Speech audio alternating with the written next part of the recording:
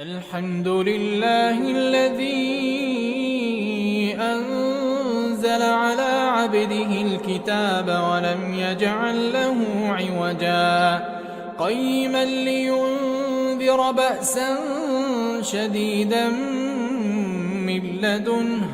ويبشر المؤمنين الذين يعملون الصالحات أن لهم أجرا حسنا ماكثين فيه أبدا وينذر الذين قالوا اتخذ الله ولدا ما لهم به من علم ولا لآبائهم كبرت كلمة تخرج من أفواههم إن يقولون إلا كذبا فلعلك باخع نفسك على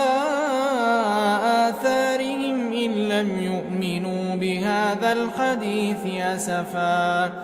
إنا جعلنا ما على الأرض زينة لها لنبلوهم أيهم أحسن عملا وإنا لجاعلون ما عليها صعيدا جرزا أم حسبت أن أصحاب الكهف والرقيم كانوا من آياتنا عجبا إذ أوى الفتية إلى الكهف فقالوا ربنا آتنا من لدنك رحمة وهيئ لنا من أمرنا رشدا فضربنا على آذانهم في الكهف سنين عددا ثم بعثناهم لنعلم أي الحزبين أحصى لما لبثوا أمدا نحن نقص عليك نبأهم بالحق إنهم فتية آمنوا بربهم وزدناهم هدى وربطنا على قلوبهم إذ قاموا فقالوا ربنا رب السماوات والأرض لن ندعو من دونه إلها لقد قلنا إذا شططا هؤلاء قوم اتخذوا من دونه آلهة لولا يأتون عليهم بسلطان بين فمن أظلم ممن افترى على الله كذبا وإذ اعتزلتموهم وما يعبدون إلا الله فأووا إلى الكهف ينشر لكم ربكم من رحمته ويهيئ لكم من أمركم مرفقا وترى الشمس إذا طلعت تزاور عن كهفهم ذات اليمين وإذا غربت تقرضهم ذات الشمال وهم في فجوة منه ذلك من آيات الله من يهد الله فهو المهتد ومن يضلل فلن تجد له وليا مرشدا وتحسبهم أيقاظا وهم رقود ونقلبهم ذات اليمين وذات الشمال وكلبهم باسط ذراعيه بالوصيد لو اطلعت عليهم لوليت منهم فرارا ولملئت منهم رعبا وكذلك بعثناهم ليتساءلوا بينهم. قال قائل منهم كم لبثتم؟ قالوا لبثنا يوما أو بعض يوم. قالوا ربكم أعلم بما لبثتم فابعثوا أحدكم بورقكم هذه إلى المدينة فلينظر أيها أزكى طعاما فليأتكم برزق منه وليتلطف ولا يشعرن بكم أحدا. إنهم إن يظهروا عليكم يرجموكم أو يعيدوكم في ملتهم ولن تفلحوا إذا أبدا. وكذلك أعثرنا عليهم ليعلموا أن وعد الله حق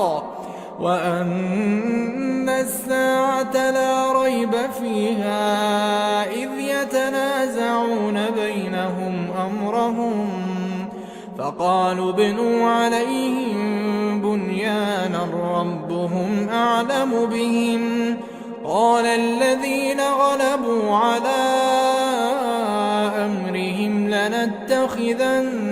عليهم مسجدا. سيقولون ثلاثة رابعهم كلبهم ويقولون خمسة سادسهم كلبهم رجما بالغيب ويقولون سبعة وثامنهم كلبهم قل ربي أعلم بعدتهم ما يعلمهم إلا قليل فلا تمار فيهم إلا مراء ظاهرا ولا تستفت فيهم منهم أحدا. ولا تقولن لشيء إني فاعل ذلك غدا إلا أن يشاء الله. واذكر ربك إذا نسيت وقل عسى أن يهديني ربي لأقرب من هذا رشدا. ولبثوا في كهفهم 300 سنين وازدادوا 9 قل الله أعلم بما لبثوا له غيب السماوات والأرض أبصر به وأسمع ما لهم من دونه من ولي ولا يشرك في حكمه أحدا. واتل ما أوحي إليك من كتاب ربك لا مبدل لكلماته ولن تجد من دونه ملتحدا. واصبر نفسك مع الذين يدعون ربهم بالغداة والعشي يريدون وجهه ولا تعد عيناك عنهم تريد زينة الحياة الدنيا ولا تطع من أغفلنا قلبه عن ذكرنا واتبع هواه وكان أمره فرطا. وقل الحق من ربكم فمن شاء فليؤمن ومن شاء فليكفر. إنا أعتدنا للظالمين نارا أحاط بهم سرادقها وإن يستغيثوا يغاثوا بماء كالمهل يشوي الوجوه بئس الشراب وساءت مرتفقا. إن الذين آمنوا وعملوا الصالحات إنا لا نضيع أجر من أحسن عملا أولئك لهم جنات عدن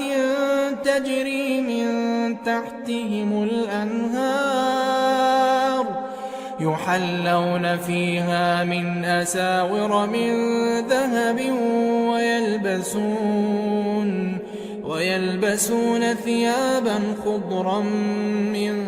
سندس واستبرق متكئين فيها على الأرائك نعم الثواب وحسنت مرتفقا واضرب لهم مثلا الرجلين جعلنا لأحدهما جنتين من أعناب وحففناهما بنخل وجعلنا بينهما زرعا كلتا الجنتين آتت أكلها ولم تظلم منه شيئا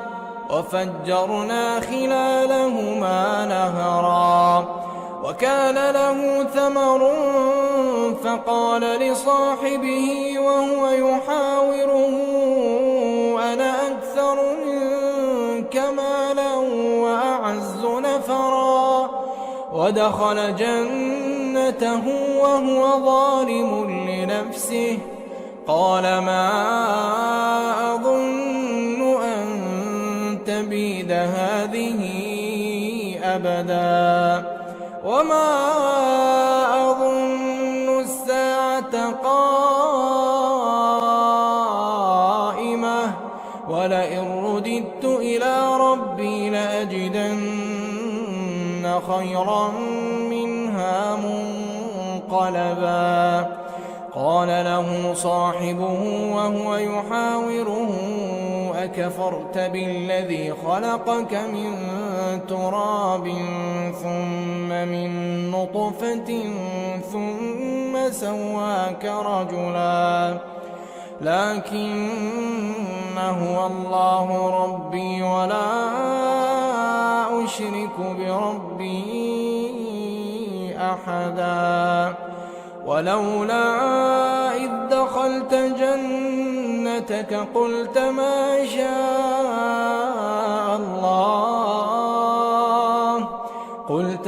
شاء الله لا قوة إلا بالله إن ترني أنا أقل منك مالا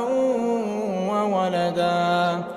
فعسى ربي أن يؤتيني خيرا من جنتك ويرسل عليها حسبانا من السماء فتصبح صعيدا زلقا أو يصبح ماؤها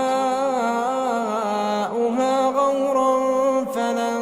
تستطيع له طلبا وأحيط بثمره فأصبح يقلب كفيه على ما أنفق فيها وهي خاوية على عروشها ويقول يا ليتني لم أشرك بربي أحدا ولم تكن له فئة ينصرونه من دون الله وما كان منتصرا هنالك الولاية لله الحق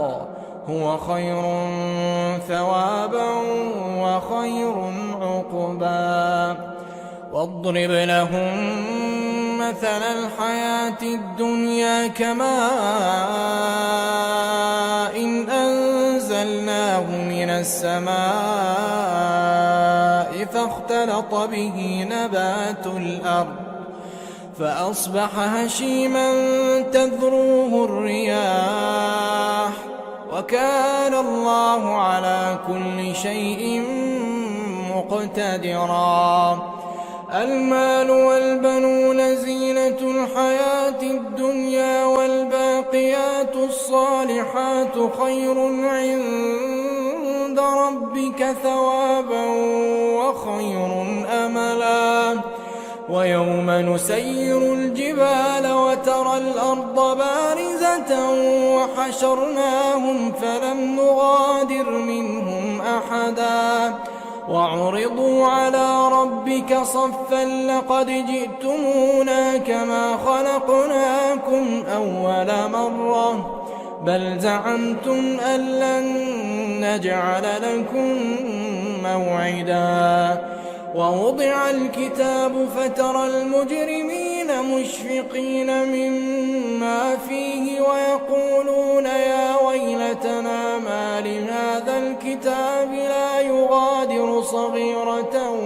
ولا كبيرة إلا أحصاها ووجدوا ما عملوا حاضرا ولا يظلم ربك أحدا وإذ قلنا للملائكة اسجدوا لآدم فسجدوا إلا إبليس كان من الجن ففسق عن أمر ربه أفتتخذونه وذريته أولياء من دوني وهم لكم عدو بئس للظالمين بدلا ما أشهدتهم خلق السماوات والأرض ولا خلق أنفسهم وما كنت متخذ المضلين عضدا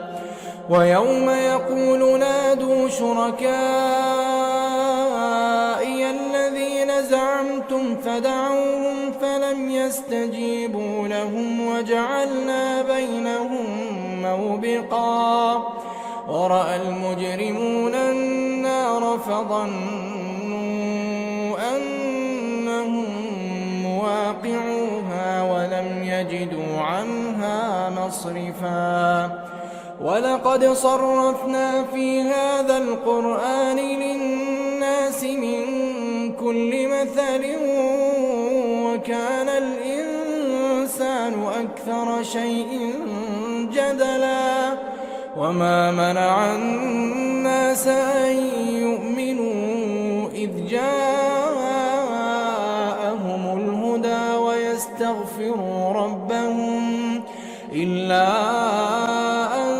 تأتيهم سنة الأولين أو يأتيهم العذاب قبلا وما نرسل المرسلين إلا مبشرين ومنذرين ويجادل الذين كفروا بالباطل ليدحضوا به الحق واتخذوا آياتي وما أنذروا هزوا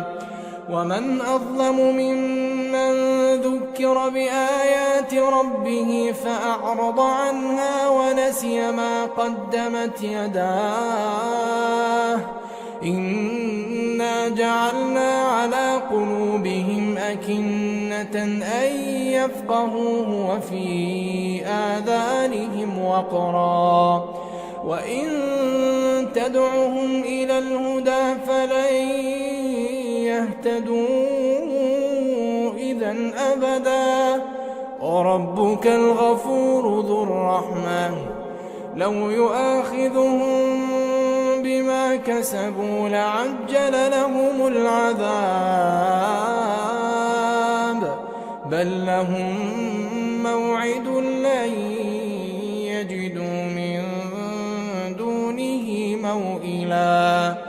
وتلك القرى أهلكناهم لما ظلموا وجعلنا لمهلكهم موعدا وإذ قال موسى لفتاه لا أبرح حتى أبلغ مجمع البحرين أو أمضي حقبا فلما بلغا مجمع بينهما نسيا حوتهما فاتخذ سبيله في البحر سربا فلما جاوزا قال لفتاه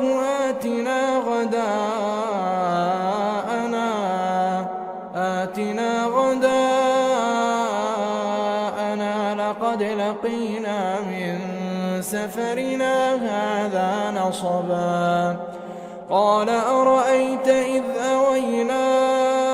إلى الصخرة فإني نسيت الحوت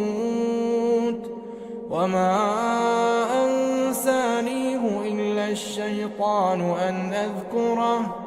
واتخذ سبيله في البحر عجبا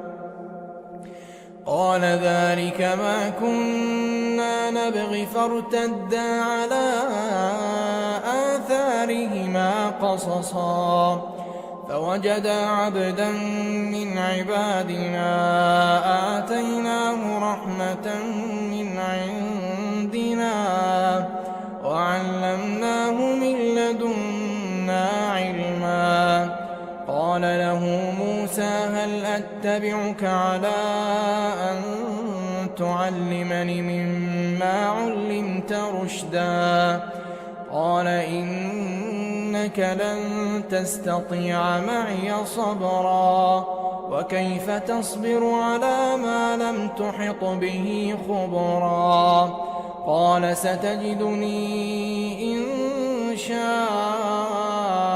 الله صابرا ولا أعصي لك أمرا قال فإن اتبعتني فلا تسألني عن شيء حتى أحدث لك منه ذكرا فانطلقا حتى إذا ركبا في السفينة خرقها قال أخرقتها لتغرق أهلها لقد جئت شيئا إمرا قال ألم أقل إنك لن تستطيع معي صبرا قال لا تؤاخذني بما نسيت ولا ترهقني من أمري عسرا فانطلقا حتى إذا لقيا غلاما فقتله قال أقتلت نفسا زكية بغير نفس لقد جئت شيئا نكرا قال ألم أقل لك إنك لن تستطيع معي صبرا قال إن سألتك عن شيء بعدها فلا تصاحبني قد بلغت من لدني عذرا فانطلقا حتى إذا أتيا أهل قرية استطعما أهلها فأبوا أن يضيفوهما فوجدا فيها جدارا يريد أن ينقض فأقامه قال لو شئت لاتخذت عليه أجرا قال هذا فراق بيني وبينك سأنبئك بتأويل ما لم تستطع عليه صبرا أما السفينة فكانت لمساكين يعملون في البحر فأردت أن أعيبها وكان وراءهم ملك يأخذ كل سفينة غصبا وأما الغلام فكان أبواه مؤمنين فخشينا أن يرهقهما طغيانا وكفرا فأردنا أن يبدلهما ربهما خيرا منه زكاة وأقرب رحما وأما الجدار فكان لغلامين يتيمين في المدينة وكان تحته كنز لهما وكان أبوهما صالحا فأراد ربك أن يبلغا أشدهما ويستخرجا كنزهما رحمة من ربك وما فعلته عن أمري ذلك تأويل ما لم تسطع عليه صبرا ويسألونك عن ذي القرنين قل سأتلو عليكم منه ذكرا إنا مكنا له في الأرض وآتيناه من كل شيء سببا فأتبع سببا حتى إذا بلغ مغرب الشمس وجدها تغرب في عين حمئة ووجد عندها قوما قلنا يا ذا القرنين إما أن تعذب وإما أن تتخذ فيهم حسنا قال أما من ظلم فسوف نعذبه ثم يرد إلى ربه فيعذبه عذابا نكرا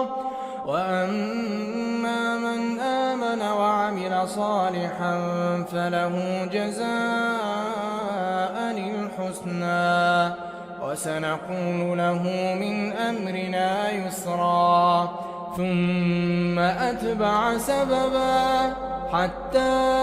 إذا بلغ مطلع الشمس وجدها تطلع على قوم لم نجعل لهم من دونها سترا كذلك وقد أحطنا بما لديه خبرا ثم أتبع سببا حتى إذا بلغ بين السدين وجد من دونهما قوما لا يكادون يفقهون قولا قالوا يا ذا القرنين إن يأجوج ومأجوج مفسدون في الأرض فهل نجعل لك خرجا على أن تجعل بيننا وبينهم سدا قال ما مكني فيه ربي خير فأعينوني بقوة أجعل بينكم وبينهم ردما آتوني زبر الحديد حتى إذا ساوى بين الصدفين قال انفخوا حتى إذا جعله نارا قال آتوني أفرغ عليه قطرا فما استطاعوا أن يظهروه وما استطاعوا له نقبا قال هذا رحمة من ربي فإذا جاء وعد ربي جعله دكاء وكان وعد ربي حقا وتركنا بعضهم يومئذ يموج في بعض ونفخ في الصور فجمعناهم جمعا وعرضنا جهنم يومئذ للكافرين عرضا الذين كانت أعينهم في غطاء عن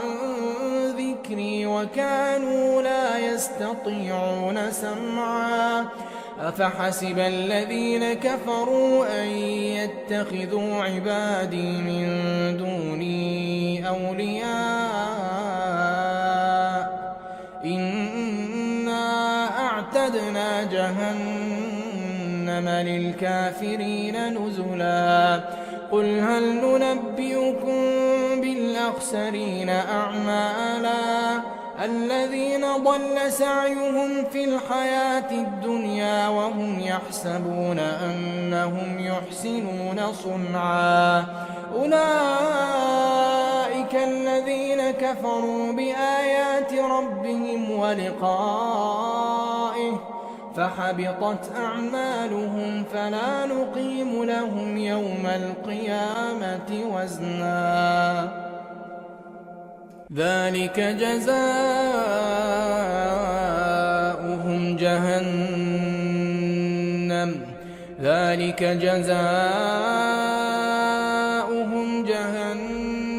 بما كفروا واتخذوا آياتي ورسلي هزوا إن الذين آمنوا وعملوا الصالحات كانت لهم جنات الفردوس نزلا خالدين فيها لا يبغون عنها حولا قل لو كان البحر مدادا لكلمات ربي لنفد البحر قبل أن تنفد كلمات ربي ولو جئنا بمثله مددا قل إنما أنا بشر مثلكم يوحى إلي أنما إلهكم إله واحد فمن كان يرجو لقاء ربه فليعمل عملا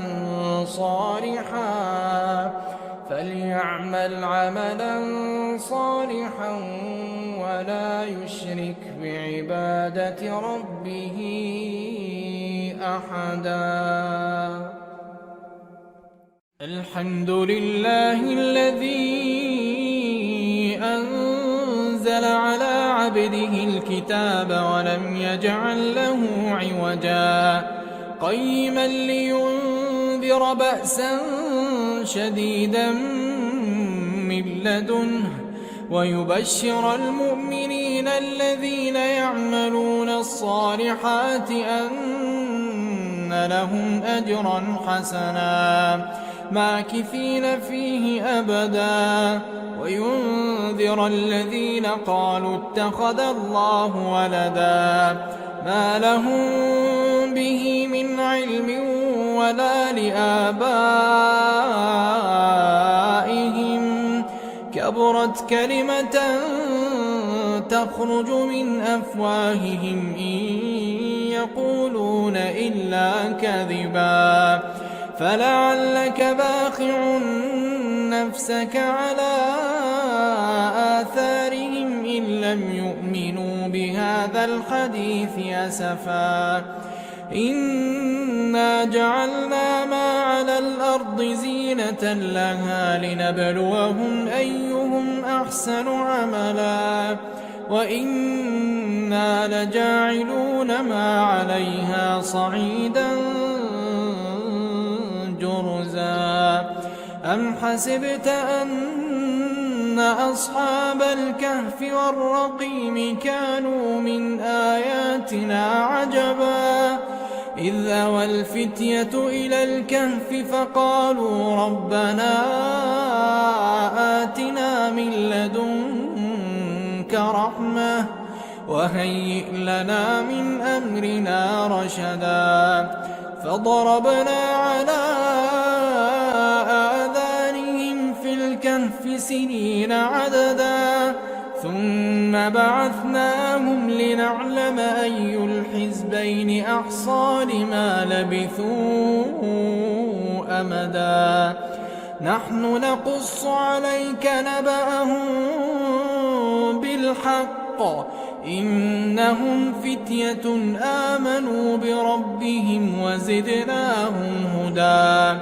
وربطنا على قلوبهم إذ قاموا فقالوا ربنا رب السماوات والأرض لن ندعو من دونه إلها لقد قلنا إذا شططا هؤلاء قوم اتخذوا من دونه آلهة لولا يأتون عليهم بسلطان بين فمن أظلم ممن من افترى على الله كذبا وإذ اعتزلتموهم وما يعبدون إلا الله فأووا إلى الكهف ينشر لكم ربكم من رحمته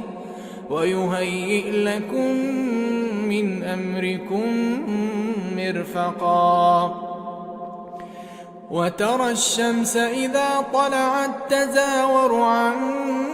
كهفهم ذات اليمين وإذا غربت تقرضهم ذات الشمال وهم في فجوة منه ذلك من آيات الله من يهد الله فهو المهتد ومن يضلل فلن تجد له وليا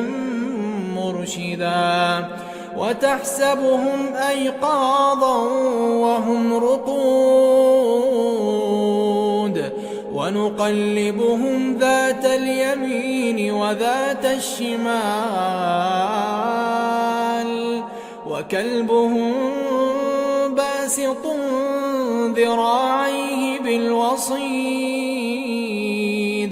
لو اطلعت عليهم لوليت منهم فرارا ولملئت منهم رعبا وكذلك بعثناهم ليتساءلوا بينهم قال قائل منهم كم لبثتم قالوا لبثنا يوما أو بعض يوم قالوا ربكم أعلم بما لبثتم فابعثوا أحدكم بورقكم هذه إلى المدينة فلينظر أيها أزكى طعاما فليأتكم برزق منه وليتلطف ولا يشعرن بكم أحدا إنهم إن يظهروا عليكم يرجموكم أو يعيدوكم في ملتهم ولن تفلحوا إذن أبدا وكذلك أعثرنا عليهم ليعلموا أن وعد الله حق وأن الساعة لا ريب فيها إذ يتنازعون بينهم أمرهم فقالوا ابنوا عليهم بنيانا ربهم أعلم بهم قال الذين غلبوا على أمرهم لنتخذن عليهم مسجدا سيقولون ثلاثة رابعهم كلبهم ويقولون خمسة سادسهم كلبهم رجما بالغيب ويقولون سبعة وثامنهم كلبهم قل ربي أعلم بعدتهم ما يعلمهم إلا قليل فلا تمار فيهم إلا مراء ظاهرا ولا تستفت فيهم منهم أحدا ولا تقولن لشيء إني فاعل ذلك غدا إلا أن يشاء الله واذكر ربك إذا نسيت وقل عسى أن يهديني ربي لأقرب من هذا رشدا ولبثوا في كهفهم 300 سنين وازدادوا 9 قل الله أعلم بما لبثوا له غيب السماوات والأرض أبصر به وأسمع ما لهم من دونه من ولي ولا يشرك في حكمه أحدا واتل ما أوحي إليك من كتاب ربك لا مبدل لكلماته ولن تجد من دونه ملتحدا واصبر نفسك مع الذين يدعون ربهم بالغداة والعشي يريدون وجهه ولا تعد عيناك عنهم تريد زينة الحياة الدنيا ولا تطع من أغفلنا قلبه عن ذكرنا واتبع هواه وكان أمره فرطا وقل الحق من ربكم فمن شاء فليؤمن ومن شاء فليكفر إنا أعتدنا للظالمين نارا أحاط بهم سرادقها وإن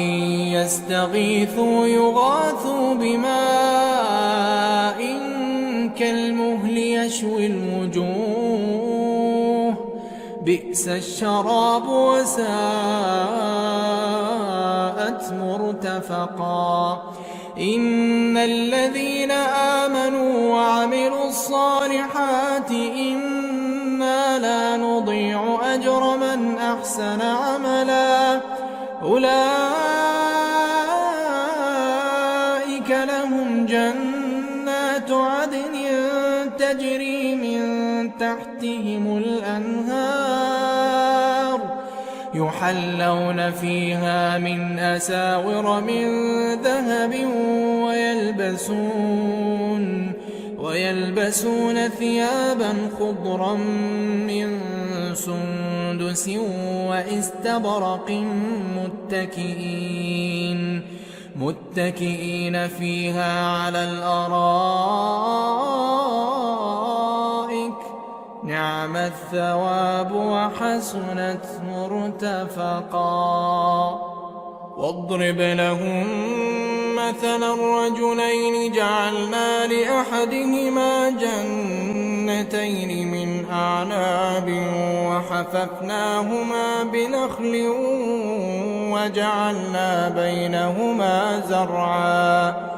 كلتا الجنتين آتت أكلها ولم تظلم منه شيئا وفجرنا خلالهما نهرا وكان له ثمر فقال لصاحبه وهو يحاوره أنا أكثر منك مالا وأعز نفرا ودخل جنته وهو ظالم لنفسه قال ما أظن أن تبيد هذه أبدا وما أظن الساعة قائمة ولئن رددت إلى ربي لأجدن خيرا منها منقلبا قال له صاحبه وهو يحاوره أكفرت بالذي خلقك من تراب ثم من نطفة ثم سواك رجلا لكن هو الله ربي ولا أشرك بربي أحدا ولولا إذ دخلت جنتك قلت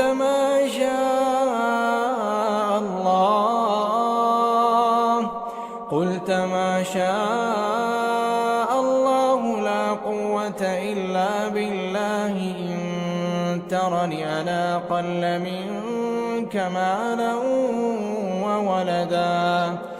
فعسى ربي أن يؤتيني خيرا من جنتك زينتك ويرسل عليها حسبانا من السماء فتصبح صعيدا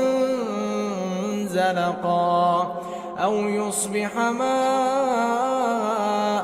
غورا فلن تستطيع له طلبا وأحيط بثمره فأصبح يقلب كفيه على ما أنفق فيها وهي خاوية على عروشها ويقول يا ليتني لم أشرك بربي أحدا ولم تكن له فئة ينصرونه من دون الله وما كان منتصرا هنالك الولاية لله الحق هو خير ثوابا وخير عقبا واضرب لهم مثل الحياة الدنيا كماء إن أنزلناه من السماء فاختلط به نبات الأرض فأصبح هشيما تذروه الرياح وكان الله على كل شيء مقتدرا المال والبنون زينة الحياة الدنيا والباقيات الصالحات خير عند ربك ثوابا وخير أملا ويوم نسير الجبال وترى الأرض بارزة وحشرناهم فلم نغادر منهم أحدا وعرضوا على ربك صفا لقد جئتمونا كما خلقناكم أول مرة بل زعمتم أن لن نجعل لكم موعدا ووضع الكتاب فترى المجرمين مشفقين مما فيه ويقولون يا ويلتنا ما لهذا الكتاب لا يغادر صغيرة ولا كبيرة إلا أحصاها ووجدوا ما عملوا حاضرا ولا يظلم ربك أحدا وإذ قلنا للملائكة اسجدوا لآدم فسجدوا إلا إبليس كان من الجن ففسق عن أمر ربه أفتتخذونه وذريته أولياء من دوني وهم لكم عدو بئس للظالمين بدلا ما أشهدتهم خلق السماوات والأرض ولا خلق أنفسهم وما كنت متخذ المضلين عضدا ويوم يقول نادوا شركائي الذين زعمتم فدعوهم فلم يستجيبوا لهم وجعلنا بينهم موبقا ورأى المجرمون النار فظنوا أنهم مواقعوها ولم يجدوا عنها مصرفا ولقد صرفنا في هذا القرآن للناس من كل مثل وكان الإنسان أكثر شيء جدلا وما منع الناس أن يؤمنوا إذ جاءهم الهدى ويستغفروا ربهم إلا أن تأتيهم سنة الأولين أو يأتيهم العذاب قبلا وما نرسل المرسلين إلا مبشرين ومنذرين ويجادل الذين كفروا بالباطل ليدحضوا به الحق واتخذوا آياتي وما أنذروا هزوا ومن أظلم ممن ذكر بآيات ربه فأعرض عنها ونسي ما قدمت يداه إنا جعلنا على قلوبهم أكنة أن يفقهوه وفي آذانهم وقرا وإن تدعهم إلى الهدى فلن يهتدوا إذا أبدا وربك الغفور ذو الرحمة لو يؤاخذهم بما كسبوا لعجل لهم العذاب بل لهم موعد لن يجدوا من دونه موئلا وتلك القرى أهلكناهم لما ظلموا وجعلنا لمهلكهم موعدا وإذ قال موسى لفتاه لا أبرح حتى أبلغ مجمع البحرين أو أمضي حقبا فلما بلغا مجمع بينهما نسيا حوتهما فاتخذ سبيله في البحر سربا فلما جاوزا قال لفتاه آتنا غداءنا لقد لقينا من سفرنا هذا نصبا قال أرأيت إذ أوينا إلى الصخرة فإني نسيت الحوت وما أنسانيه إلا الشيطان أن أذكره واتخذ سبيله في البحر عجبا قال ذلك ما كنا نبغي فارتدا على آثارهما قصصا فوجدا عبدا من عبادنا آتيناه رحمة من عندنا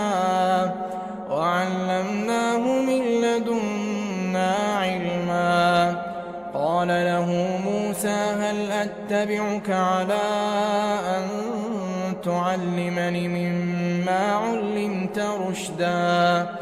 قال إنك لن تستطيع معي صبرا وكيف تصبر على ما لم تحط به خبرا قال ستجدني إن شاء الله صابرا ولا أعصي لك أمرا قال فإن اتبعتني فلا تسألني عن شيء حتى أحدث لك منه ذكرا فانطلقا حتى إذا ركبا في السفينة خرقها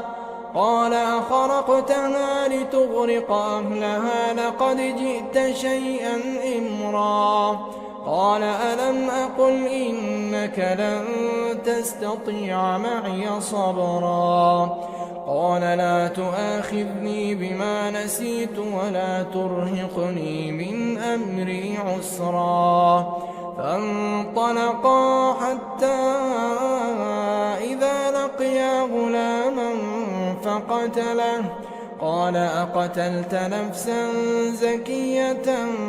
بغير نفس لقد جئت شيئا نكرا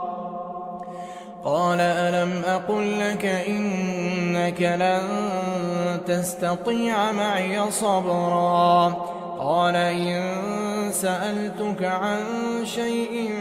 بعدها فلا تصاحبني قد بلغت من لدني عذرا. فانطلقا حتى إذا أتيا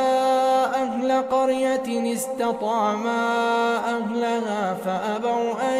يضيفوهما فوجدا فيها جدارا يريد أن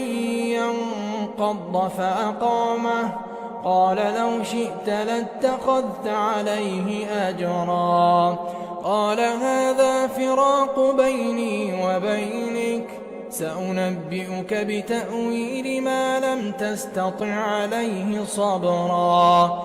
أما السفينة فكانت لمساكين يعملون في البحر فأردت أن أعيبها وكان وراءهم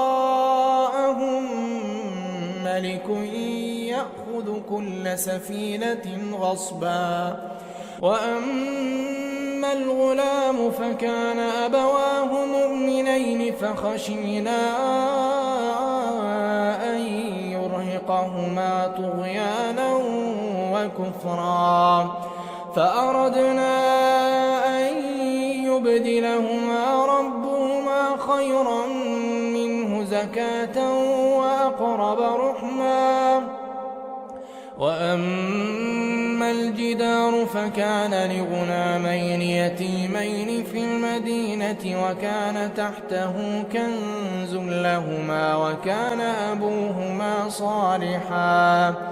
فأراد ربك أن يبلغا أشدهما ويستخرجا كنزهما رحمة من ربك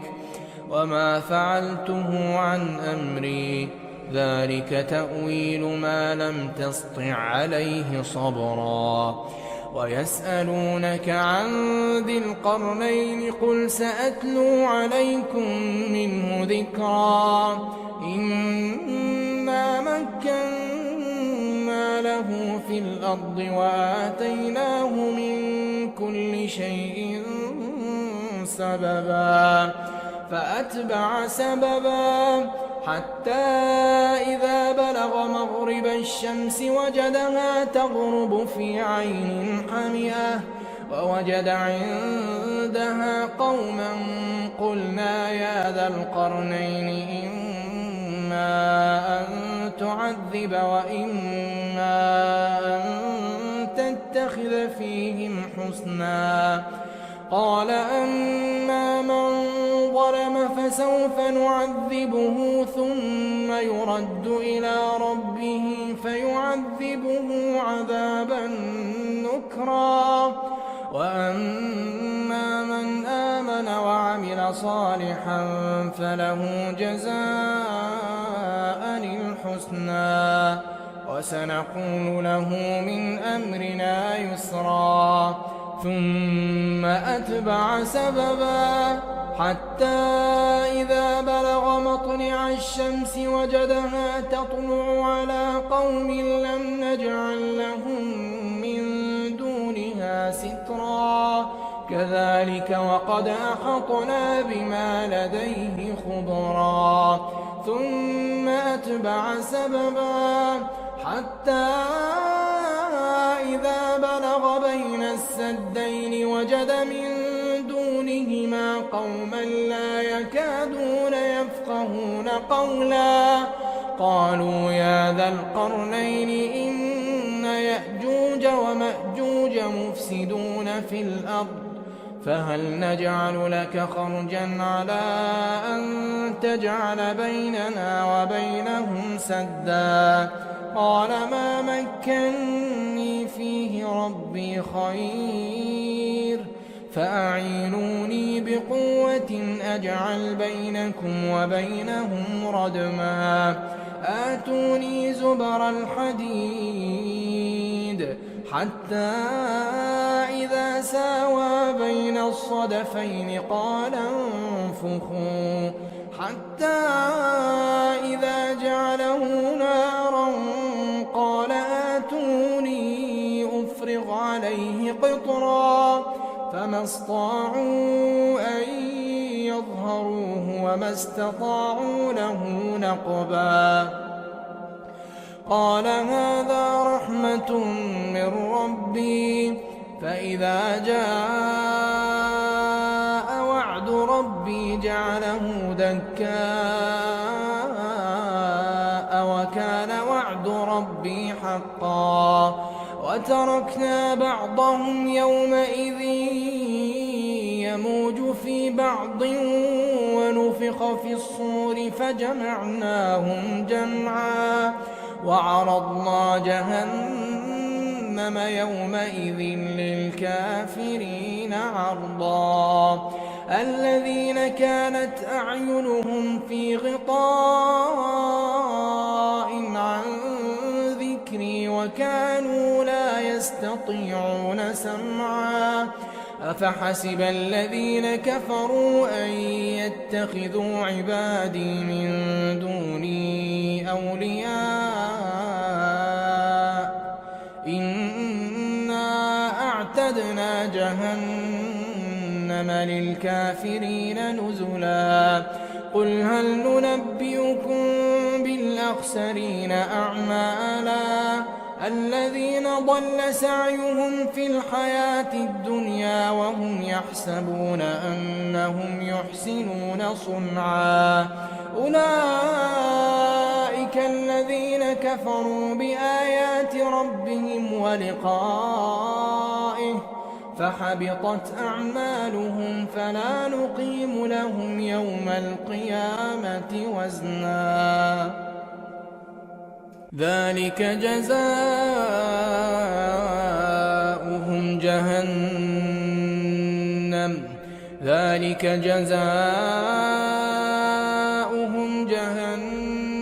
بما كفروا واتخذوا آياتي ورسلي هزوا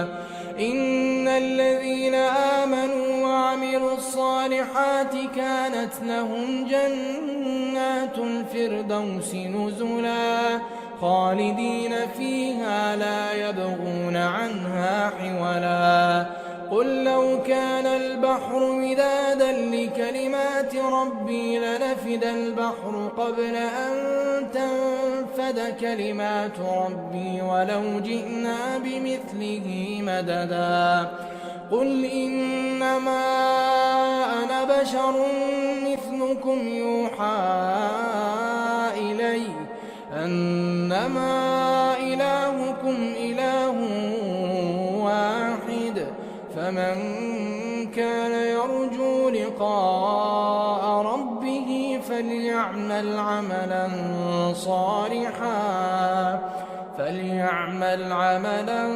صالحا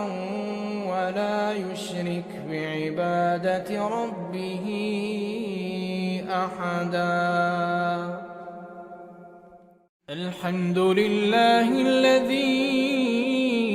أنزل على عبده الكتاب ولم يجعل له عوجا قيما لينذر بأسا شديدا من لدنه ويبشر المؤمنين الذين يعملون الصالحات أن لهم أجرا حسنا ماكثين فيه أبدا وينذر الذين قالوا اتخذ الله ولدا ما لهم به من علم ولا لآبائهم كبرت كلمة تخرج من أفواههم إن يقولون إلا كذبا فلعلك باخع نفسك على آثارهم إن لم يؤمنوا بهذا الحديث أسفا إنا جعلنا ما على الأرض زينة لها لنبلوهم أيهم أحسن عملا وإنا لجاعلون ما عليها صعيدا جرزا أم حسبت أن إن أصحاب الكهف والرقيم كانوا من آياتنا عجبا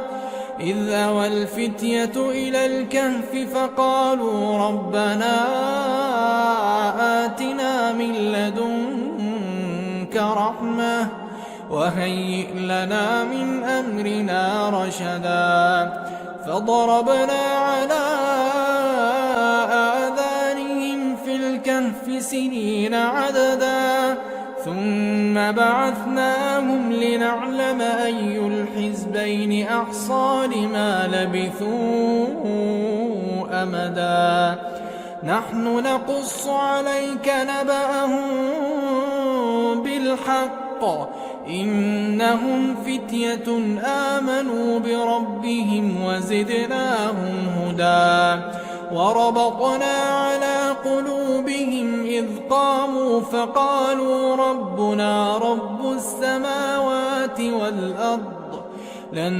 ندعو من دونه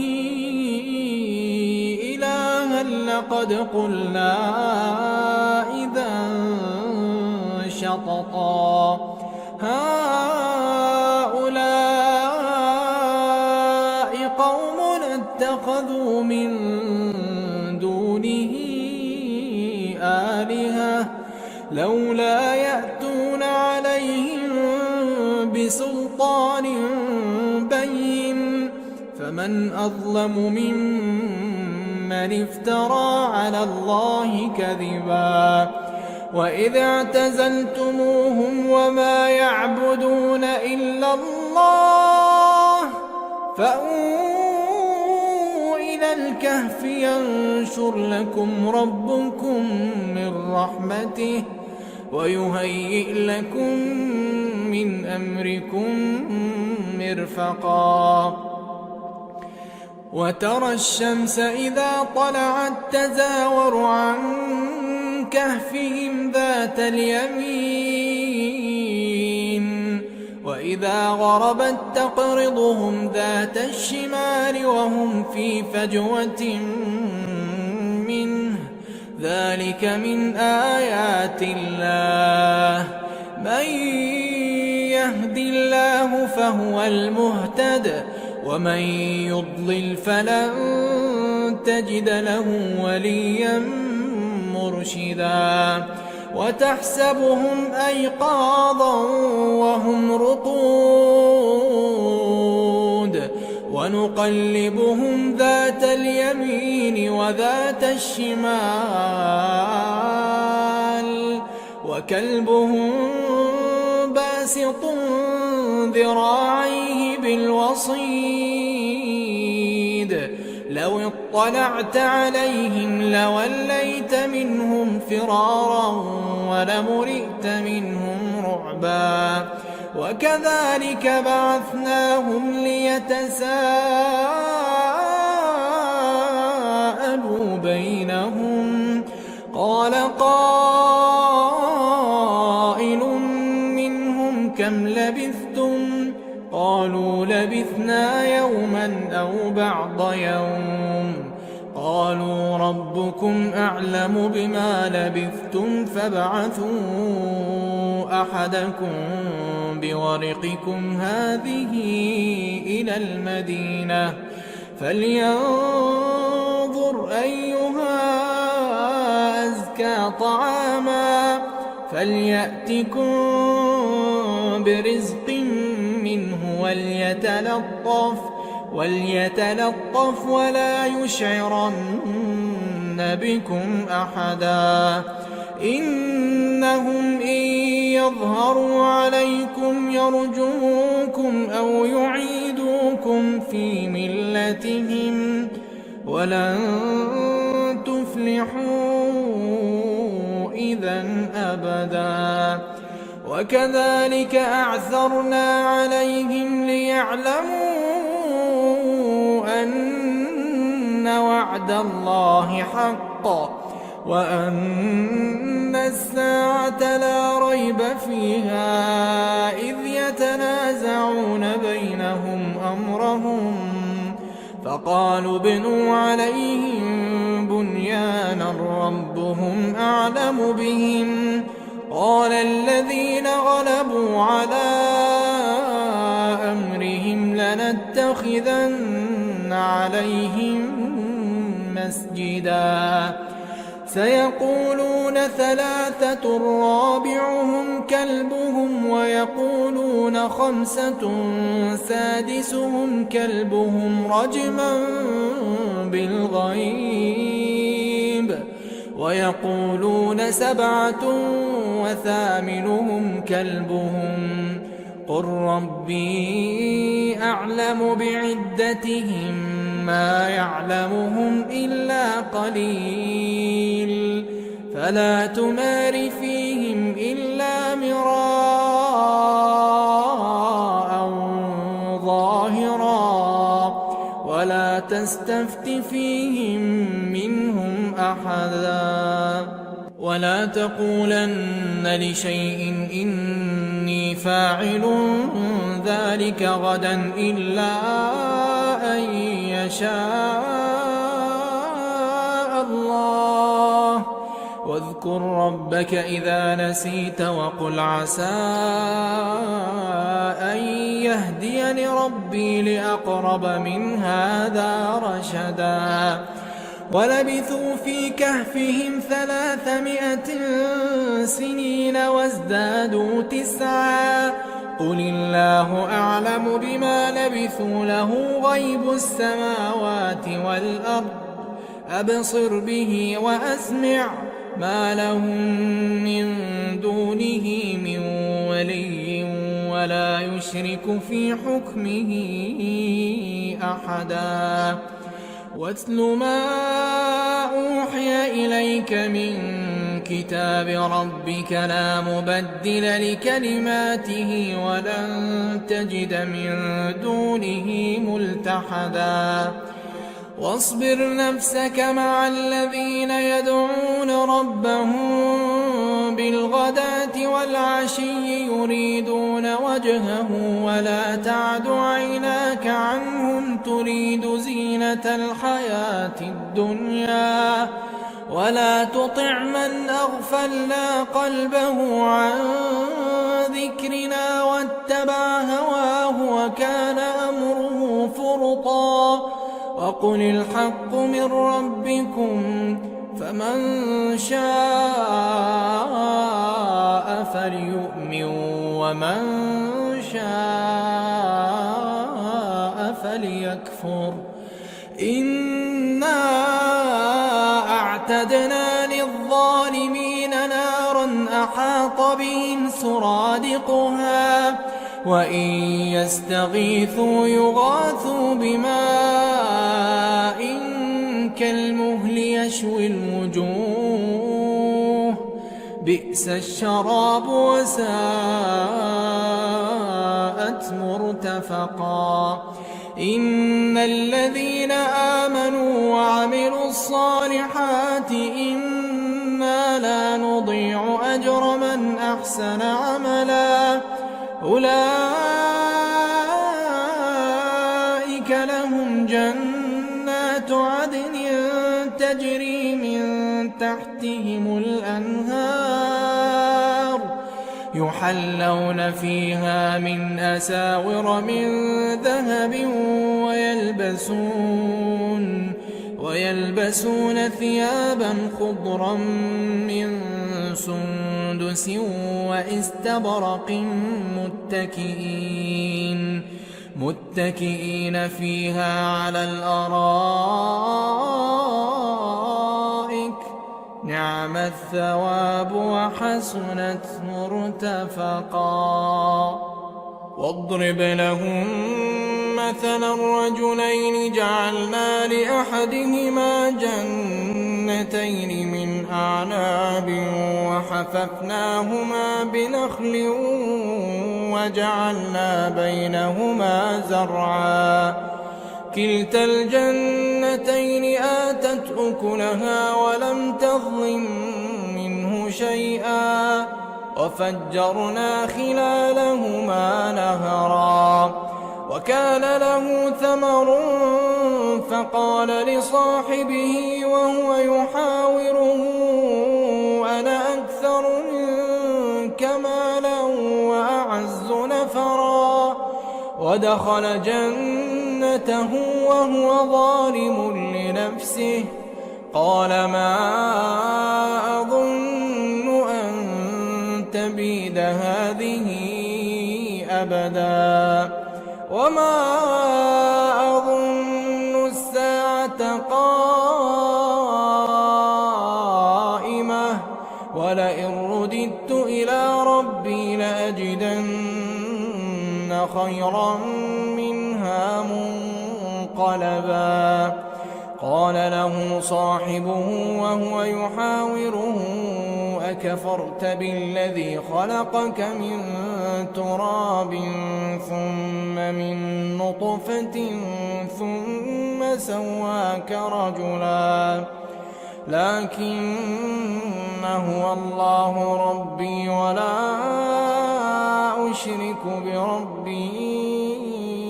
أحدا ولولا إذ دخلت جنتك قلت ما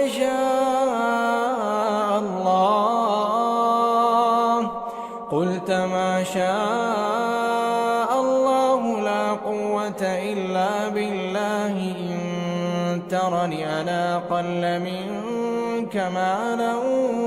وولدا فعسى ربي أن يؤتيني خيرا من جنتك ويرسل عليها حسبانا من السماء فتصبح صعيدا زلقا أو يصبح ماؤها غورا فلن تستطيع له طلبا وأحيط بثمره فأصبح يقلب كفيه على ما أنفق فيها وهي خاوية على عروشها ويقول يا ليتني لم أشرك بربي أحدا ولم تكن له فئة ينصرونه من دون الله وما كان منتصرا هنالك الولاية لله الحق هو خير ثوابا وخير عقبا واضرب لهم مثل الحياة الدنيا كماء إن أنزلناه من السماء فاختلط به نبات الأرض فأصبح هشيما تذروه الرياح وكان الله على كل شيء مقتدرا المال والبنون زينة الحياة الدنيا والباقيات الصالحات خير عند ربك ثوابا وخير أملا ويوم نسير الجبال وترى الأرض بارزة وحشرناهم فلم نغادر منهم أحدا وعرضوا على ربك صفا لقد جئتمونا كما خلقناكم أول مرة بل زعمتم أن لن نجعل لكم موعدا ووضع الكتاب فترى المجرمين مشفقين مما فيه ويقولون يا ويلتنا ما لهذا الكتاب لا يغادر صغيرة ولا كبيرة إلا أحصاها ووجدوا ما عملوا حاضرا ولا يظلم ربك أحدا وإذ قلنا للملائكة اسجدوا لآدم فسجدوا إلا إبليس كان من الجن ففسق عن أمر ربه أفتتخذونه وذريته أولياء من دوني وهم لكم عدو بئس للظالمين بدلا ما أشهدتهم خلق السماوات والأرض ولا خلق أنفسهم وما كنت متخذ المضلين عضدا ويوم يقول نادوا شركائي الذين زعمتم فدعوهم فلم يستجيبوا لهم وجعلنا بينهم موبقا ورأى المجرمون النار فظنوا أنهم مواقعوها ولم يجدوا عنها مصرفا ولقد صرفنا في هذا القرآن للناس من كل مثل وكان الإنسان أكثر شيء جدلا وما منع الناس أن يؤمنوا إذ جاءهم الهدى ويستغفروا ربهم إلا أن تأتيهم سنة الأولين أو يأتيهم العذاب قبلا وما نرسل المرسلين إلا مبشرين ومنذرين ويجادل الذين كفروا بالباطل ليدحضوا به الحق واتخذوا آياتي وما أنذروا هزوا ومن أظلم ممن ذكر بآيات ربه فأعرض عنها ونسي ما قدمت يداه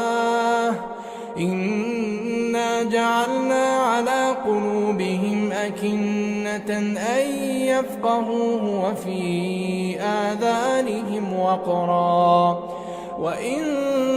تدعهم إلى الهدى فلن يهتدوا إذا أبدا وربك الغفور ذو الرحمة لو يؤاخذهم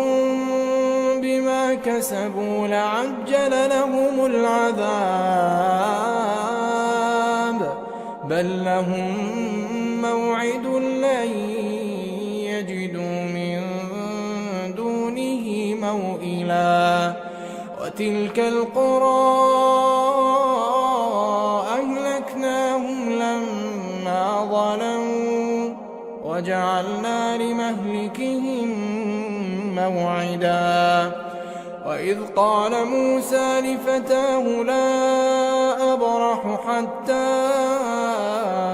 أبلغ مجمع البحرين أو أمضي حقبا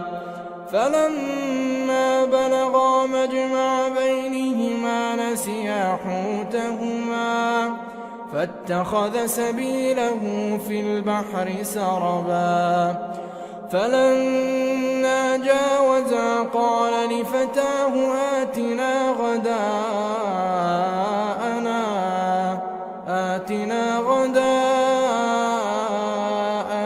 لقد لقينا من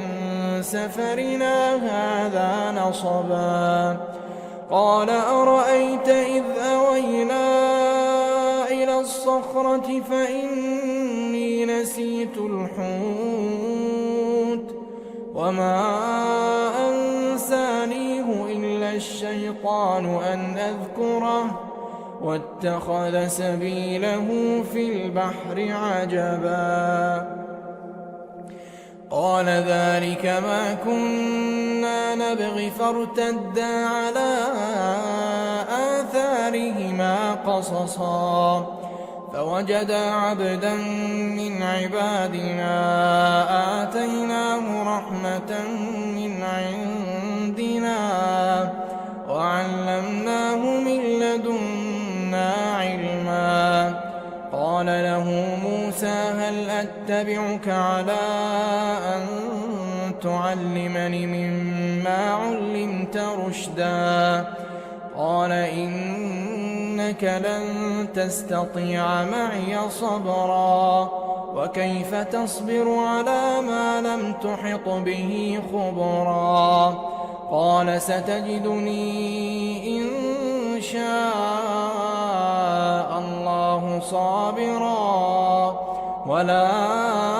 أعصي لك أمرا قال فإن اتبعتني فلا تسألني عن شيء حتى أحدث لك منه ذكرا فانطلقا حتى إذا ركبا في السفينة خرقها قال أخرقتها لتغرق أهلها لقد جئت شيئا إمرا قال ألم أقل إنك لن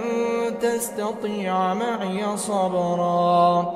قال لا تؤاخذني بما نسيت ولا ترهقني من أمري عسرا فانطلقا حتى إذا لقيا غلاما فقتله قال أقتلت نفسا زكية بغير نفس لقد جئت شيئا نكرا قال ألم أقل لك إنك لن تستطيع معي صبرا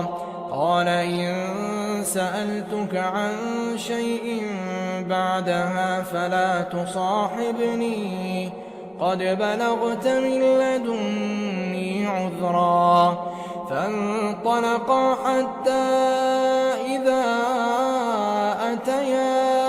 أهل قرية استطعما أهلها فأبوا أن يضيفوهما فوجدا فيها جدارا يريد أن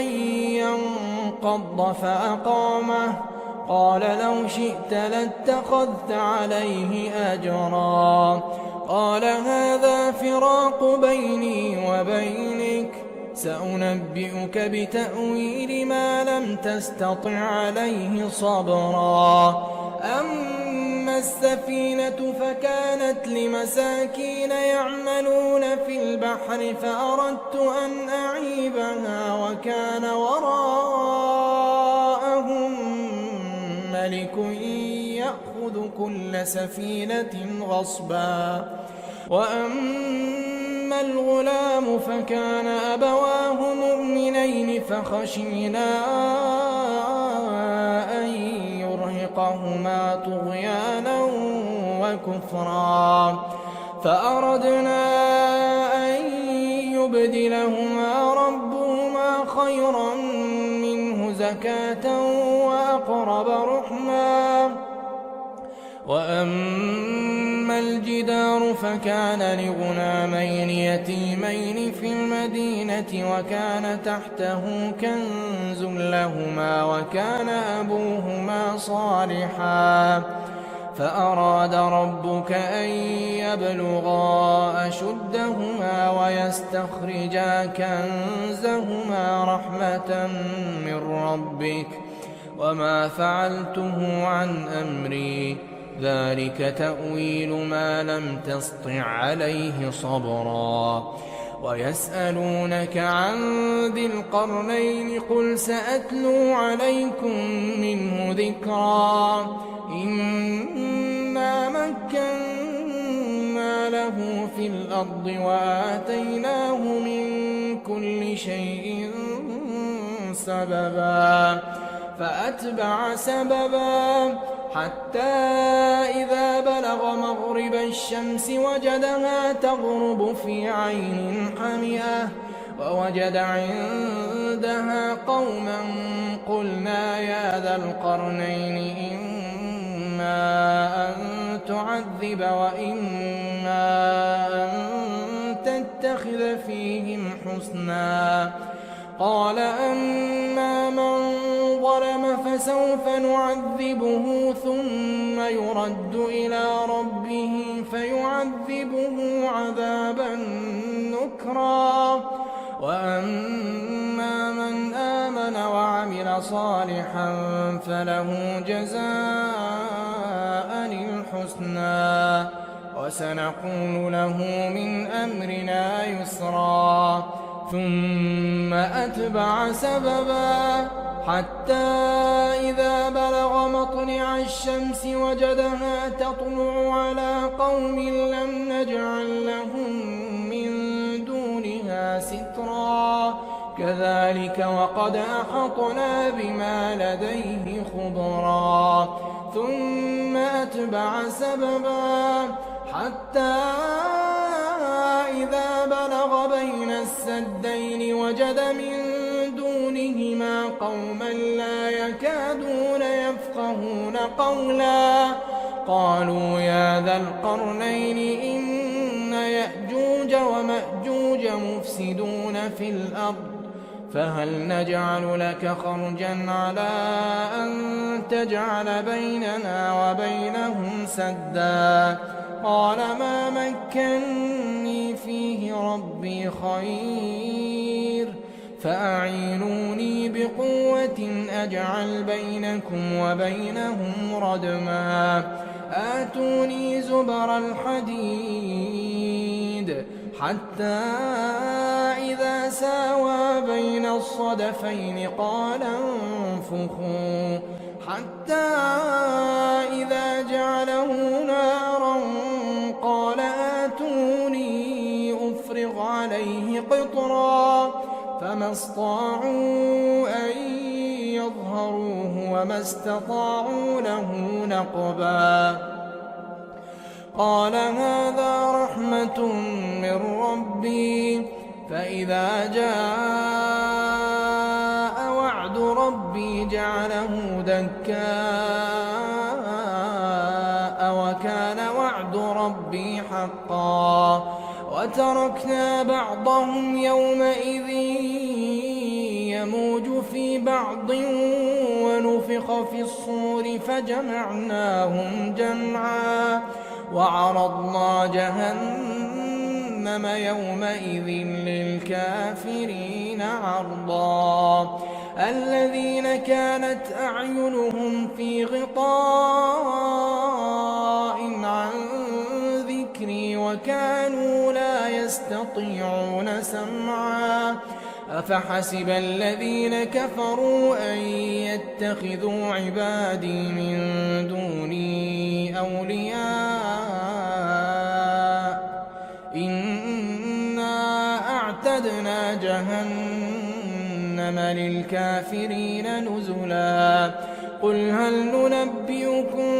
بالأخسرين أعمالا الذين ضل سعيهم في الحياة الدنيا وهم يحسبون أنهم يحسنون صنعا أولئك الذين كفروا بآيات ربهم ولقائه فحبطت أعمالهم فلا نقيم لهم يوم القيامة وزنا ذلك جزاؤهم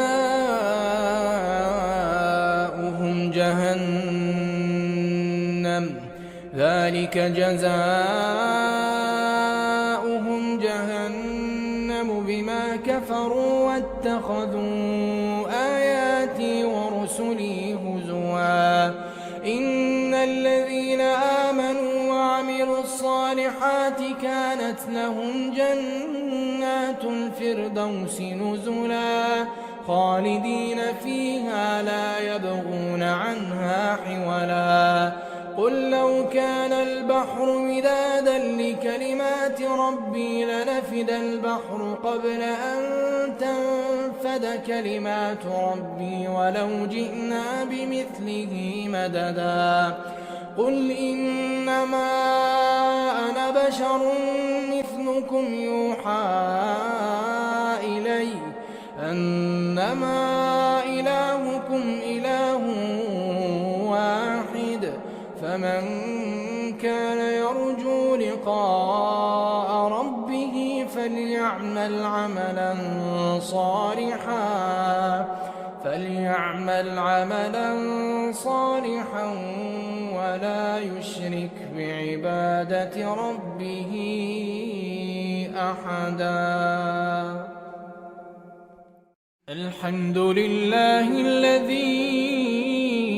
أنزل على عبده الكتاب ولم يجعل له عوجا قيما لينذر بأسا شديدا من لدنه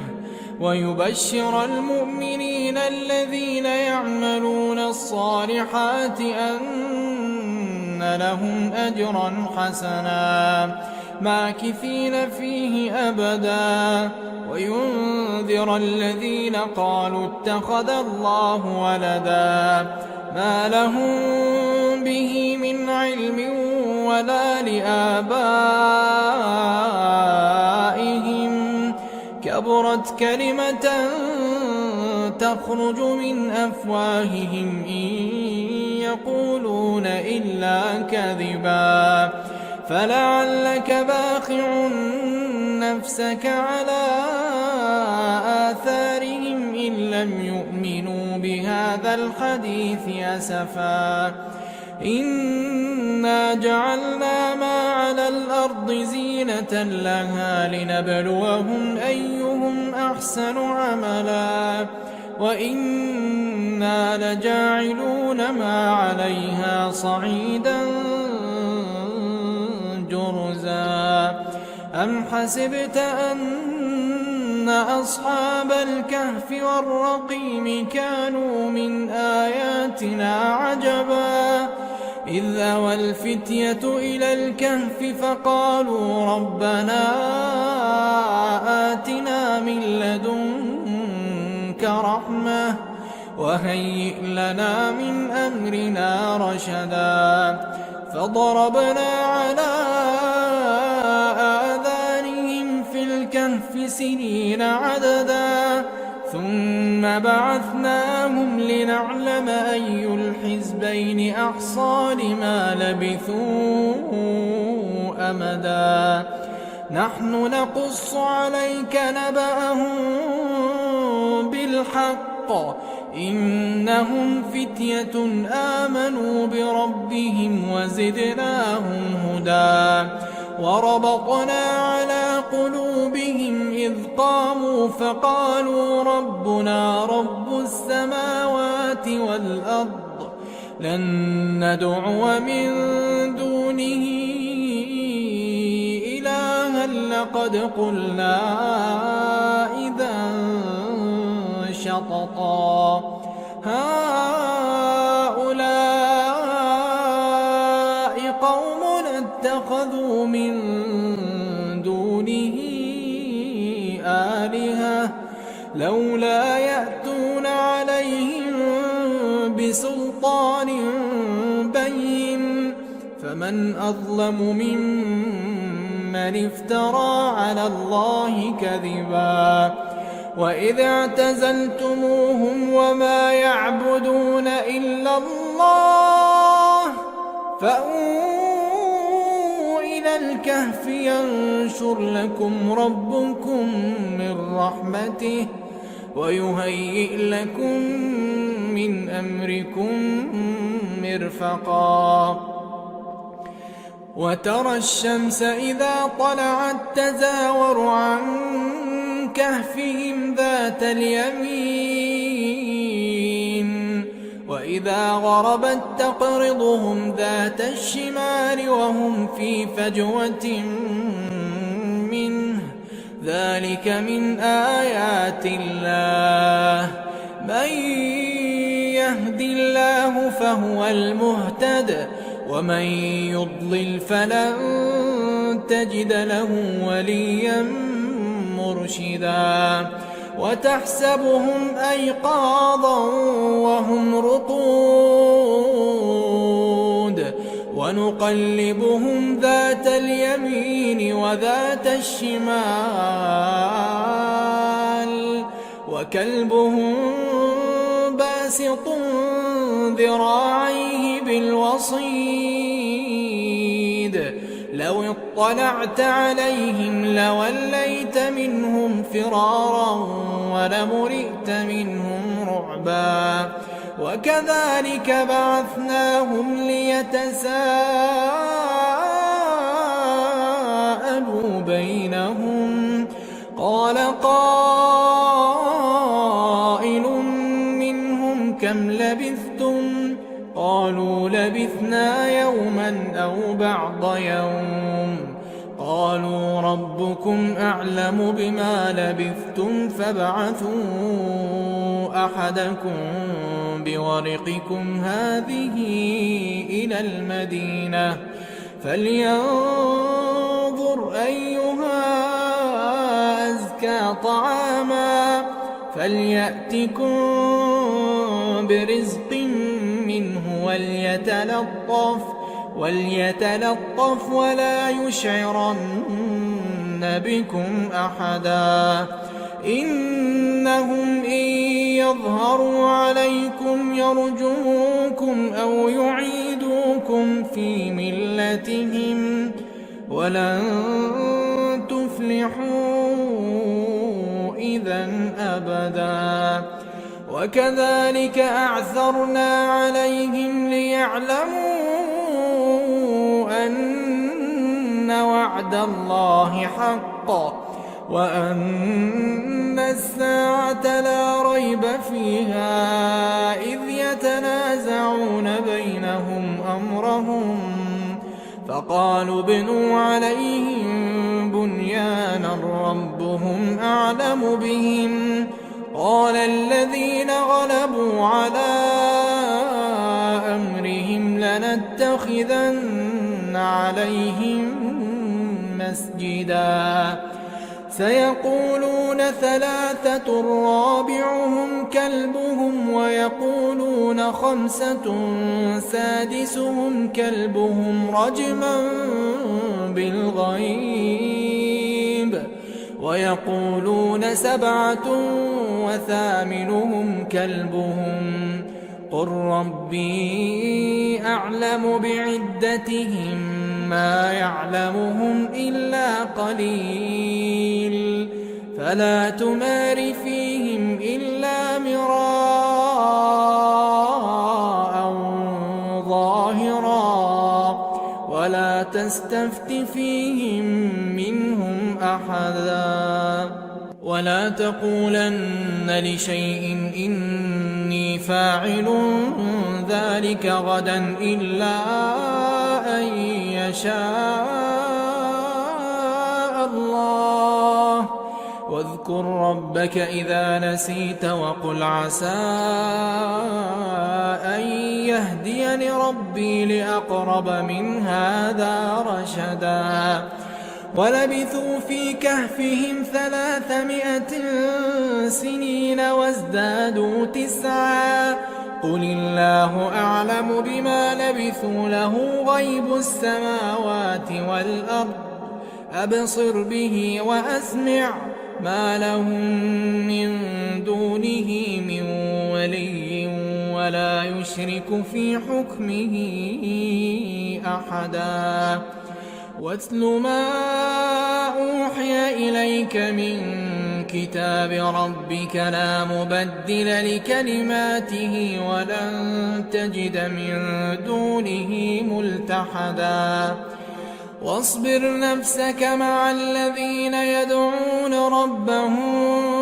بالغداة والعشي يريدون وجهه ولا تعد عيناك عنهم تريد زينة الحياة الدنيا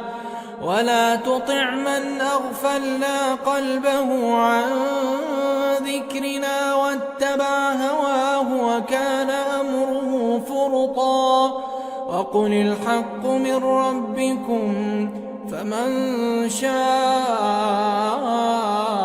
فليؤمن ومن شاء فليكفر إنا أعتدنا للظالمين نارا أحاط بهم سرادقها وإن يستغيثوا يغاثوا بماء كالمهل يشوي الوجوه بئس الشراب وساءت مرتفقا إن الذين آمنوا وعملوا الصالحات إنا لا نضيع أجر من أحسن عملا أولئك لهم جنات عدن تجري من تحتهم الأنهار يحلون فيها من أساور من ذهب ويلبسون ثيابا خضرا من سندس واستبرق متكئين فيها على الأرائك نعم الثواب وحسنت مرتفقا واضرب لهم مثلا الرجلين جعلنا لأحدهما جنتين من أعناب وحففناهما بنخل وجعلنا بينهما زرعا كلتا الجنتين آتت أكلها ولم تظلم منه شيئا وفجرنا خلالهما نهرا وكان له ثمر فقال لصاحبه وهو يحاوره أنا أكثر منك مالا وأعز نفرا ودخل جنته وهو ظالم لنفسه قال ما أظن أن تبيد هذه أبدا وما أظن الساعة قائمة ولئن رددت إلى ربي لأجدن خيرا منها منقلبا قال له صاحبه وهو يحاوره أكفرت بالذي خلقك من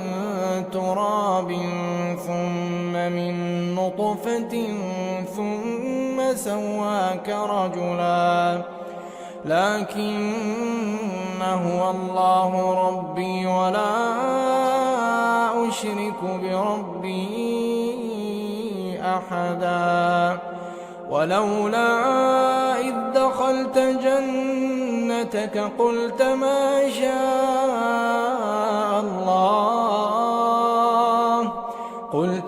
شاء الله لا قوة إلا بالله إن ترني أنا أقل منك مالا وولدا فعسى ربي أن يؤتيني خيرا من جنتك ويرسل عليها حسبانا من السماء فتصبح صعيدا زلقا أو يصبح ماؤها غورا فلن تستطيع له طلبا وأحيط بثمره فأصبح يقلب كفيه على ما أنفق فيها وهي خاوية على عروشها ويقول يا ليتني لم أشرك بربي أحدا ولم تكن له فئة ينصرونه من دون الله وما كان منتصرا هنالك الولاية لله الحق هو خير ثوابا وخير عقبا واضرب لهم مثل الحياة الدنيا كماء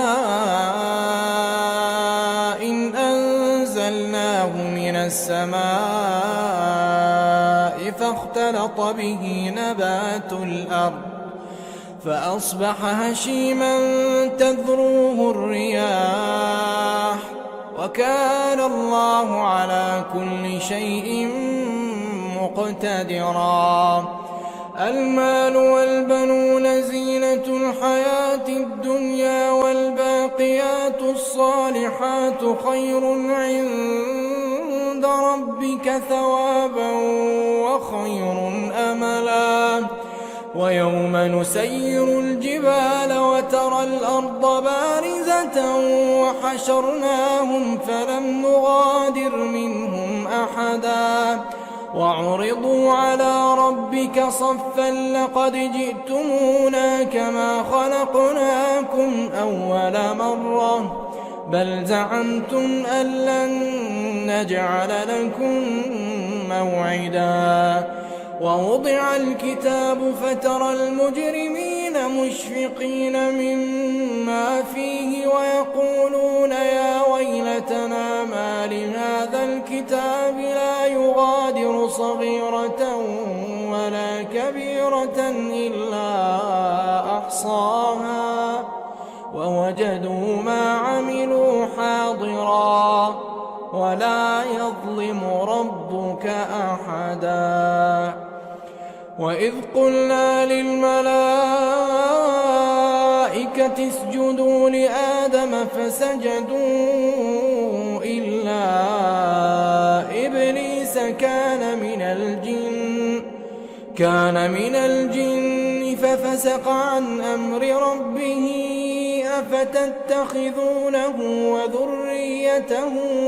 أولياء من دوني وهم لكم عدو بئس للظالمين بدلا. ما أشهدتهم خلق السماوات والأرض ولا خلق أنفسهم وما كنت متخذ المضلين عضدا. ويوم يقول نادوا شركائي الذين زعمتم فدعوهم فلم يستجيبوا لهم وجعلنا بينهم موبقا. ورأى المجرمون النار فظنوا أنهم مواقعوها ولم يجدوا عنها مصرفا. ولقد صرفنا في هذا القرآن للناس من كل مثل وكان الإنسان أكثر شيء جدلا. وما منع الناس أن يؤمنوا إذ جاءهم الهدى ويستغفروا ربهم إلا أن تأتيهم سنة الأولين أو يأتيهم العذاب قبلا. وما نرسل المرسلين إلا مبشرين ومنذرين ويجادل الذين كفروا بالباطل ليدحضوا به الحق واتخذوا آياتي وما أنذروا هزوا. ومن أظلم ممن ذكر بآيات ربه فأعرض عنها ونسي ما قدمت يداه إنا جعلنا على قلوبهم أكنة أن يفقهوه وفي آذانهم وقرا وإن تدعهم إلى الهدى فلن يهتدوا إذا أبدا. وربك الغفور ذو الرحمة لو يؤاخذهم بما كسبوا لعجل لهم العذاب بل لهم موعد لن يجدوا من دونه موئلا. وتلك القرى أهلكناهم لما ظلموا وجعلنا لمهلكهم موعدا وإذ قال موسى لفتاه لا أبرح حتى أبلغ مجمع البحرين أو أمضي حقبا فلما بلغا مجمع بينهما نسيا حوتهما فاتخذ سبيله في البحر سربا فلما جاوزا قال لفتاه آتنا غداءنا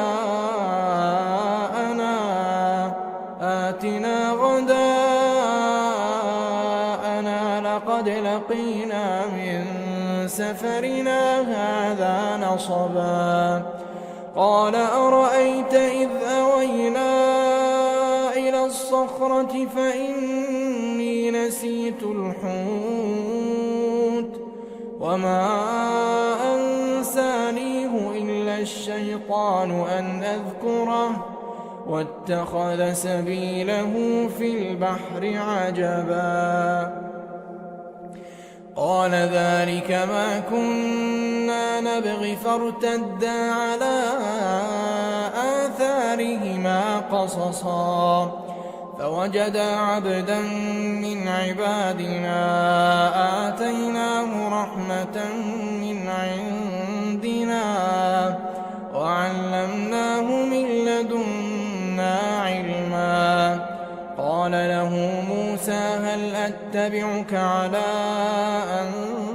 تعلمني مما علمت رشدا قال إنك لن تستطيع معي صبرا وكيف تصبر على ما لم تحط به خبرا قال ستجدني إن شاء الله صابرا ولا أعصي لك أمرا قال فإن اتبعتني فلا تسألني عن شيء حتى أحدث لك منه ذكرا فانطلقا حتى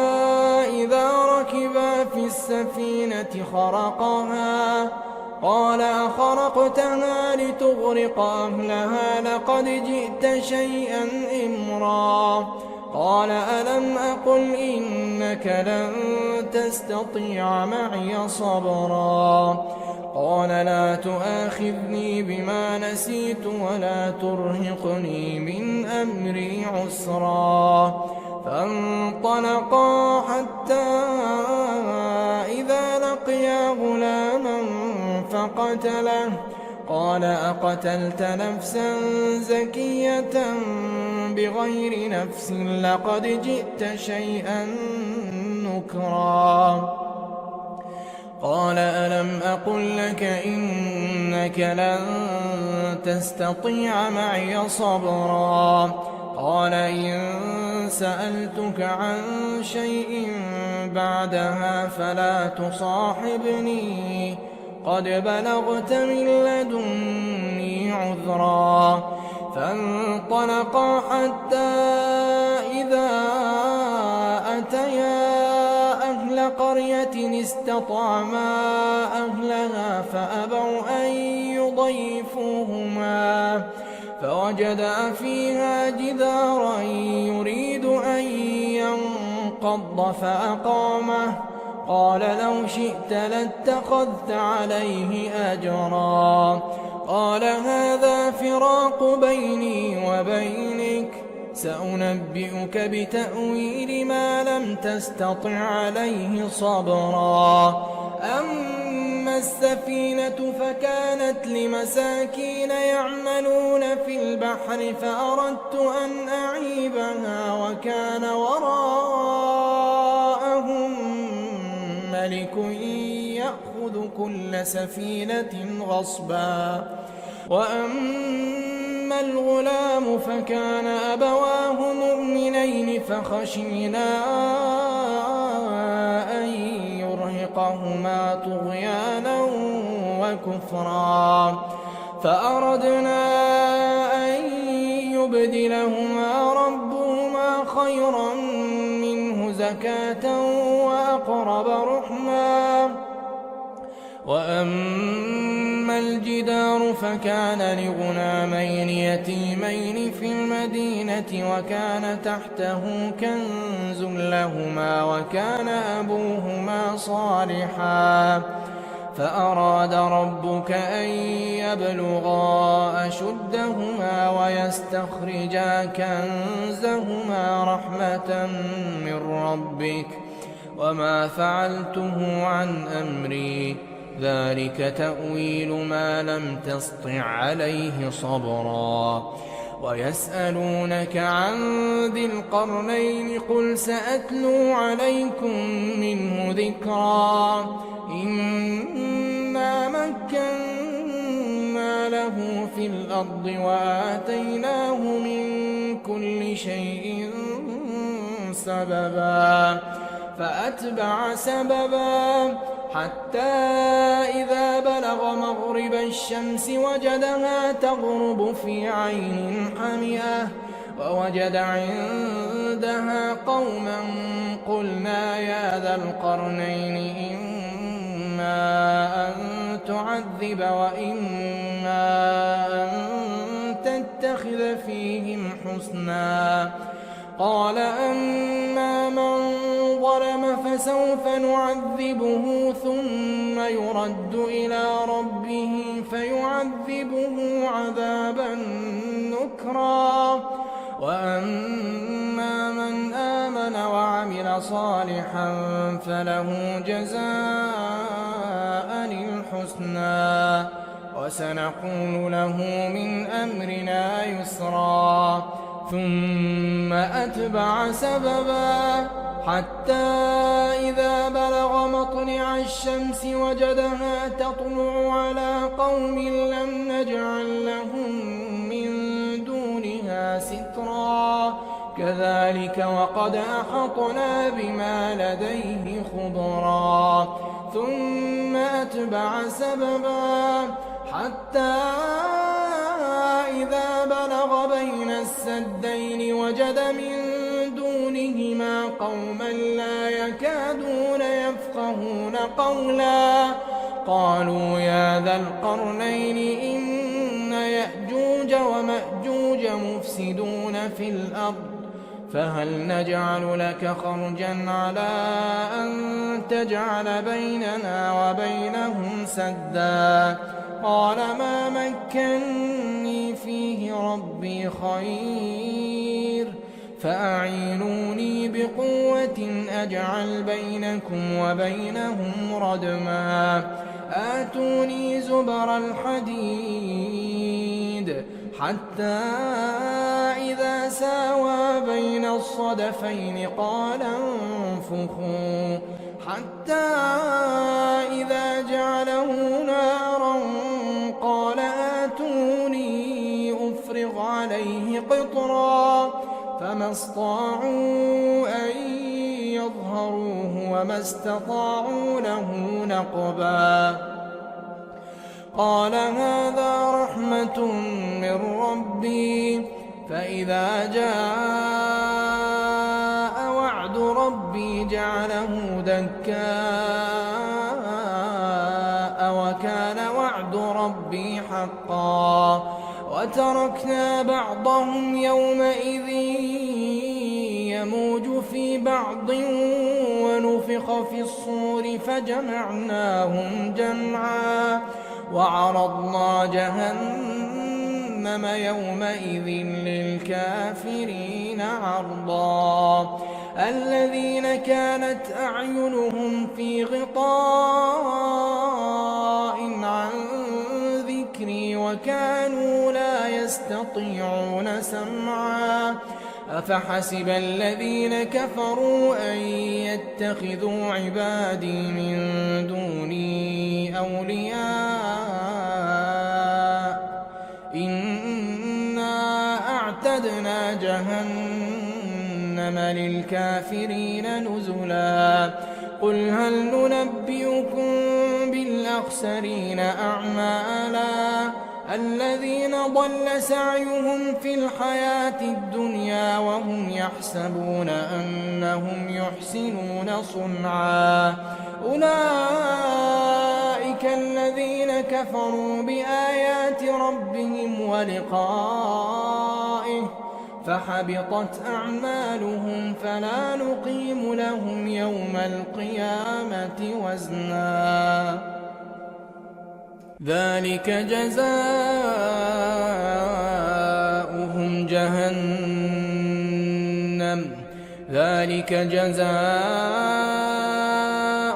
جهنم بما كفروا واتخذوا آياتي ورسلي هزوا إن الذين آمنوا وعملوا الصالحات كانت لهم جنات الفردوس نزلا خالدين فيها لا يبغون عنها حولا قل لو كان البحر مدادا لكلمات ربي لنفد البحر قبل أن تنفد كلمات ربي ولو جئنا بمثله مددا قل إنما أنا بشر مثلكم يوحى إلي أنما إلهكم إله واحد فمن كان يرجو لقاء ربه فليعمل عملا صالحا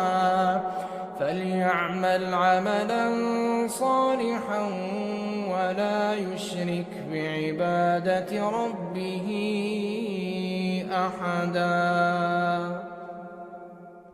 الحمد لله الذي أنزل على عبده الكتاب ولم يجعل له عوجا قيما لينذر بأسا شديدا من لدنه ويبشر المؤمنين الذين يعملون الصالحات أن لهم أجرا حسنا ماكثين فيه أبدا وينذر الذين قالوا اتخذ الله ولدا ما لهم به من علم ولا لآبائهم كبرت كلمة تخرج من أفواههم إن يقولون إلا كذبا فلعلك باخع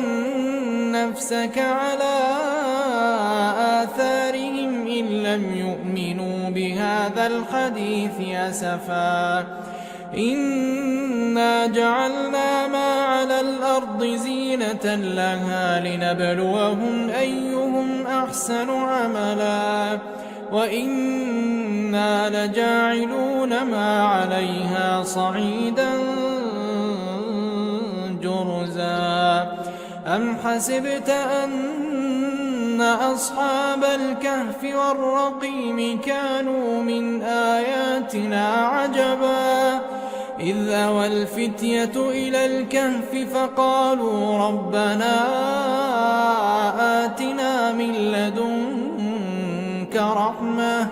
وهيئ لنا من أمرنا رشدا فضربنا على آذانهم في الكهف سنين عددا ثم بعثناهم لنعلم أي الحزبين أحصى لما لبثوا أمدا نحن نقص عليك نبأهم بالحق إنهم فتية آمنوا بربهم وزدناهم هدى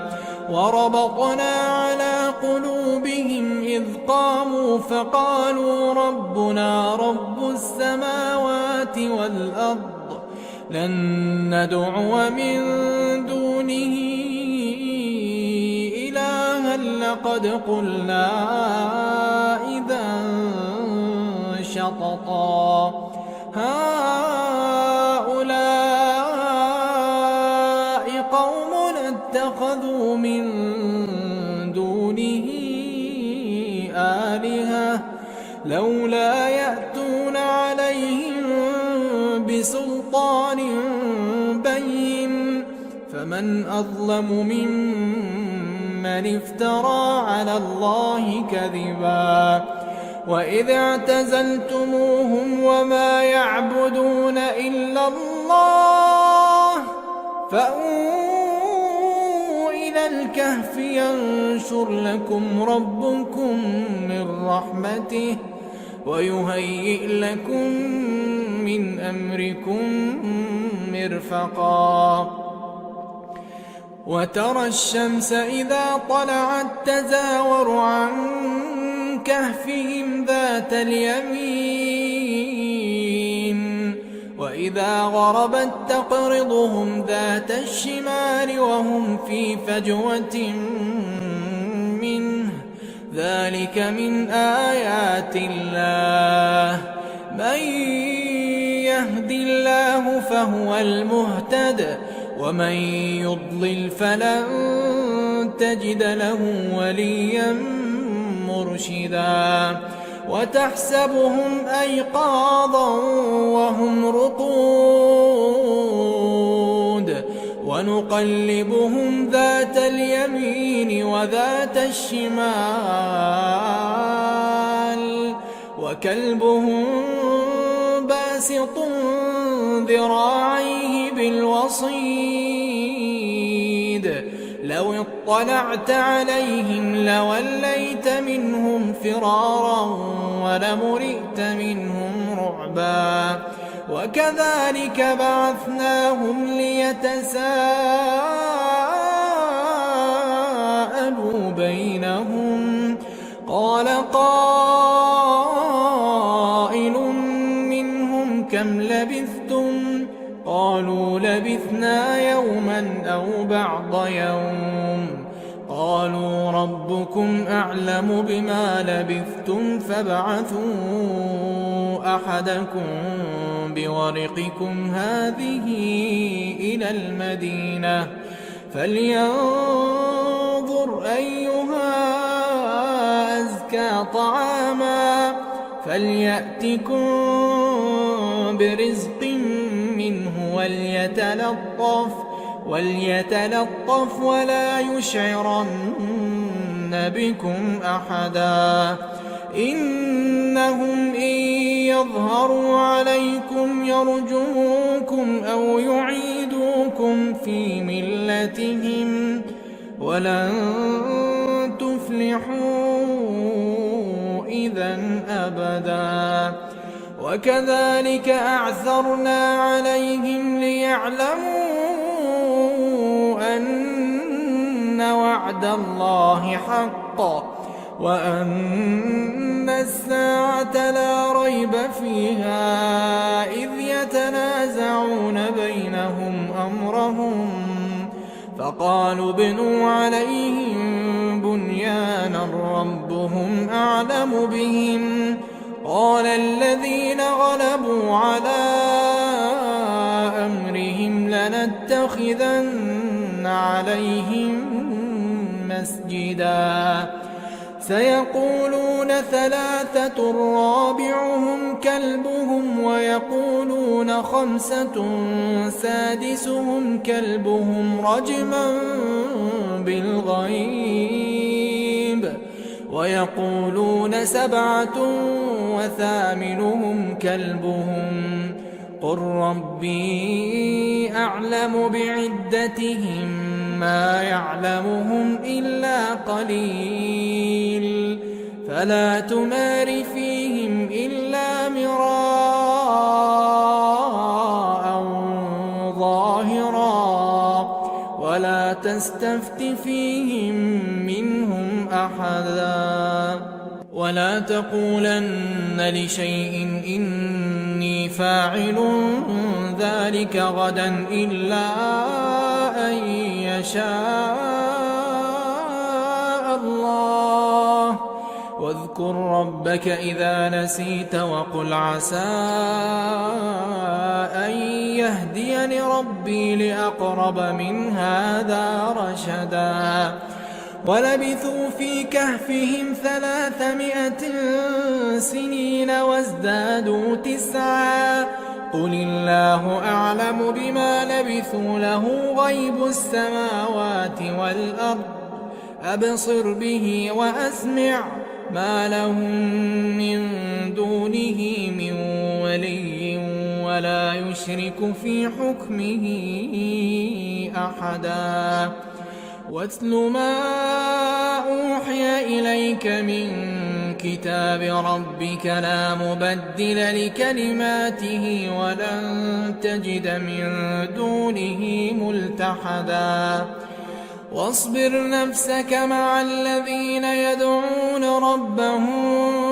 بالغداة والعشي يريدون وجهه ولا تعد عيناك عنهم تريد زينة الحياة الدنيا ولا تطع من أغفلنا قلبه عن ذكرنا واتبع هواه وكان أمره فرطا وقل الحق من ربكم فمن شاء فليؤمن ومن شاء فليكفر إنا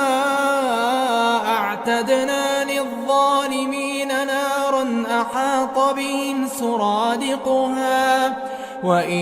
يستغيثوا يغاثوا بماء كالمهل يشوي الوجوه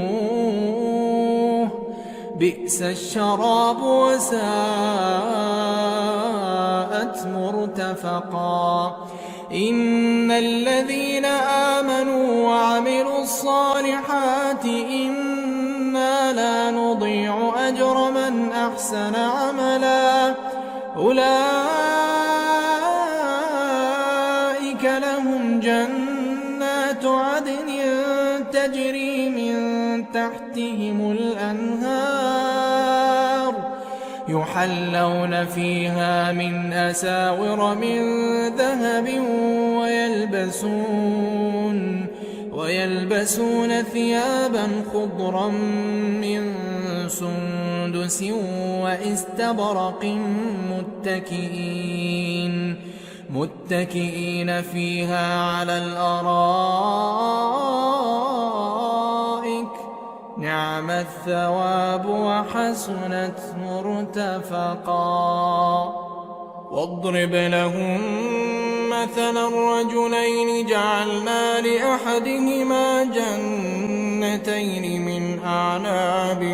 وحففناهما بنخل وجعلنا بينهما زرعا كلتا الجنتين آتت أكلها ولم تظلم منه شيئا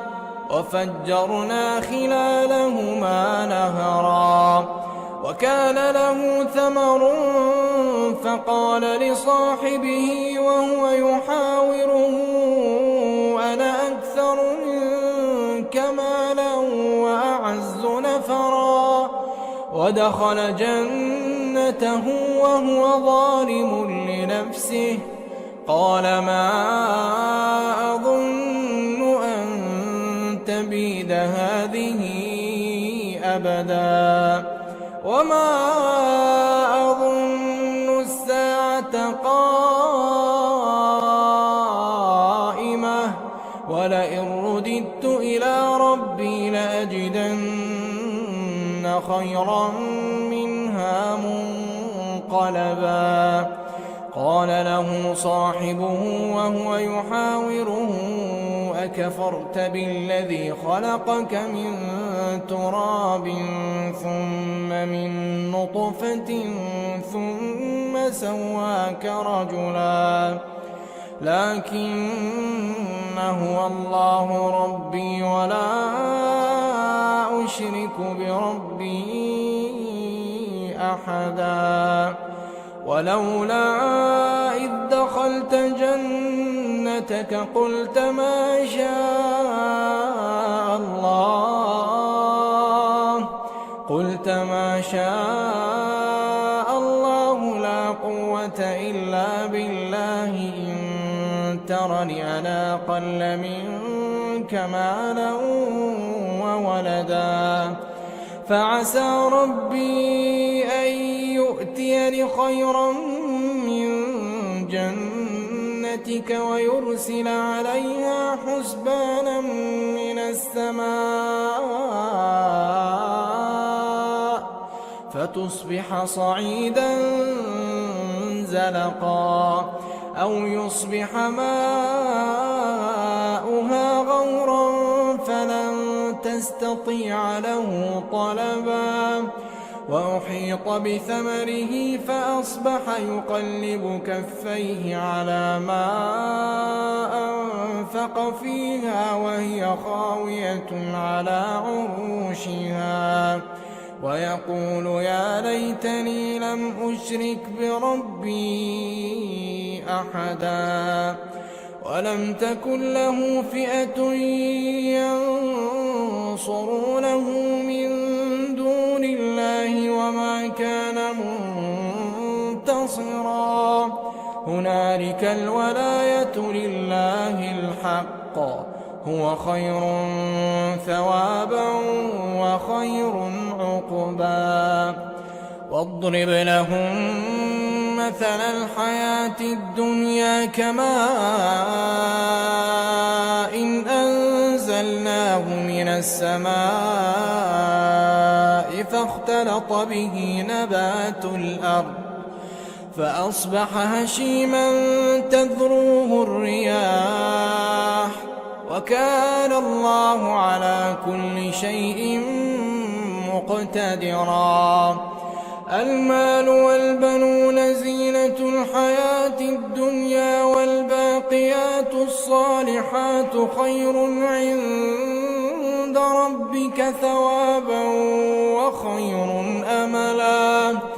ويوم نسير الجبال وترى الأرض بارزة وحشرناهم فلم نغادر منهم أحدا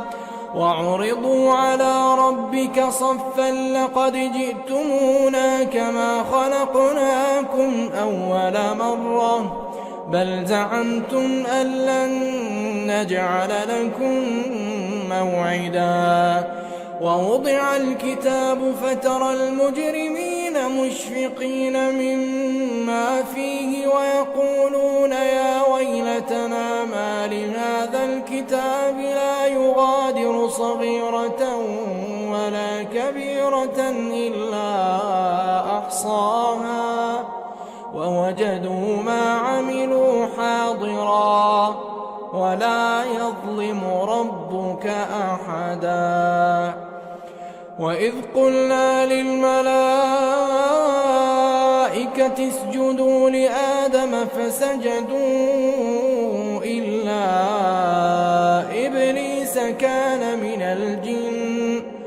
كان من الجن ففسق عن أمر ربه أفتتخذونه وذريته أولياء من دوني وهم لكم عدو بئس للظالمين بدلا ما أشهدتهم خلق السماوات والأرض ولا خلق أنفسهم وما كنت متخذ المضلين عضدا ويوم يقول نادوا شركائي الذين زعمتم فدعوهم فلم يستجيبوا لهم وجعلنا بينهم موبقا ورأى المجرمون النار فظنوا أنهم مواقعوها ولم يجدوا عنها مصرفا ولقد صرفنا في هذا القرآن للناس من كل مثل وكان الإنسان أكثر شيء جدلا وما منع الناس أن يؤمنوا إذ جاءهم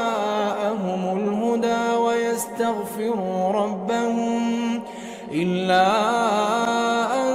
تأتيهم سنة الأولين أو يأتيهم العذاب قبلا وما نرسل المرسلين إلا مبشرين ومنذرين ويجادل الذين كفروا بالباطل ليدحضوا به الحق واتخذوا آياتي وما أنذروا هزوا ومن أظلم ممن ذكر بآيات ربه فأعرض عنها ونسي ما قدمت يداه إنا جعلنا على قلوبهم أكنة أن يفقهوه وفي آذانهم وقرا وإن تدعهم إلى الهدى فلن يهتدوا إذا أبدا وربك الغفور ذو الرحمة لو يؤاخذهم بما كسبوا لعجل لهم العذاب بل لهم موعد لن يجدوا من دونه موئلا وتلك القرى أهلكناهم لما ظلموا وجعلنا لمهلكهم موعدا وإذ قال موسى لفتاه لا أبرح حتى أبلغ مجمع البحرين أو أمضي حقبا فلما بلغا مجمع بينهما نسيا حوتهما فاتخذ سبيله في البحر سربا فلما جاوزا قال لفتاه آتنا غداءنا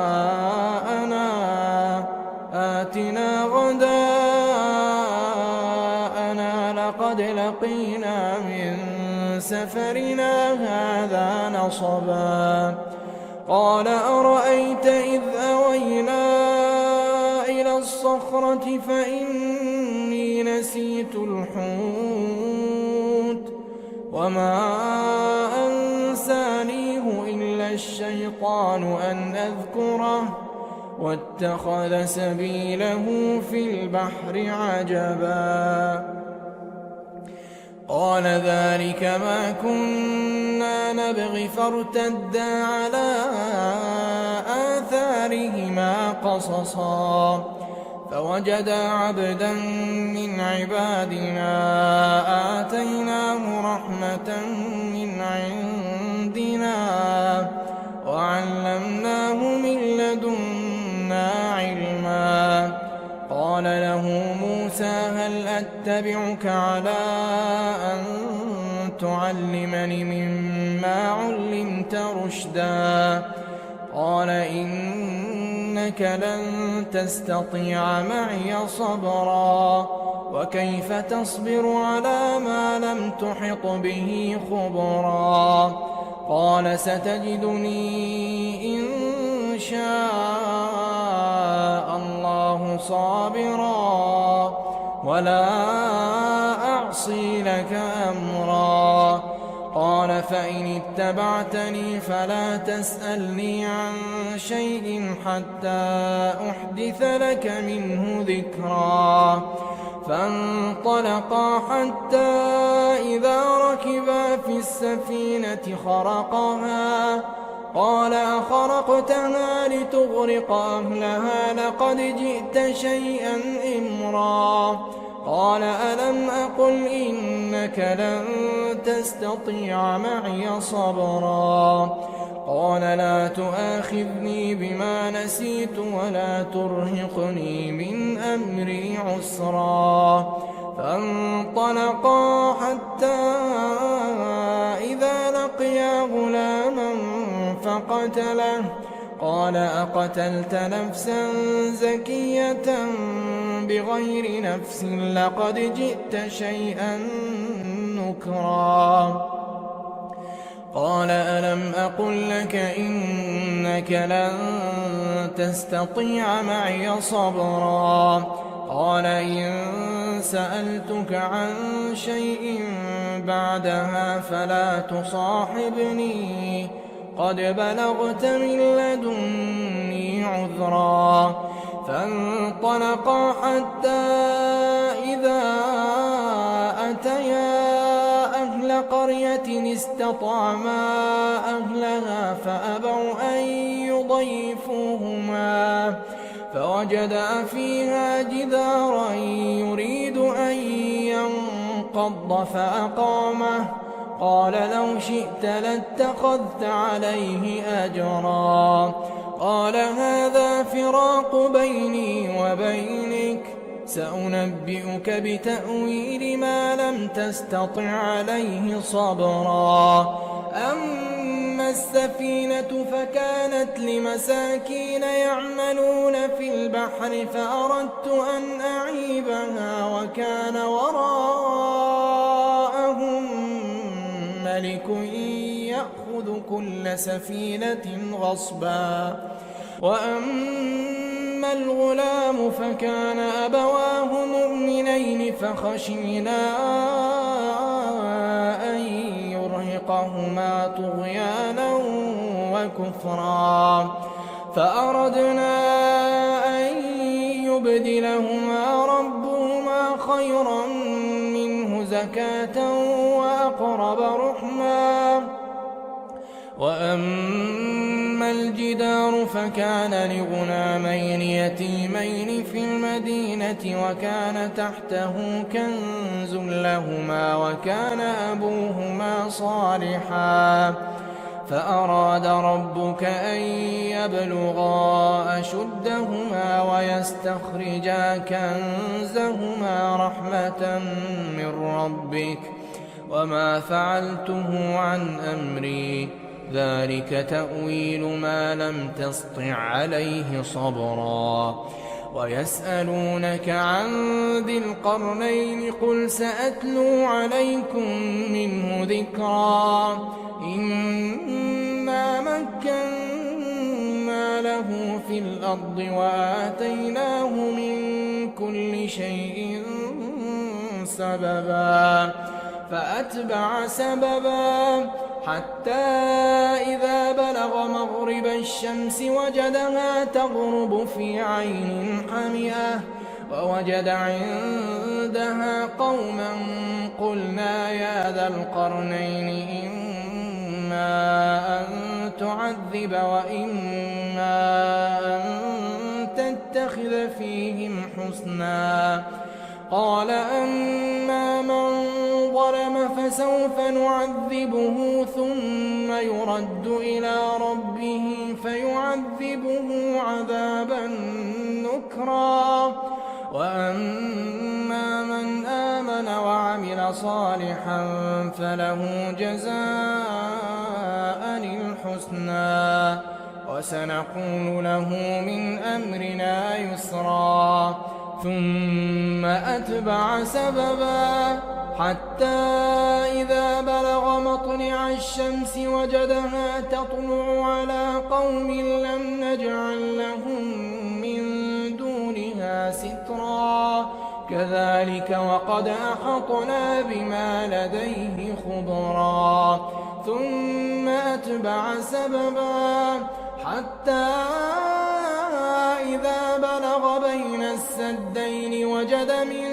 دونهما قوما لا يكادون يفقهون قولا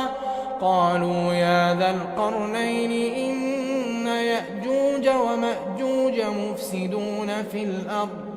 فهل نجعل لك خرجا على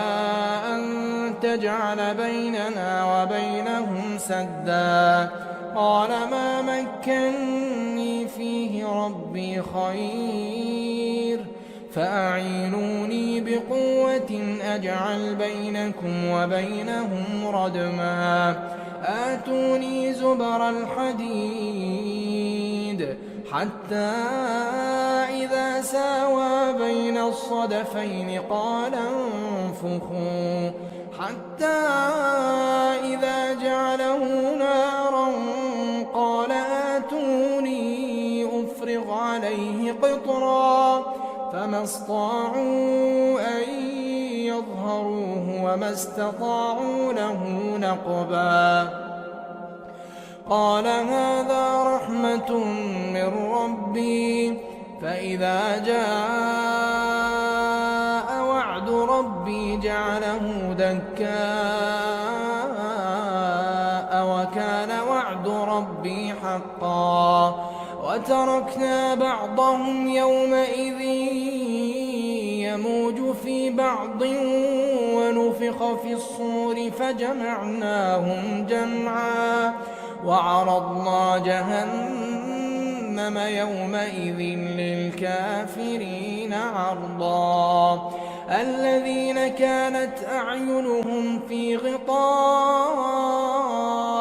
عن ذكري وكانوا لا يستطيعون سمعا أفحسب الذين كفروا أن يتخذوا عبادي من دوني أولياء إنا أعتدنا جهنم للكافرين نزلا قل هل ننبئكم بالأخسرين أعمالا الذين ضل سعيهم في الحياة الدنيا وهم يحسبون أنهم يحسنون صنعا أولئك الذين كفروا بآيات ربهم ولقائه فحبطت أعمالهم فلا نقيم لهم يوم القيامة وزنا ذلك جزاؤهم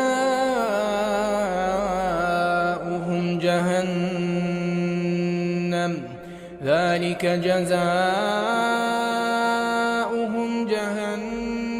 بما كفروا واتخذوا آياتي ورسلي هزوا إن الذين آمنوا وعملوا الصالحات كانت لهم جنات الفردوس نزلا خالدين فيها لا يبغون عنها حولا قل لو كان البحر مدادا لكلمات ربي لنفد البحر قبل أن تنفد كلمات ربي ولو جئنا بمثله مددا قل إنما أنا بشر مثلكم يوحى إلي أنما إلهكم إله واحد فمن كان يرجو لقاء ربه فليعمل عملا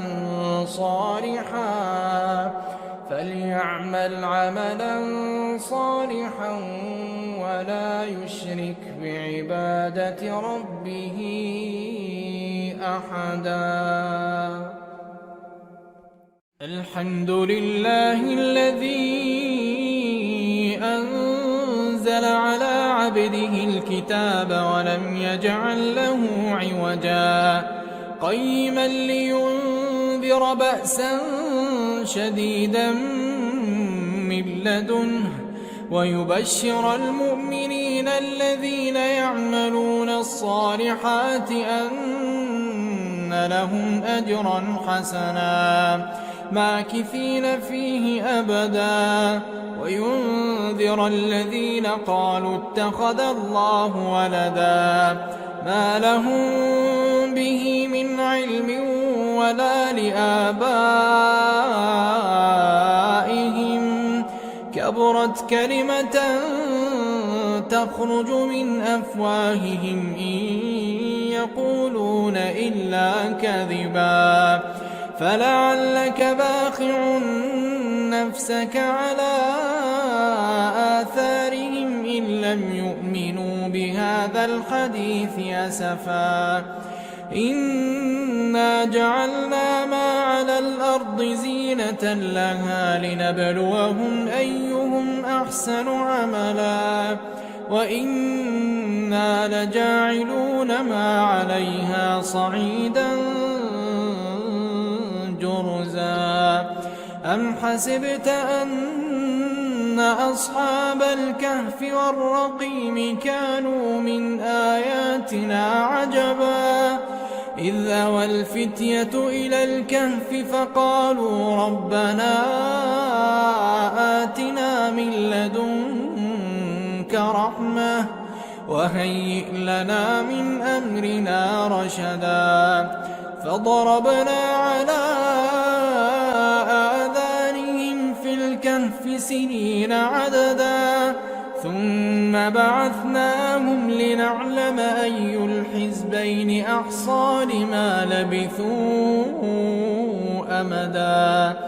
نحن نقص عليك نبأهم بالحق إنهم فتية آمنوا بربهم وزدناهم هدى وربطنا على قلوبهم إذ قاموا فقالوا ربنا رب السماوات والأرض لن ندعو من دونه إلها لقد قلنا إذا شططا هؤلاء قوم اتخذوا من دونه آلهة لولا يأتون عليهم بسلطان بين فمن أظلم ممن افترى على الله كذبا وإذ اعتزلتموهم وما يعبدون إلا الله فأووا إلى الكهف ينشر لكم ربكم من رحمته ويهيئ لكم من أمركم مرفقا وترى الشمس إذا طلعت تزاور عن كهفهم ذات اليمين وإذا غربت تقرضهم ذات الشمال وهم في فجوة منه ذلك من آيات الله من يهد الله فهو المهتد ومن يضلل فلن تجد له وليا مرشدا وتحسبهم أيقاظا وهم رقود ونقلبهم ذات اليمين وذات الشمال وكلبهم باسط ذراعيه بالوصيد لو اطلعت عليهم لوليت منهم فرارا ولملئت منهم رعبا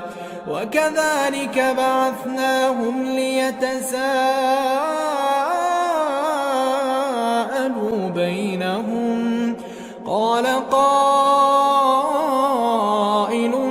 منهم كم لبثتم قالوا لبثنا يوما أو بعض يوم قالوا ربكم أعلم بما لبثتم فابعثوا أحدكم بورقكم هذه إلى المدينة فلينظر أيها أزكى طعاما فليأتكم برزق منه وليتلطف ولا يشعرن بكم أحدا إنهم إن يظهروا عليكم يرجموكم أو يعيدوكم في ملتهم ولن تفلحوا إذا أبدا وكذلك أعثرنا عليهم ليعلموا أن وأن وعد الله حق وأن الساعة لا ريب فيها إذ يتنازعون بينهم أمرهم فقالوا ابنوا عليهم بنيانا ربهم أعلم بهم قال الذين غلبوا على أمرهم لنتخذن عليهم مسجدا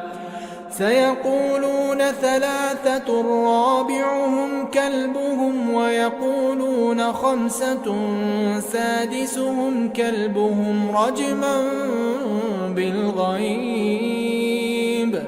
ويقولون سبعة وثامنهم كلبهم قل ربي أعلم بعدتهم ما يعلمهم إلا قليل فلا تمار فيهم إلا مراء ظاهرا ولا تستفت فيهم منهم أحدا ولا تقولن لشيء إني فاعل ذلك غدا إلا أن يشاء الله واذكر ربك إذا نسيت وقل عسى أن يهديني ربي لأقرب من هذا رشدا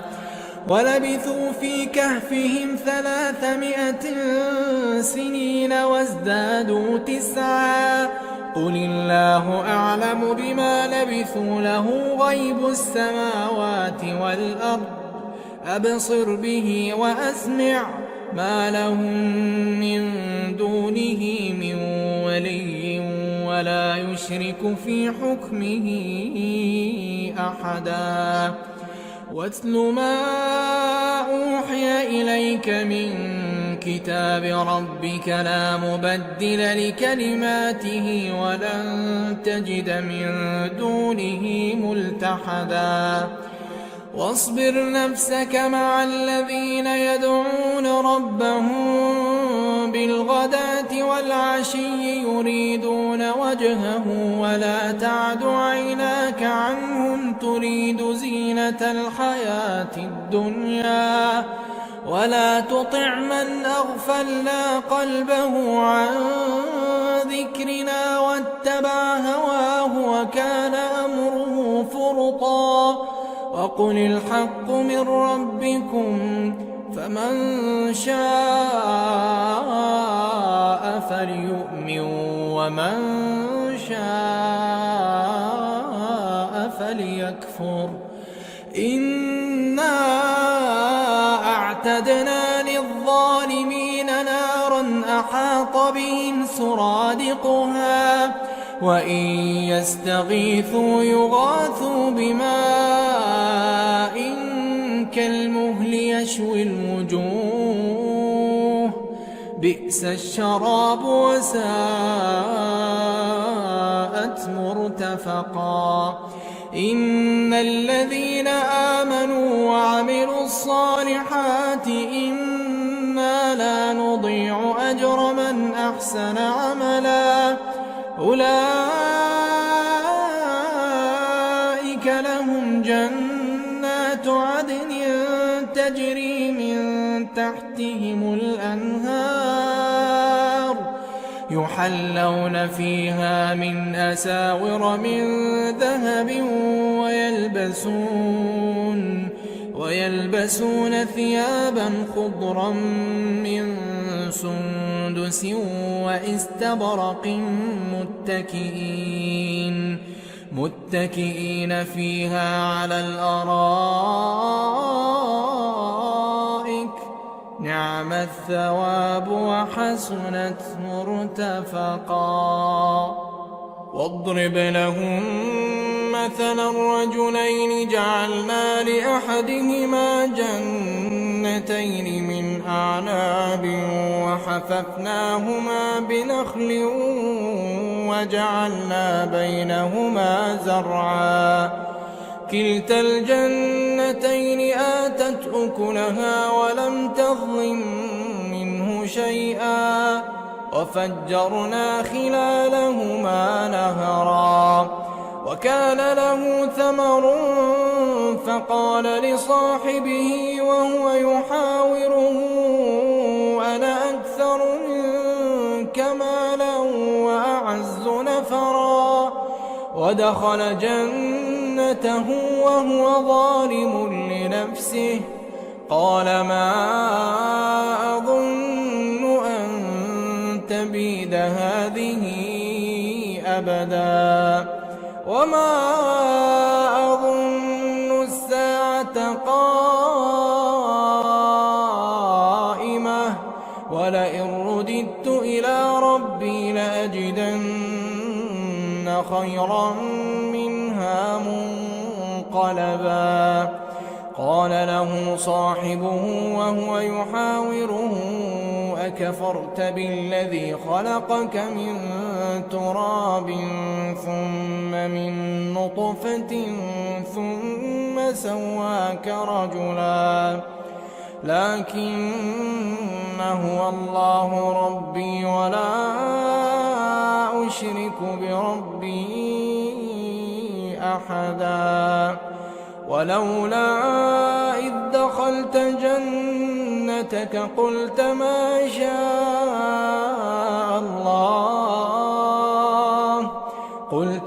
شاء الله لا قوة إلا بالله إن ترني أنا أقل منك مالا وولدا فعسى ربي أن يؤتيني خيرا من جنتك ويرسل عليها حسبانا من السماء فتصبح صعيدا زلقا أو يصبح ماؤها غورا فلن تستطيع له طلبا وأحيط بثمره فأصبح يقلب كفيه على ما أنفق فيها وهي خاوية على عروشها ويقول يا ليتني لم أشرك بربي أحدا ولم تكن له فئة ينصرونه من دون الله وما كان منتصرا هنالك الولاية لله الحق هو خير ثوابا وخير عقبا واضرب لهم مثل الحياة الدنيا كماء إن أنزلناه من السماء فاختلط به نبات الأرض فأصبح هشيما تذروه الرياح وكان الله على كل شيء مقتدرا المال والبنون زينة الحياة الدنيا والباقيات الصالحات خير عند ربك ثوابا وخير أملا ويوم نسير الجبال وترى الأرض بارزة وحشرناهم فلم نغادر منهم أحدا وعرضوا على ربك صفا لقد جئتمونا كما خلقناكم أول مرة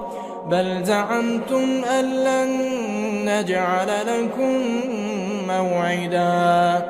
ووضع الكتاب فترى المجرمين مشفقين مما فيه ويقولون يا ويلتنا ما لهذا الكتاب لا يغادر صغيرة ولا كبيرة إلا أحصاها ووجدوا ما عملوا حاضرا ولا يظلم ربك أحدا وإذ قلنا للملائكة اسجدوا لآدم فسجدوا إلا إبليس كان من الجن ففسق عن أمر ربه أفتتخذونه وذريته أولياء من دوني وهم لكم عدو بئس للظالمين بدلا ما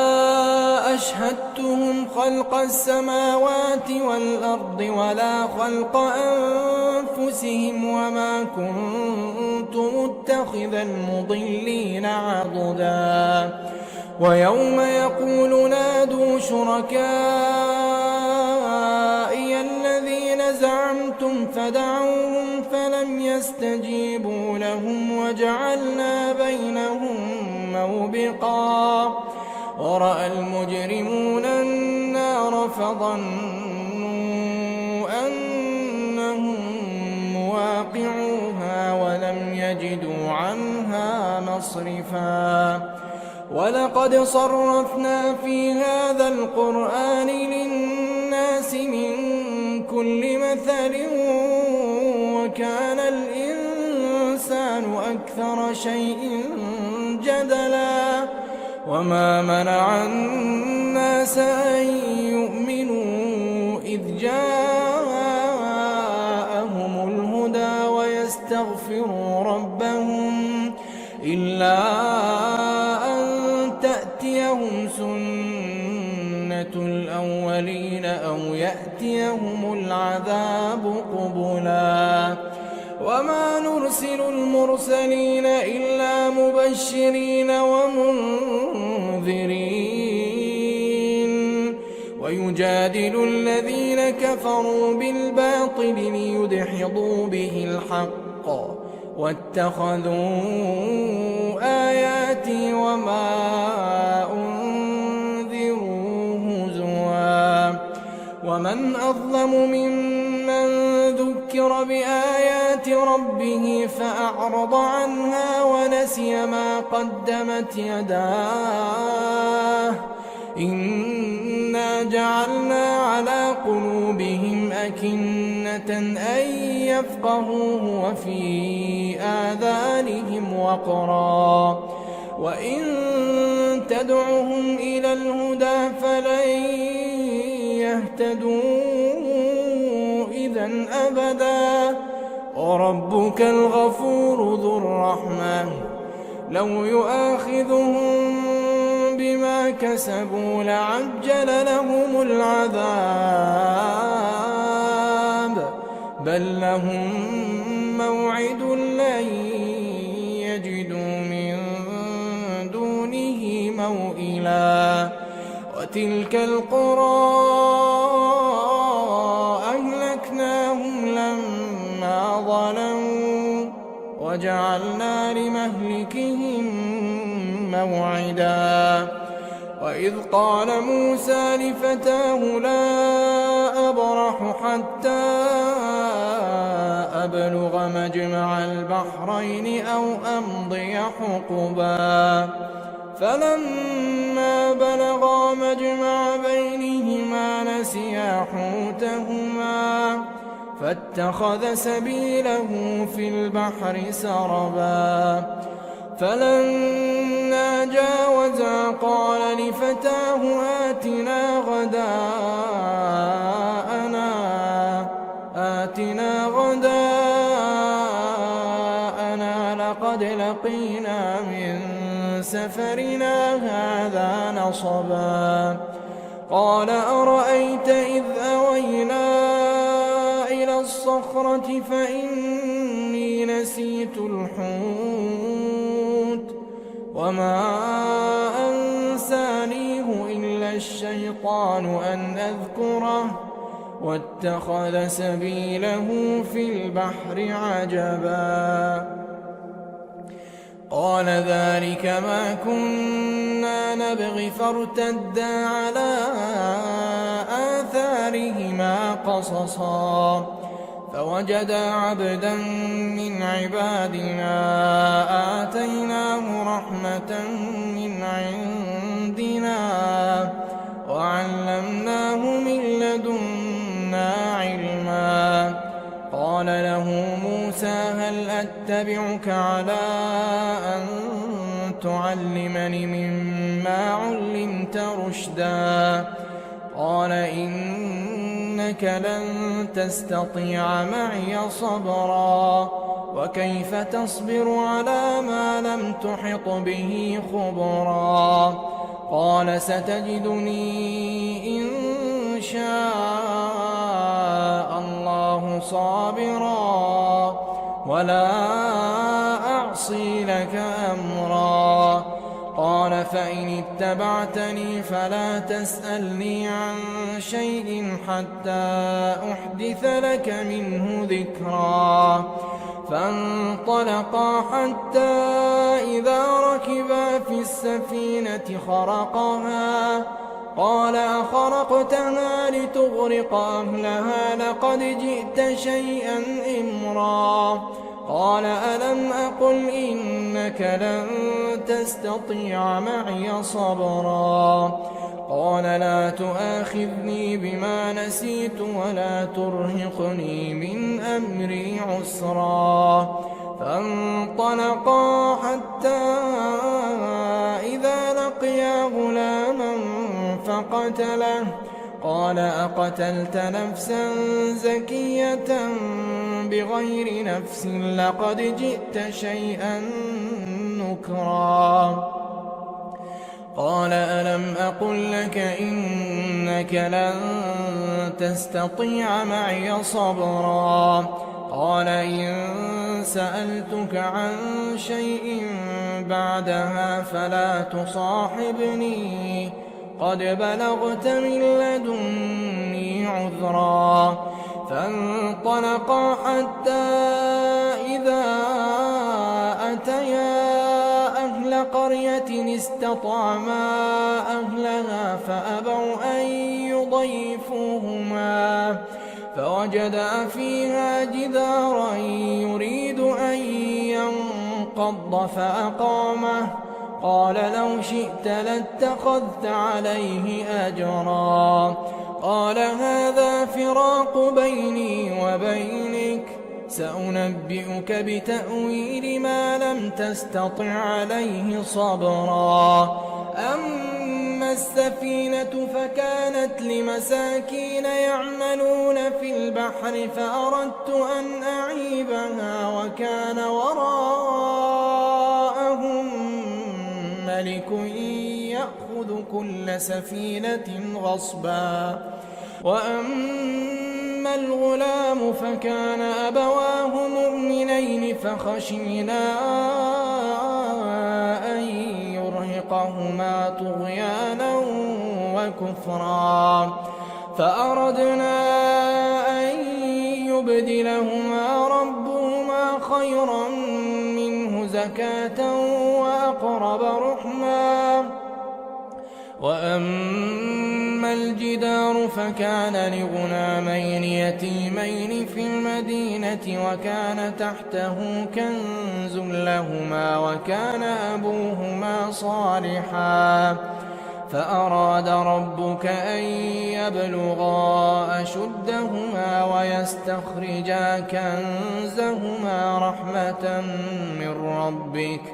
وما فعلته عن أمري ذلك تأويل ما لم تسطع عليه صبرا. ويسألونك عن ذي القرنين قل سأتلو عليكم منه ذكرا. إنا مكنا له في الأرض وآتيناه من كل شيء سببا فأتبع سببا حتى إذا بلغ مغرب الشمس وجدها تغرب في عين حمئة ووجد عندها قوما قلنا يا ذا القرنين إما أن تعذب وإما أن تتخذ وجد فيهم حسنا. قال أما من ظلم فسوف نعذبه ثم يرد إلى ربه فيعذبه عذابا نكرا، وأما من آمن وعمل صالحا فله جزاء الحسنى وسنقول له من أمرنا يسرا. ثم أتبع سببا حتى إذا بلغ مطلع الشمس وجدها تطلع على قوم لم نجعل لهم من دونها سترا، كذلك وقد أحطنا بما لديه خبرا. ثم أتبع سببا حتى إذا بلغ بين السدين وجد من دونهما قوما لا يكادون يفقهون قولا.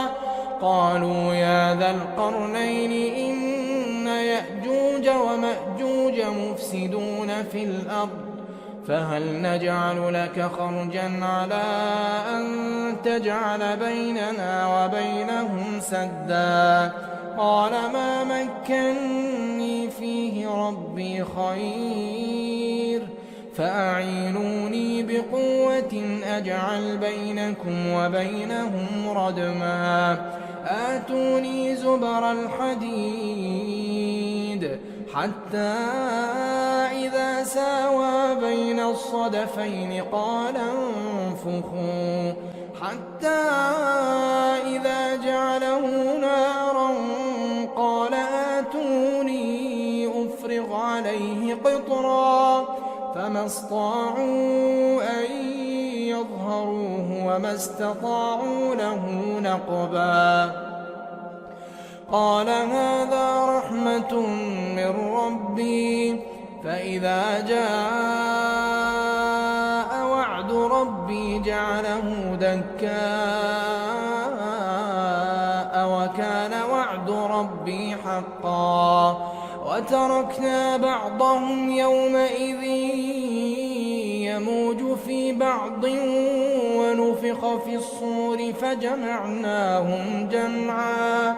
وعرضنا جهنم يومئذ للكافرين عرضا. الذين كانت أعينهم في غطاء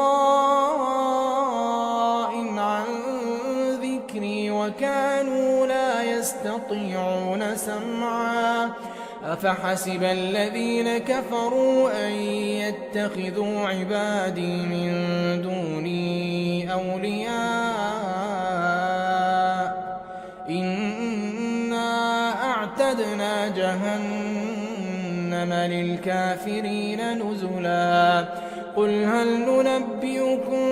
بالأخسرين أعمالا الذين ضل سعيهم في الحياة الدنيا وهم يحسبون أنهم يحسنون صنعا. أولئك الذين كفروا بآيات ربهم ولقائه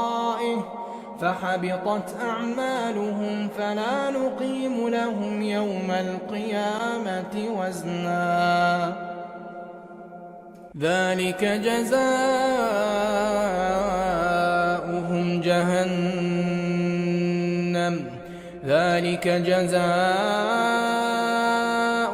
جهنم بما كفروا واتخذوا آياتي ورسلي هزوا. إن الذين آمنوا وعملوا الصالحات كانت لهم جنات الفردوس نزلا خالدين فيها لا يبغون عنها حولا. قل لو كان البحر مدادا لكلمات ربي لنفد البحر قبل أن تنفد كلمات ربي ولو جئنا بمثله مددا.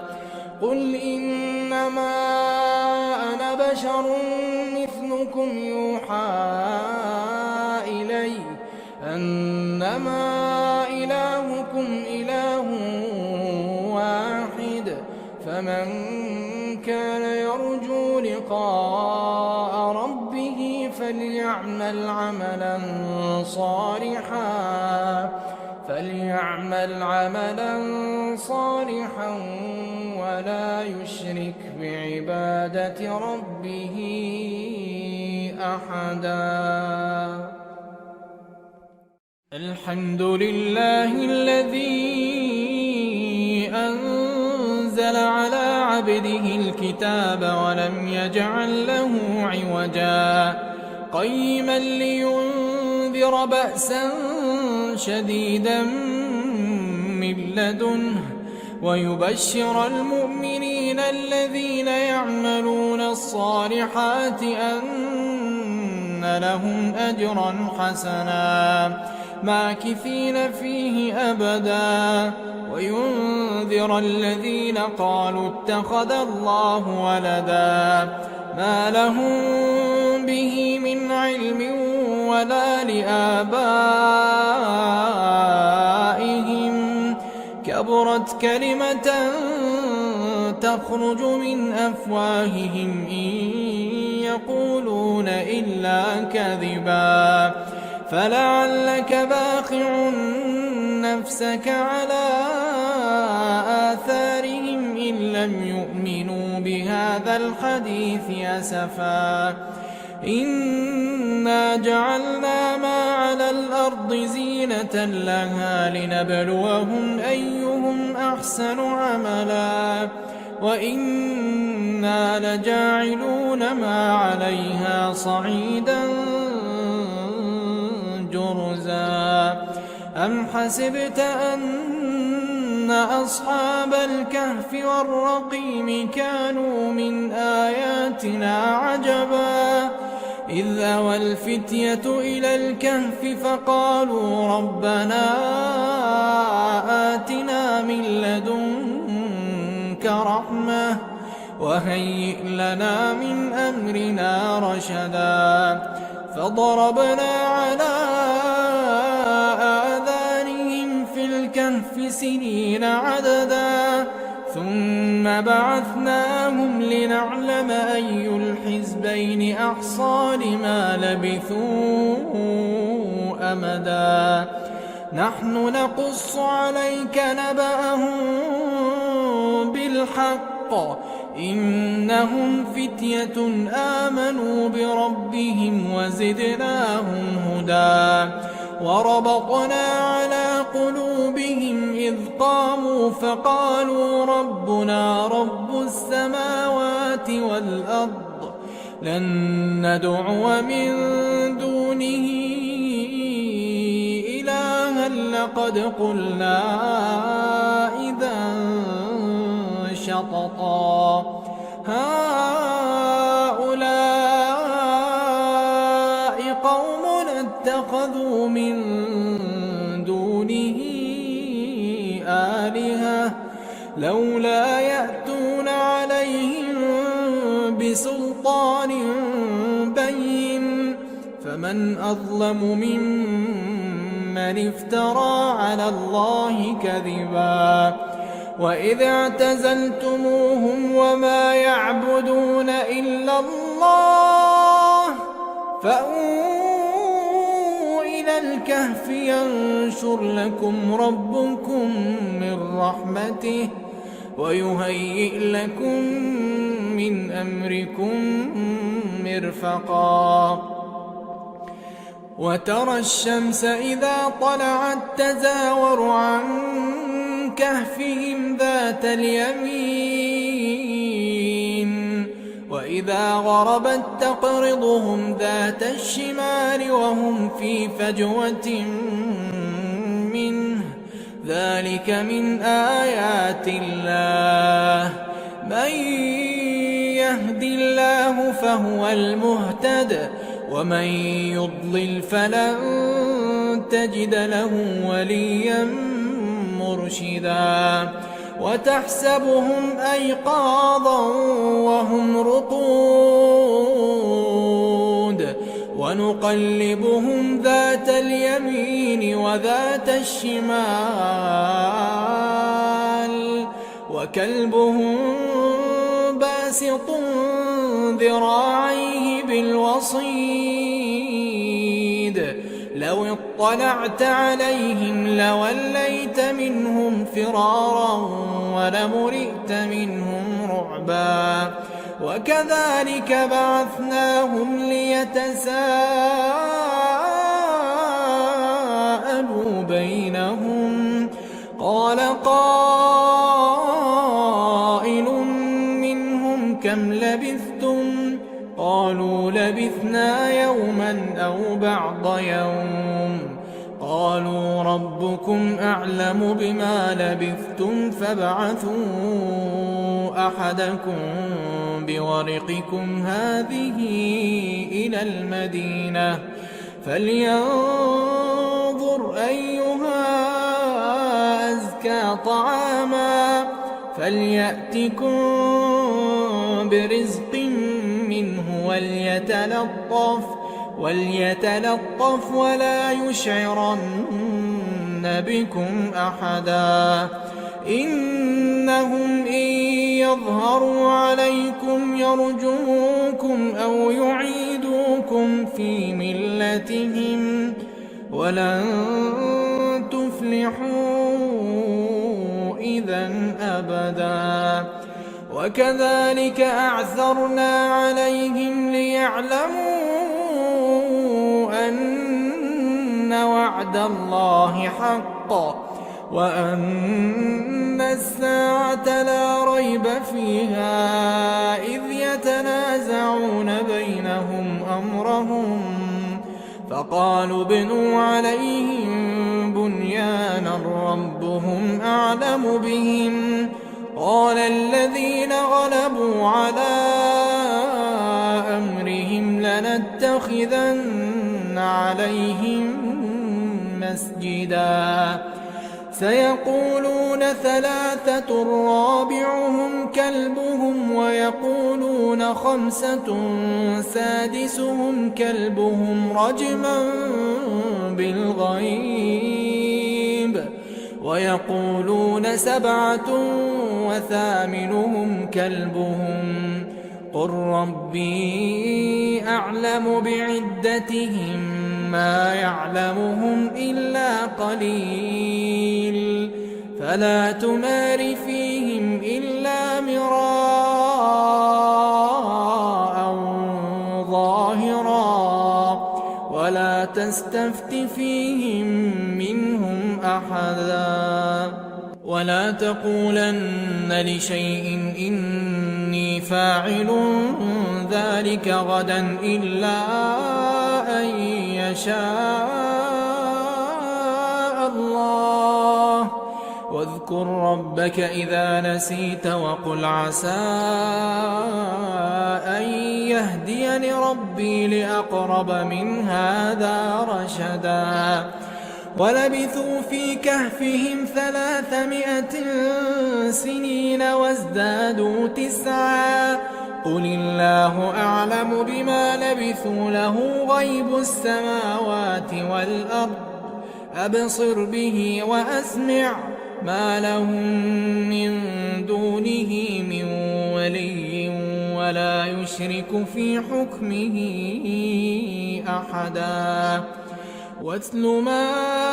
أوحي إليك من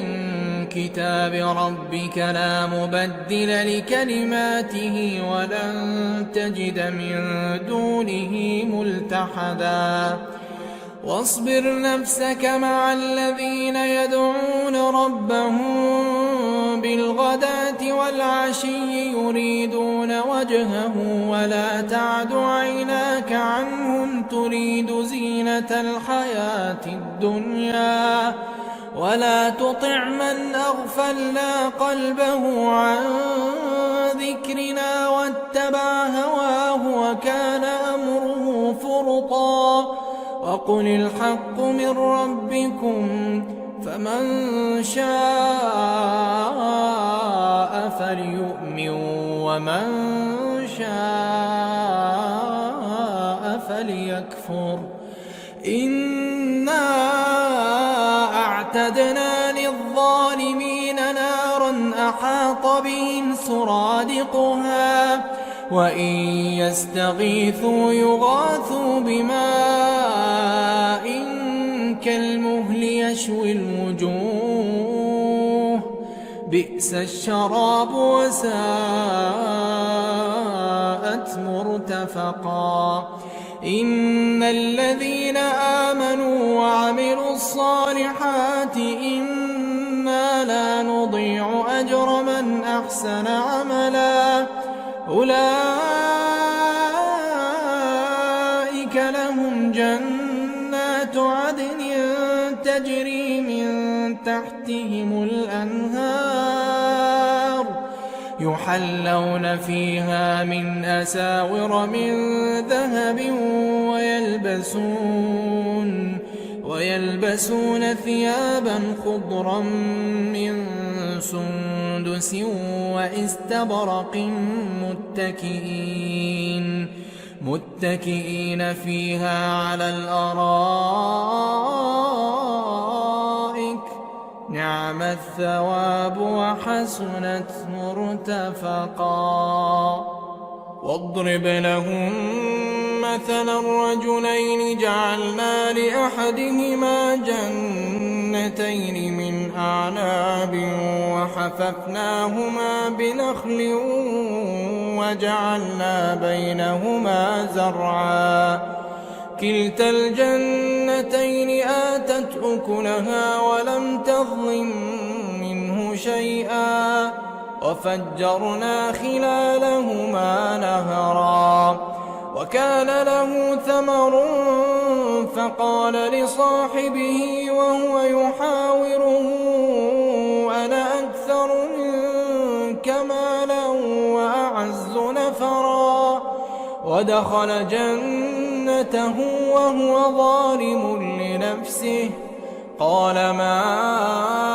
أظن أن تبيد هذه أبدا وما أظن الساعة قائمة ولئن رددت إلى ربي لأجدن خيرا منها منقلبا قال له صاحبه وهو يحاوره أكفرت بالذي خلقك من تراب ثم من نطفة ثم سواك رجلا لكن هو الله ربي ولا أشرك بربي أحدا ولولا إذ دخلت جنتك قلت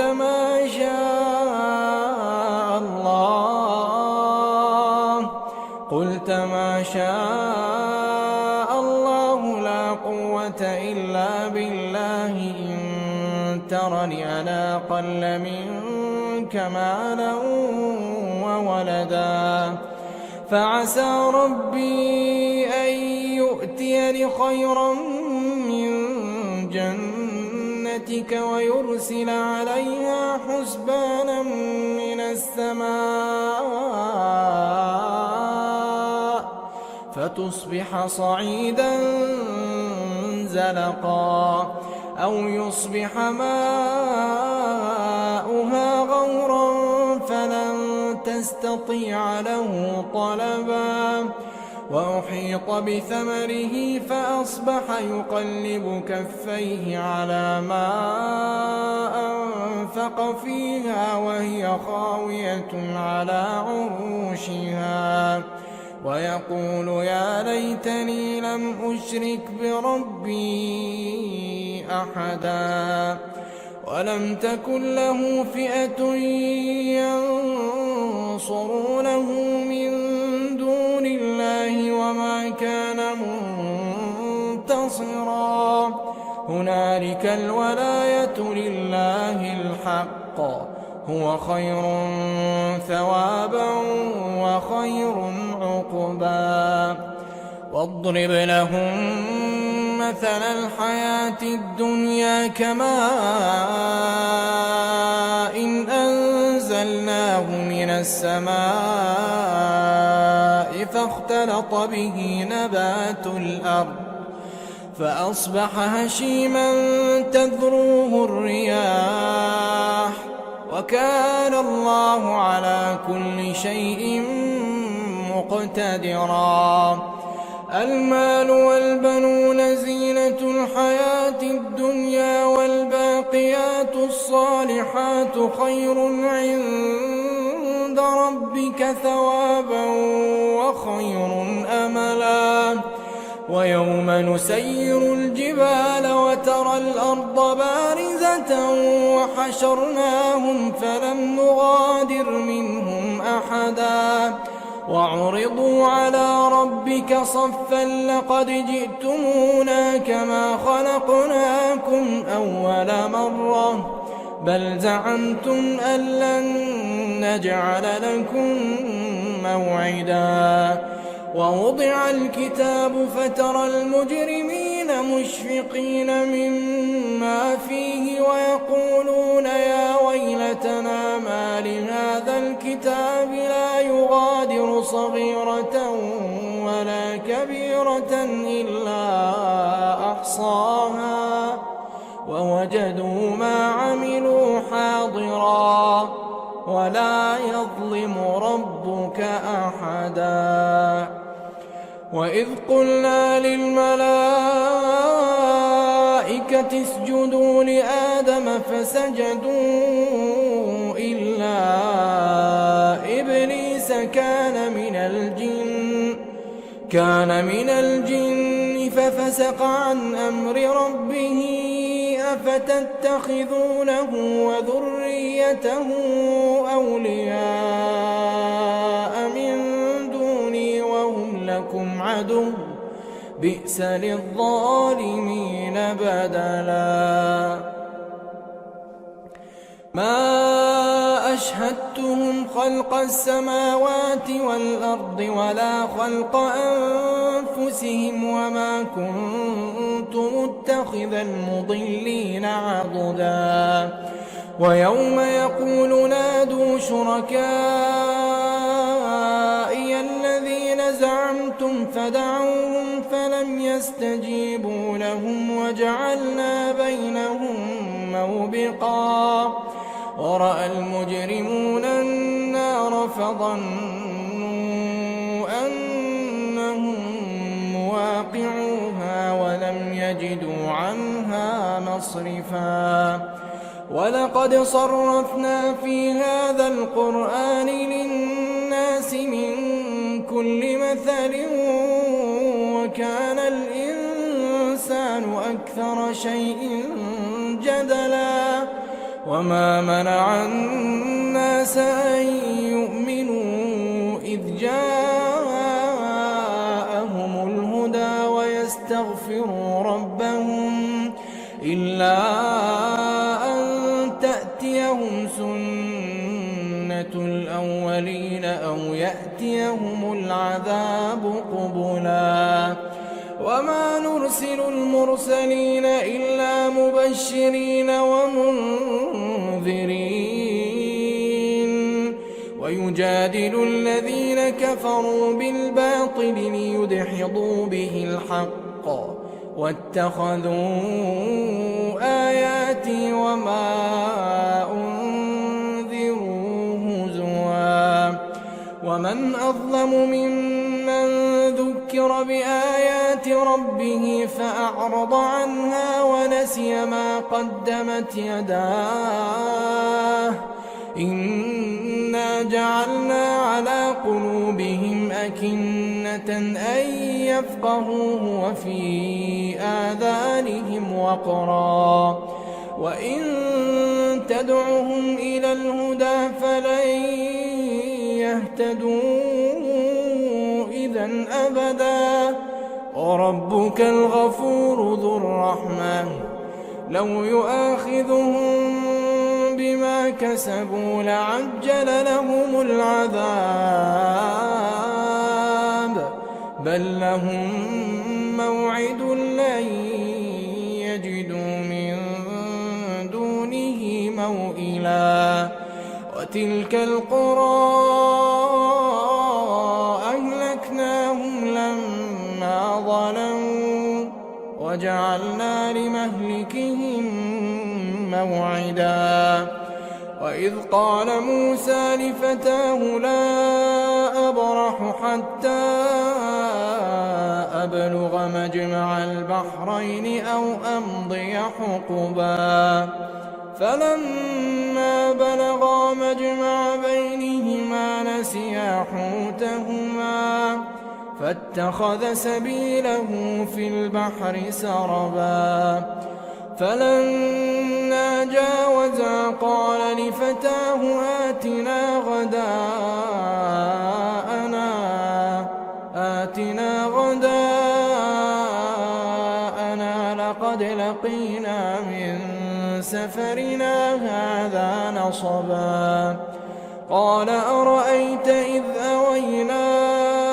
إلى الصخرة فإني نسيت الحوت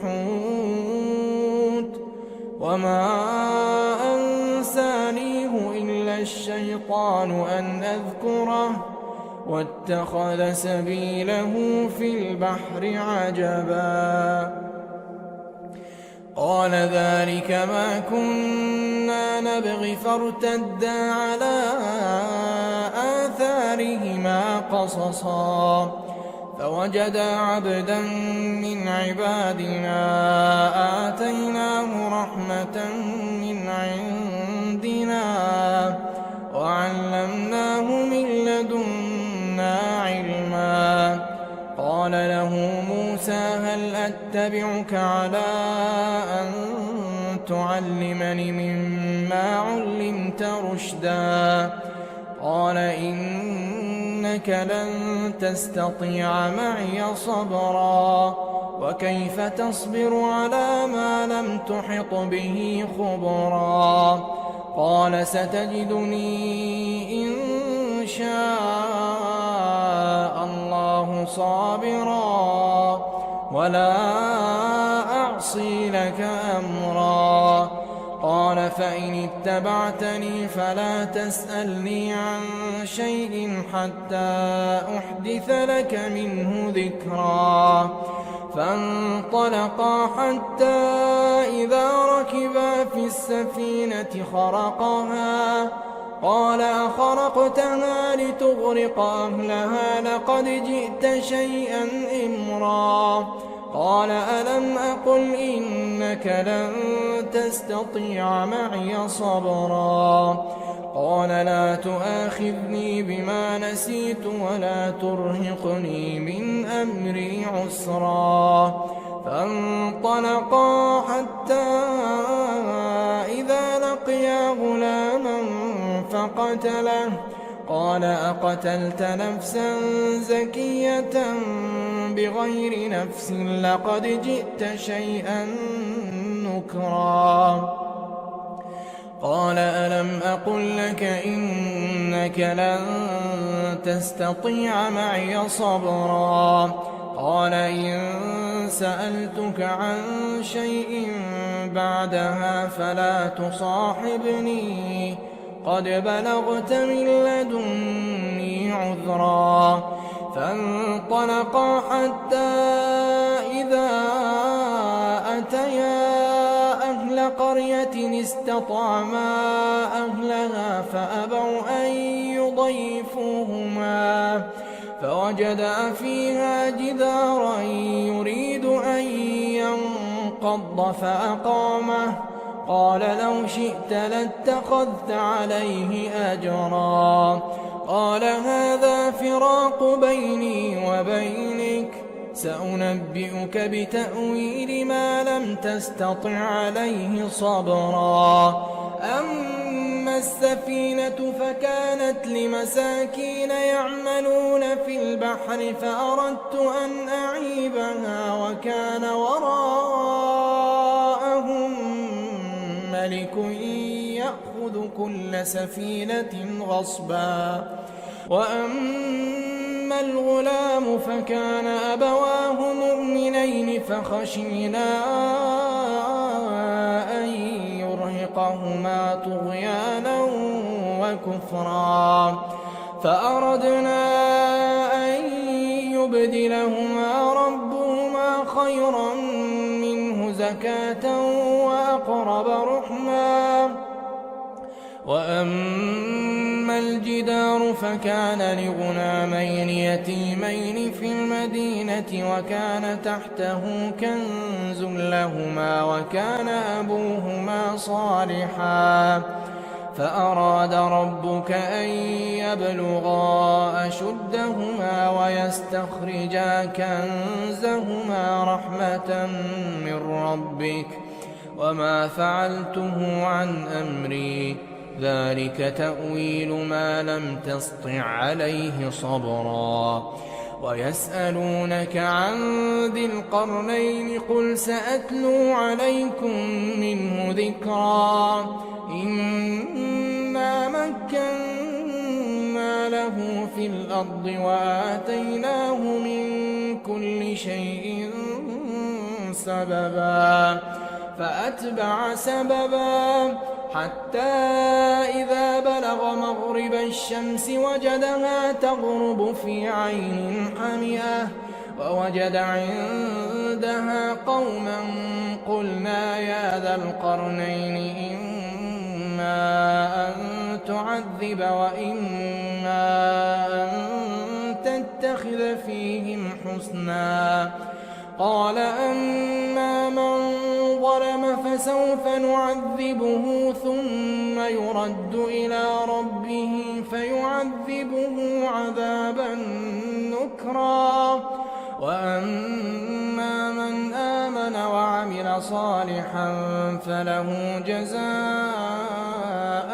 الحسنى وسنقول له من أمرنا يسرا ثم أتبع سببا حتى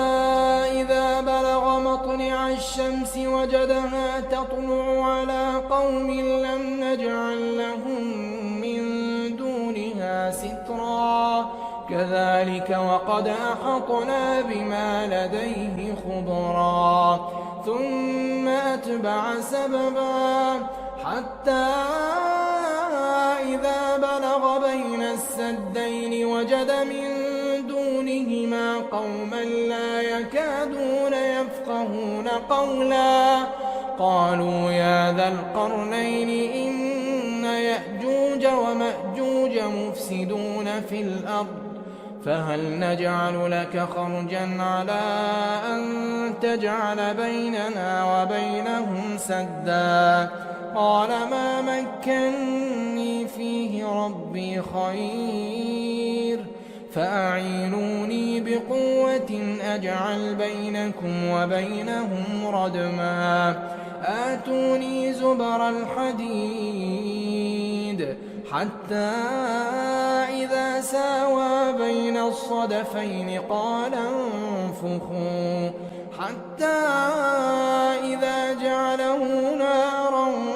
قال آتوني أفرغ عليه قطرا فما استطاعوا أن يظهروه وما استطاعوا له نقبا قال هذا رحمة من ربي فإذا جاء وعد ربي جعله دكاء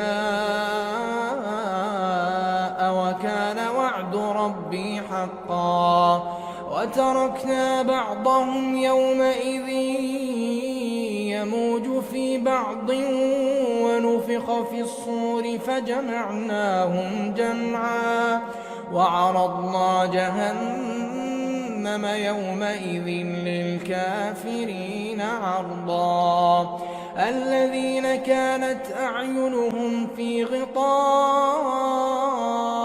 عن ذكري وكانوا لا يستطيعون سمعا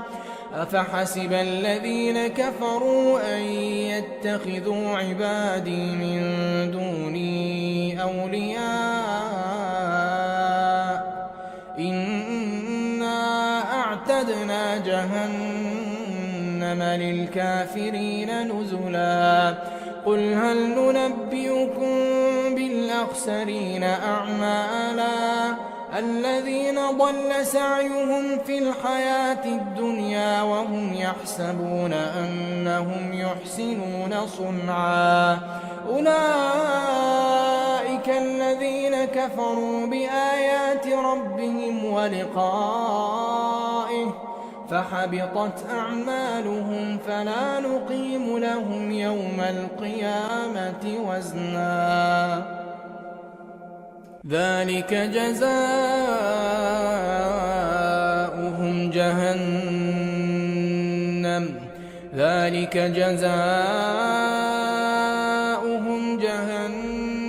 بما كفروا واتخذوا آياتي ورسلي هزوا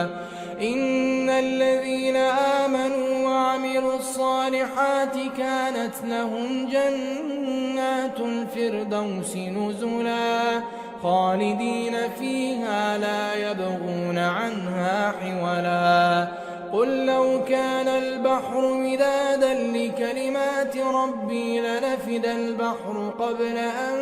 تنفد كلمات ربي ولو جئنا بمثله مددا قل إنما أنا بشر مثلكم يوحى إلي أنما إلهكم إله واحد فمن كان يرجو لقاء ربه فليعمل عملا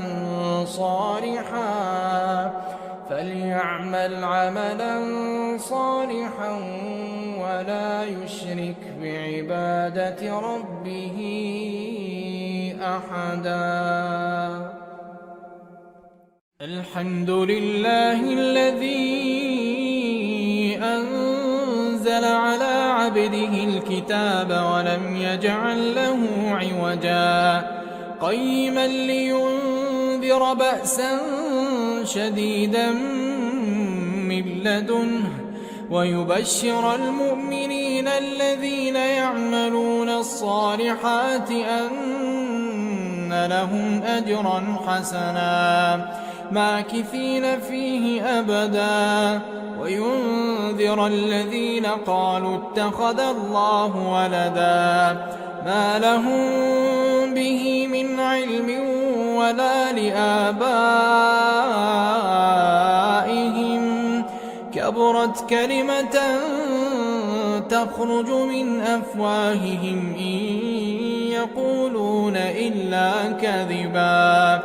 فلعلك باخع نفسك على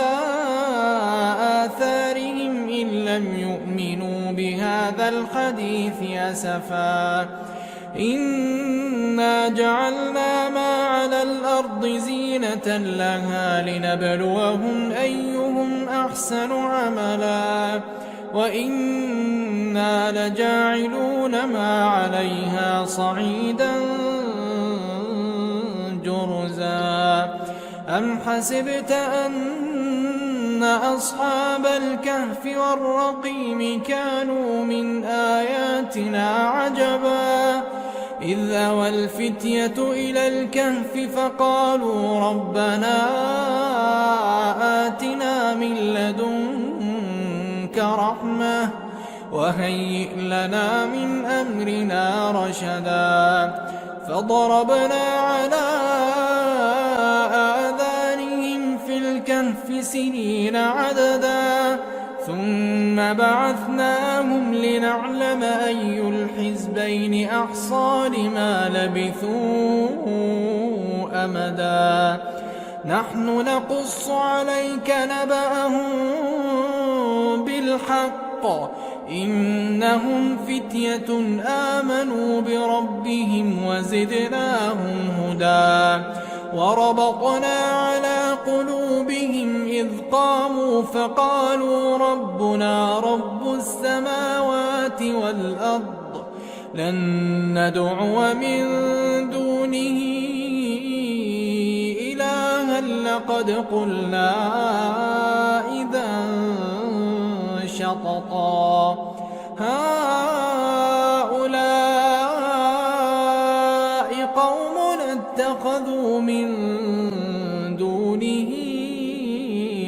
آلهة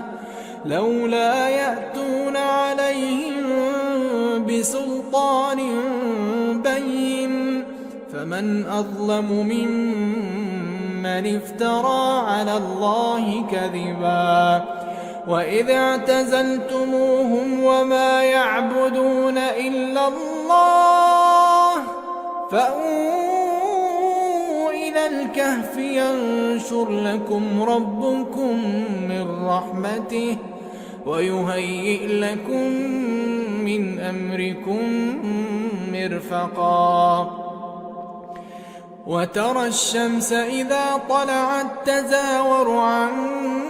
كهفهم ذات اليمين وإذا غربت تقرضهم ذات الشمال وهم في فجوة منه ذلك من آيات الله من يهد الله فهو المهتد ومن يضلل فلن تجد له وليا مرشدا وتحسبهم أيقاظا وهم رقود ونقلبهم ذات اليمين وذات الشمال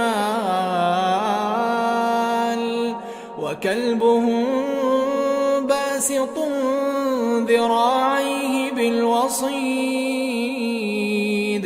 لو اطلعت عليهم لوليت منهم فرارا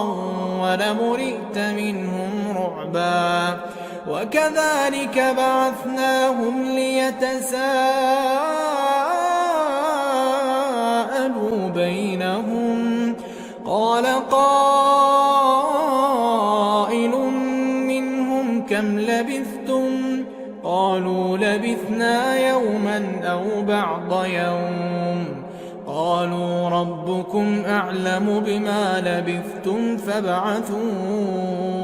أحدكم بورقكم هذه إلى المدينة فلينظر أيها أزكى طعاما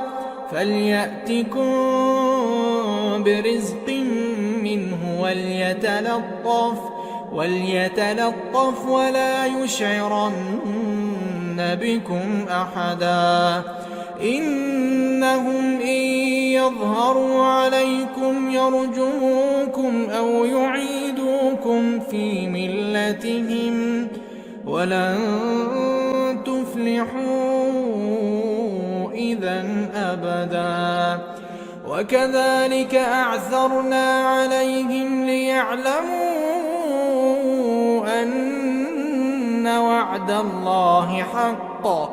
وأن الساعة لا ريب فيها إذ يتنازعون بينهم أمرهم فقالوا ابنوا عليهم بنيانا ربهم أعلم بهم قال الذين غلبوا على أمرهم لنتخذن عليهم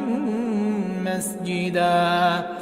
سيقولون ثلاثة رابعهم كلبهم ويقولون خمسة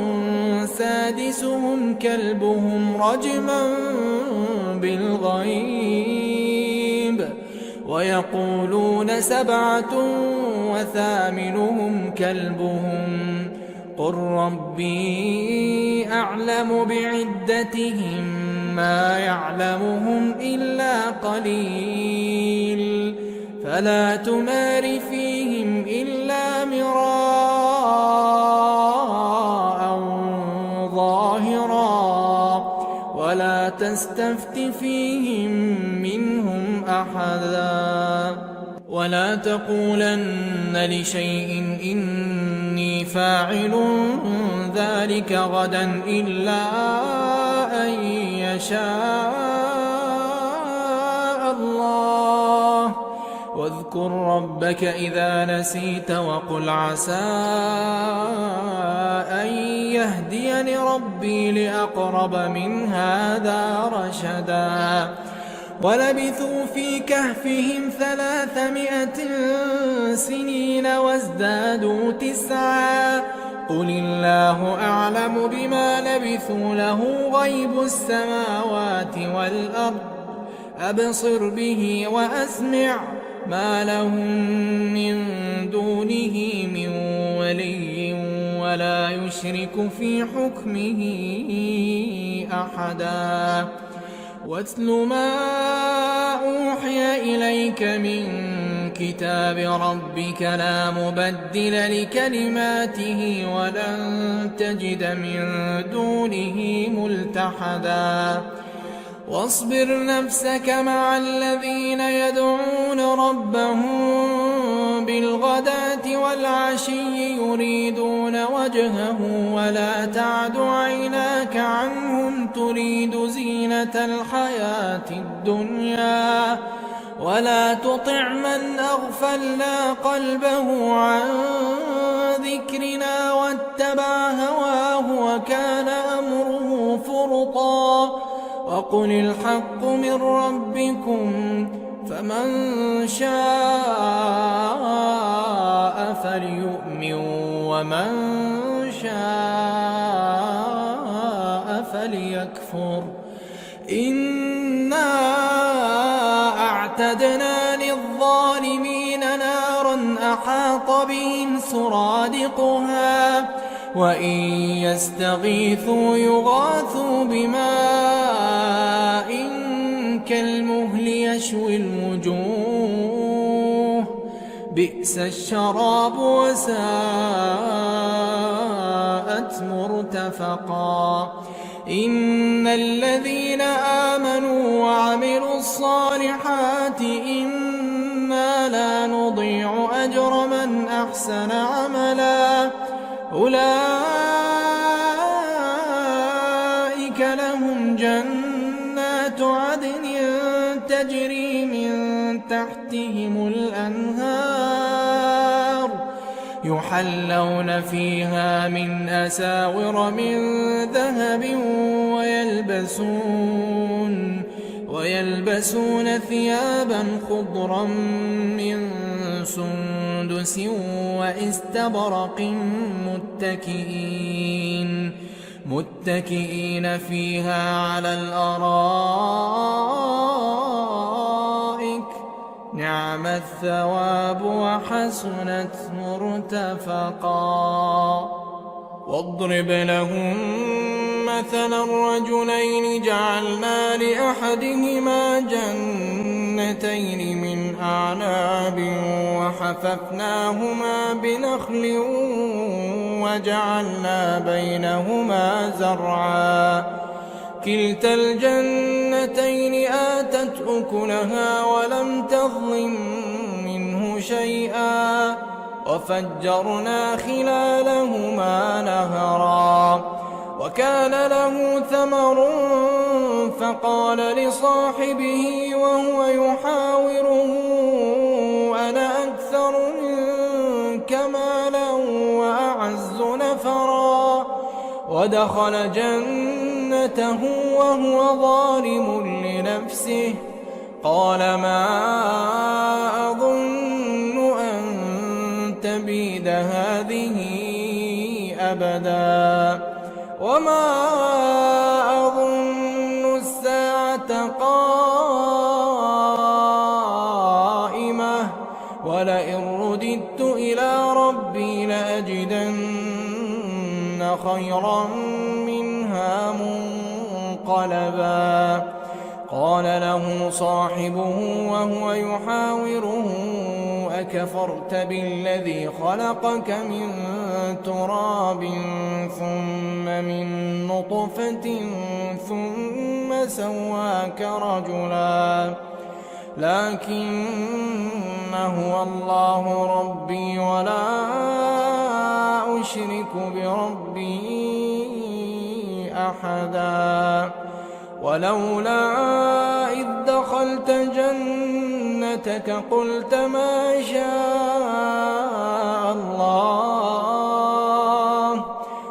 ما شاء الله لا قوة إلا بالله لأنا أقل منك مالا وولدا فعسى ربي أن يؤتيني خيرا من جنتك ويرسل عليها حسبانا من السماء فتصبح صعيدا زلقا أو يصبح ماؤها غورا فلن تستطيع له طلبا وأحيط بثمره فأصبح يقلب كفيه على ما أنفق فيها وهي خاوية على عروشها ويقول يا ليتني لم أشرك بربي أحدا ولم تكن له فئة ينصرونه من دون الله وما كان منتصرا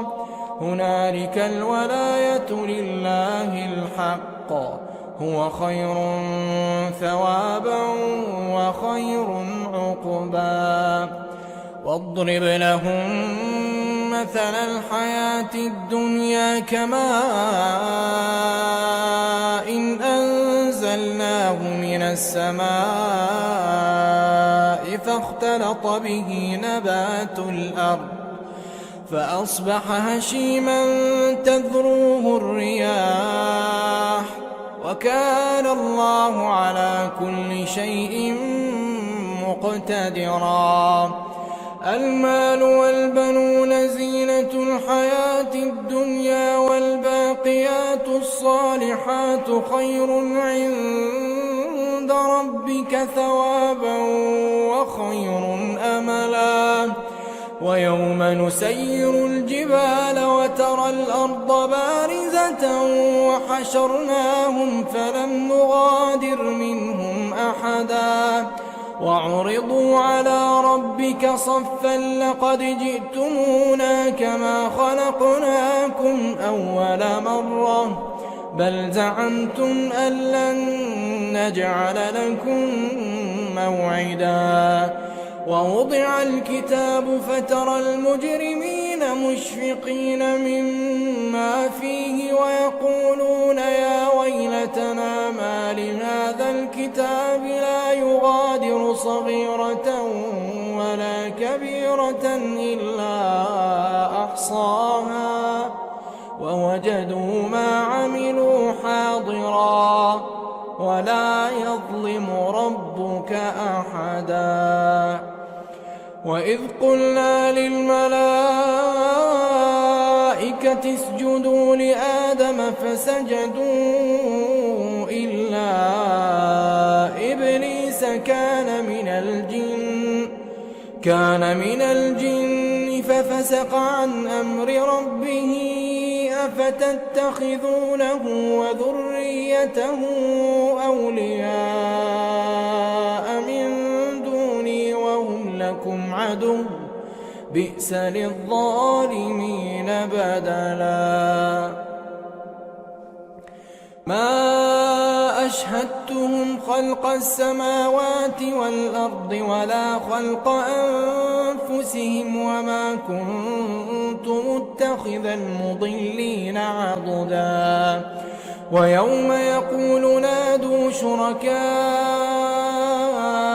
الذين زعمتم فدعوهم فلم يستجيبوا لهم وجعلنا بينهم موبقا ورأى المجرمون النار فظنوا أنهم مواقعوها ولم يجدوا عنها مصرفا ولقد صرفنا في هذا القرآن للناس من كل مثل وكان الإنسان أكثر شيء جدلا وما منع الناس أن يؤمنوا إذ جاءهم الهدى ويستغفروا ربهم إلا أن سنة الأولين أو يأتيهم العذاب قبلا وما نرسل المرسلين إلا مبشرين ومنذرين ويجادل الذين كفروا بالباطل ليدحضوا به الحق واتخذوا آياتي وما أنذروا هزوا ومن أظلم ممن ذكر بآيات ربه فأعرض عنها ونسي ما قدمت يداه إنا جعلنا على قلوبهم أكنة أن يفقهوه وفي آذانهم وقرا وإن تدعهم إلى الهدى فلن يهتدوا إذا أبدا وربك الغفور ذو الرحمة لو يؤاخذهم بما كسبوا لعجل لهم العذاب بل لهم موعد لن يجدوا من دونه موئلا وتلك القرى أهلكناهم لما ظلموا وجعلنا لمهلكهم موعدا وإذ قال موسى لفتاه لا أبرح حتى أبلغ مجمع البحرين أو أمضي حقبا فلما بلغا مجمع بينهما نسيا حوتهما فاتخذ سبيله في البحر سربا فلما جاوزا قال لفتاه آتنا غداءنا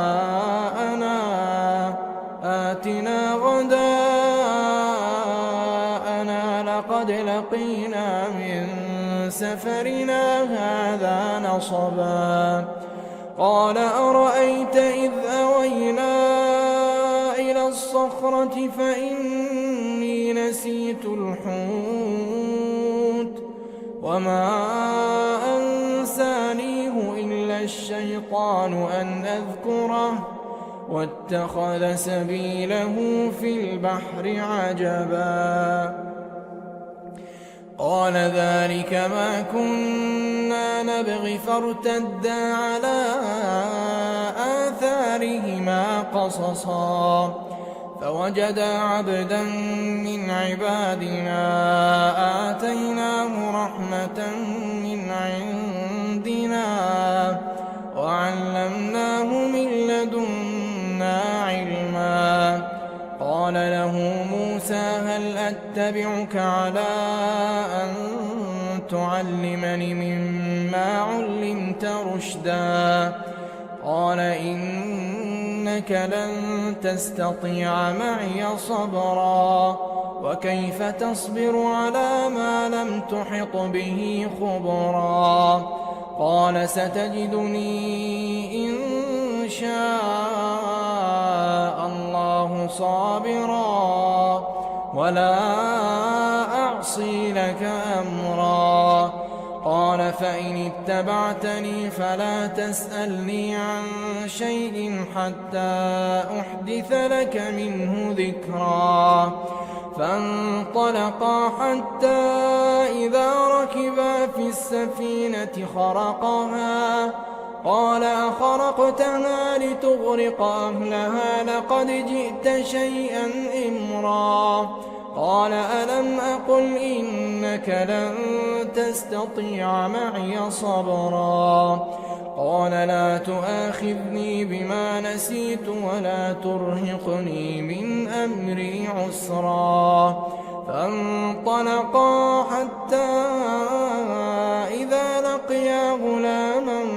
فقتله قال أقتلت نفسا زكية بغير نفس لقد جئت شيئا نكرا قال ألم أقل لك إن إنك لن تستطيع معي صبرا. قال إن سألتك عن شيء بعدها فلا تصاحبني قد بلغت من لدني عذرا. فانطلقا حتى إذا أتيا أهل قرية استطعما أهلها فأبوا أن يضيفوهما فوجدا فيها جدارا يريد أن ينقض فأقامه.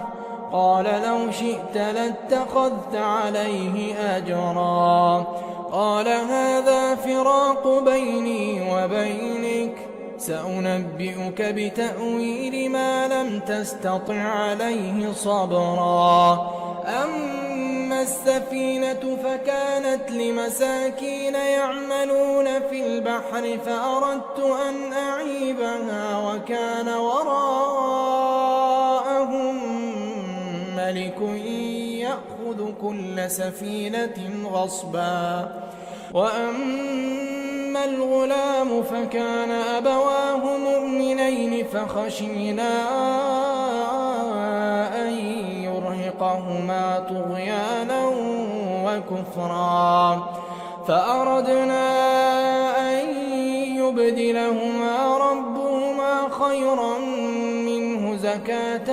وأقرب رحما.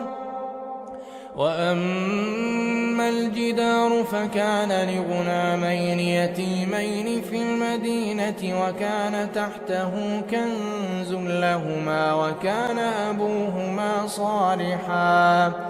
فأراد ربك أن يبلغا أشدهما ويستخرجا كنزهما رحمة من ربك وما فعلته عن أمري ذلك تأويل ما لم تسطع عليه صبرا. ويسألونك عن ذي القرنين قل سأتلو عليكم منه ذكرا. إنا مكنا له في الأرض وآتيناه من كل شيء سببا فأتبع سببا حتى إذا بلغ مغرب الشمس وجدها تغرب في عين حمئة ووجد عندها قوما قلنا يا ذا القرنين إما أن تعذب وإما أن تتخذ فيهم حسنا. قال أما من ظلم فسوف نعذبه ثم يرد إلى ربه فيعذبه عذابا نكرا. وأما من آمن وعمل صالحا فله جزاء الحسنى وسنقول له من أمرنا يسرا. ثم أتبع سببا حتى إذا بلغ مطلع الشمس وجدها تطلع على قوم لم نجعل لهم من دونها سترا. كذلك وقد أحطنا بما لديه خبرا. ثم أتبع سببا حتى إذا بلغ بين السدين وجد من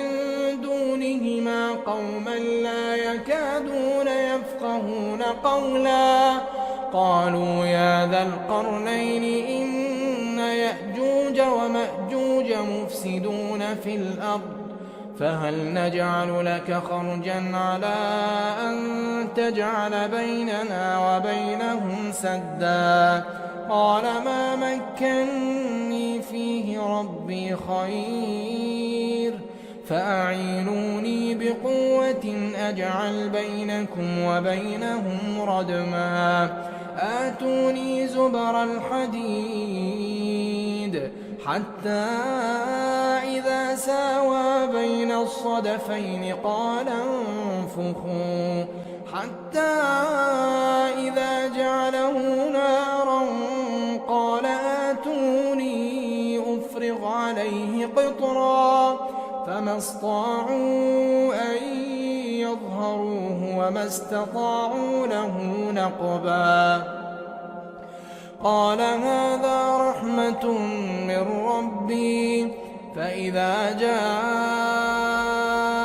وعد ربي جعله دكاء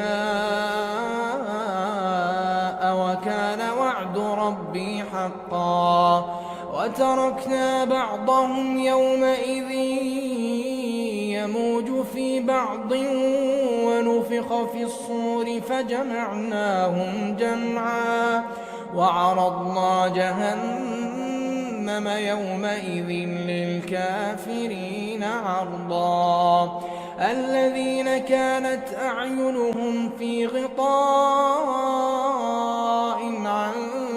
ذكري وكانوا لا يستطيعون سمعا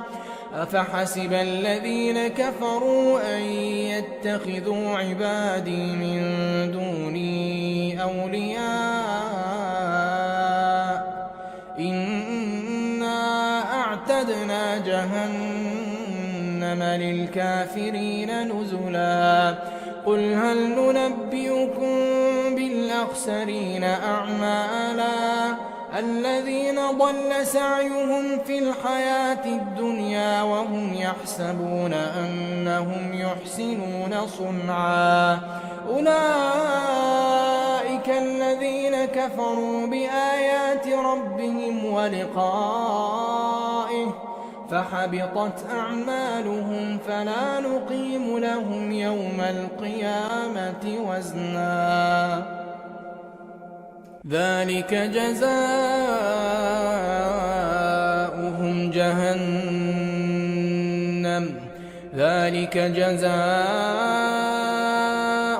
جهنم بما كفروا واتخذوا آياتي ورسلي هزوا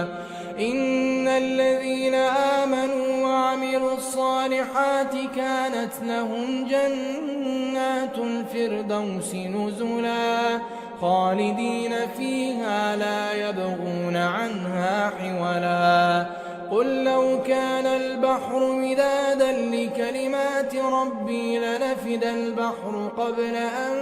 تنفد كلمات ربي ولو جئنا بمثله مددا قل إنما أنا بشر مثلكم يوحى إلي أنما إلهكم إله واحد فمن كان يرجو لقاء ربه فليعمل عملا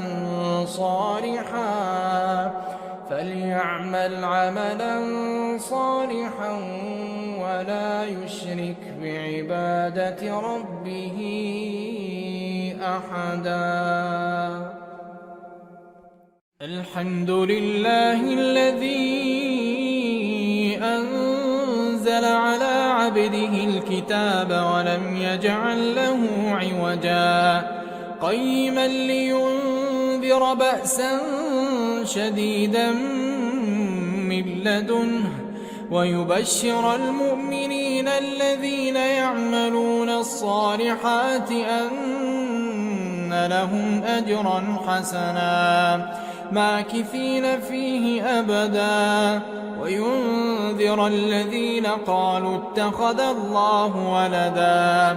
ما لهم به من علم ولا لآبائهم كبرت كلمة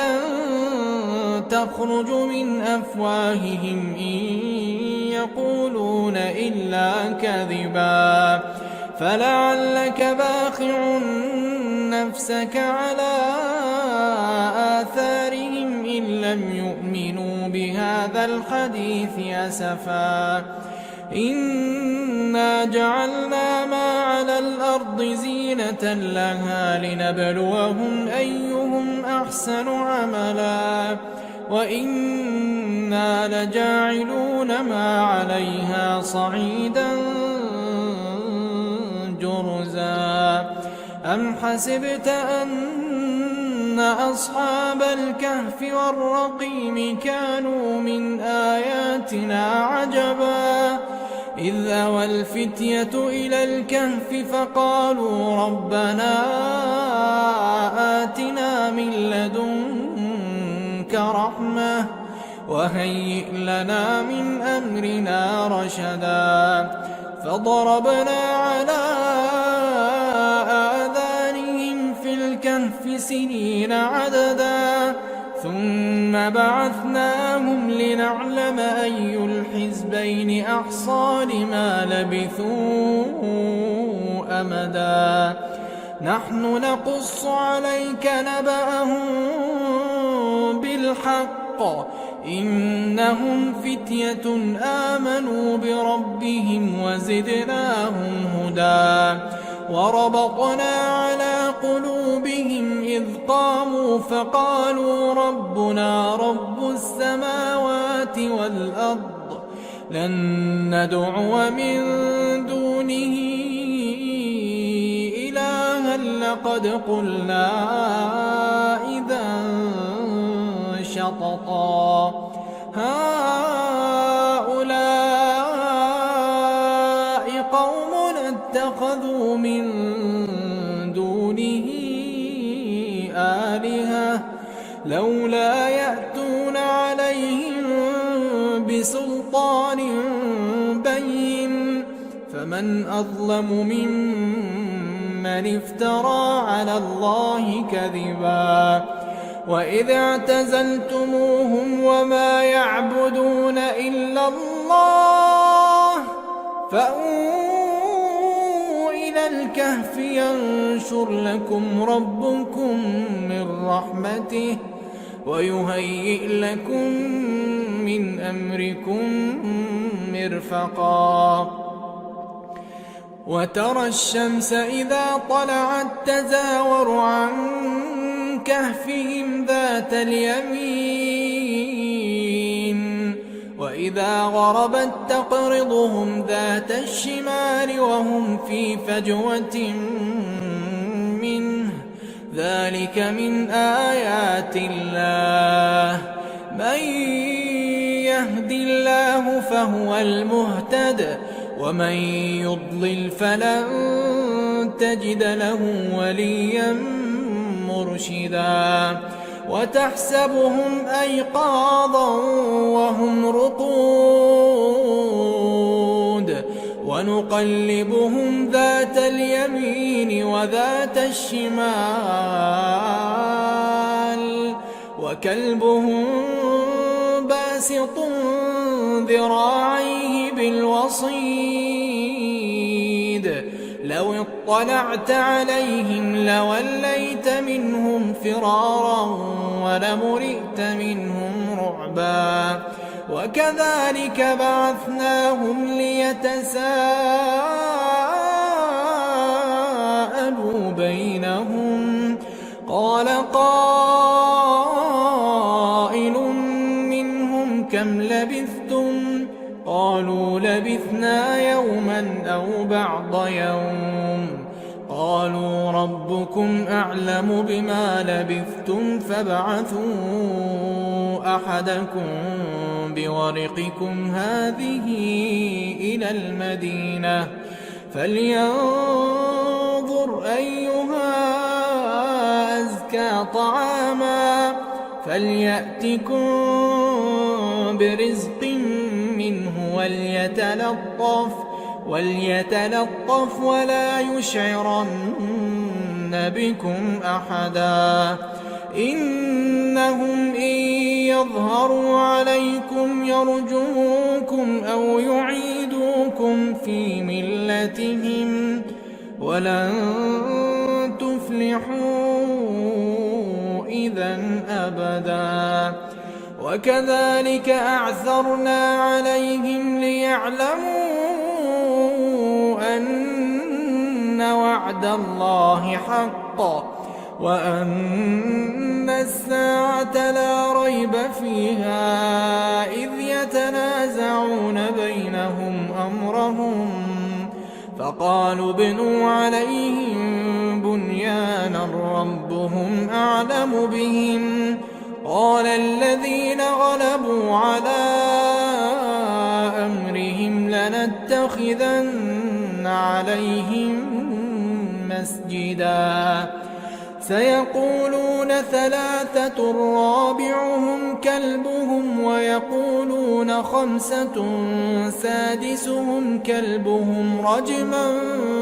بالغيب ويقولون سبعة وثامنهم كلبهم قل ربي أعلم بعدتهم ما يعلمهم إلا قليل فلا تمار فيهم إلا مراء ظاهرا ولا تستفت فيهم منهم أحدا ولا تقولن لشيء إني فاعل ذلك غدا إلا أن يشاء الله واذكر ربك إذا نسيت وقل عسى أن يهديني ربي لأقرب من هذا رشدا ولبثوا في كهفهم 300 سنين وازدادوا 9 قل الله أعلم بما لبثوا له غيب السماوات والأرض أبصر به وأسمع ما لهم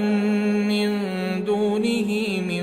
ولي ولا يشرك في حكمه أحدا واتل ما أوحي إليك من كتاب ربك لا مبدل لكلماته ولن تجد من دونه ملتحدا واصبر نفسك مع الذين يدعون ربهم بالغداة والعشي يريدون وجهه ولا تعد عيناك عنهم تريد زينة الحياة الدنيا ولا تطع من أغفلنا قلبه عن ذكرنا واتبع هواه وكان أمره فرطا وقل الحق من ربكم فمن شاء فليؤمن ومن شاء فليكفر إنا أعتدنا للظالمين نارا أحاط بهم سرادقها وإن يستغيثوا يغاثوا بماء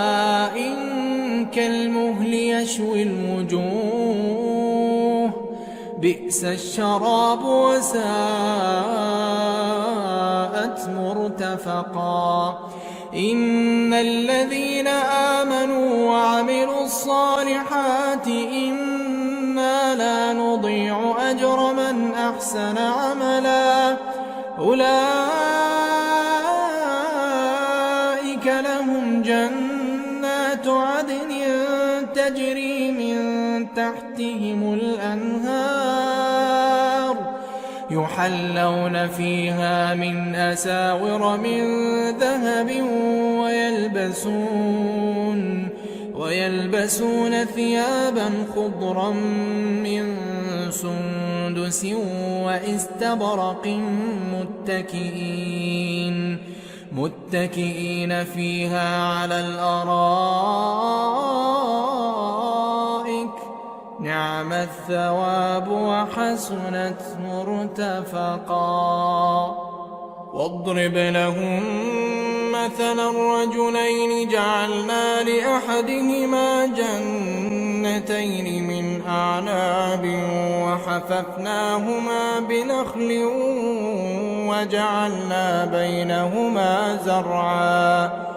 كلتا الجنتين آتت أكلها ولم تظلم منه شيئا وفجرنا خلالهما نهرا وكان له ثمر فقال لصاحبه وهو يحاوره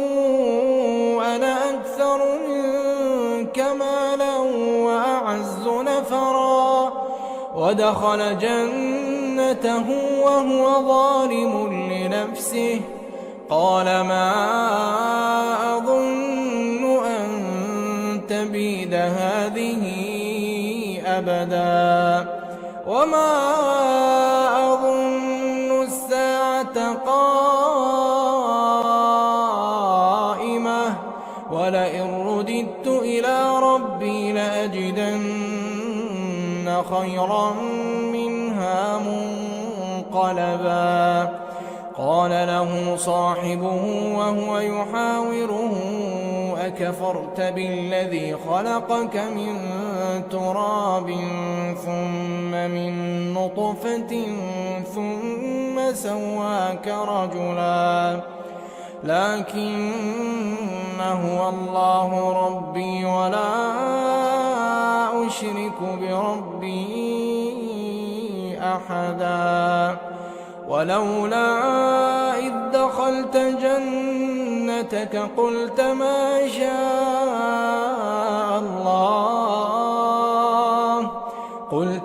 شاء الله لا قوة إلا بالله إن ترني أنا أقل منك مالا وولدا فعسى ربي أن يؤتيني خيرا من جنتك ويرسل عليها حسبانا من السماء فتصبح صعيدا زلقا أو يصبح ماؤها غورا فلن تستطيع له طلبا وأحيط بثمره فأصبح يقلب كفيه على ما أنفق فيها وهي خاوية على عروشها ويقول يا ليتني لم أشرك بربي أحدا ولم تكن له فئة ينصرونه من دون الله وما كان منتصرا هنالك الولاية لله الحق هو خير ثوابا وخير عقبا واضرب لهم مثل الحياة الدنيا كماء إن أنزلناه من السماء فاختلط به نبات الأرض فأصبح هشيما تذروه الرياح وكان الله على كل شيء مقتدرا المال والبنون زينة الحياة الدنيا والباقيات الصالحات خير عند ربك ثوابا وخير أملا ويوم نسير الجبال وترى الأرض بارزة وحشرناهم فلم نغادر منهم أحدا وعرضوا على ربك صفا لقد جئتمونا كما خلقناكم أول مرة بل زعمتم أن لن نجعل لكم موعدا ووضع الكتاب فترى المجرمين مشفقين مما فيه ويقولون يا ويلتنا ما لهذا الكتاب لا يغادر صغيرة ولا كبيرة إلا أحصاها ووجدوا ما عملوا حاضرا ولا يظلم ربك أحدا وإذ قلنا للملائكة اسجدوا لآدم فسجدوا إلا إبليس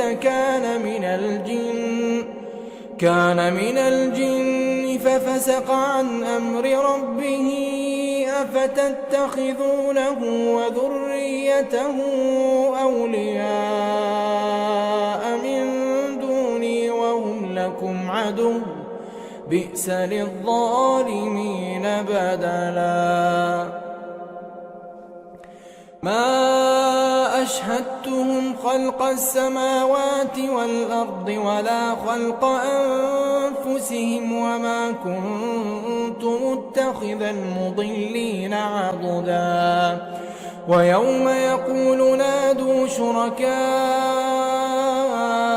الذين زعمتم فدعوهم فلم يستجيبوا لهم وجعلنا بينهم موبقا ورأى المجرمون النار فظنوا أنهم مواقعوها ولم يجدوا عنها مصرفا ولقد صرفنا في هذا القرآن للناس من كل مثل وكان الإنسان أكثر شيء جدلا وما منع الناس أن يؤمنوا إذ جاءهم الهدى ويستغفروا ربهم إلا أن تأتيهم سنة الأولين أو يأتيهم العذاب قبلا وما نرسل المرسلين إلا مبشرين ومنذرين ويجادل الذين كفروا بالباطل ليدحضوا به الحق واتخذوا آياتي وما أنذروا هزوا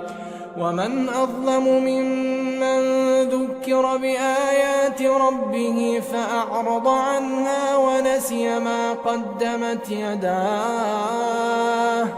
إنا جعلنا على قلوبهم أكنة أن يفقهوه وفي آذانهم وقرا وإن تدعهم إلى الهدى فلن يهتدوا إذن أبدا وربك الغفور ذو الرحمة لو يؤاخذهم بما كسبوا لعجل لهم العذاب بل لهم موعد لن يجدوا من دونه موئلا وتلك القرى أهلكناهم لما ظلموا وجعلنا لمهلكهم موعدا وإذ قال موسى لفتاه لا أبرح حتى أبلغ مجمع البحرين أو أمضي حقبا فلما بلغا مجمع بينهما نسيا حوتهما فاتخذ سبيله في البحر سربا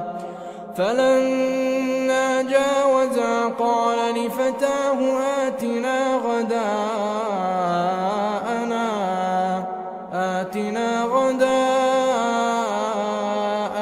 لقد لقينا من سفرنا هذا نصبا قال أرأيت إذ أوينا إلى الصخرة فإني نسيت الحوت وما أنسانيه إلا الشيطان أن أذكره واتخذ سبيله في البحر عجبا قال ذلك ما كنا نبغي فارتدا على آثارهما قصصا فوجدا عبدا من عبادنا آتيناه رحمة من عندنا وعلمناه من لدنا علما قال له موسى هل أتبعك على أن تعلمني مما علمت رشدا قال إنك إنك لن تستطيع معي صبرا وكيف تصبر على ما لم تحط به خبرا قال ستجدني إن شاء الله صابرا ولا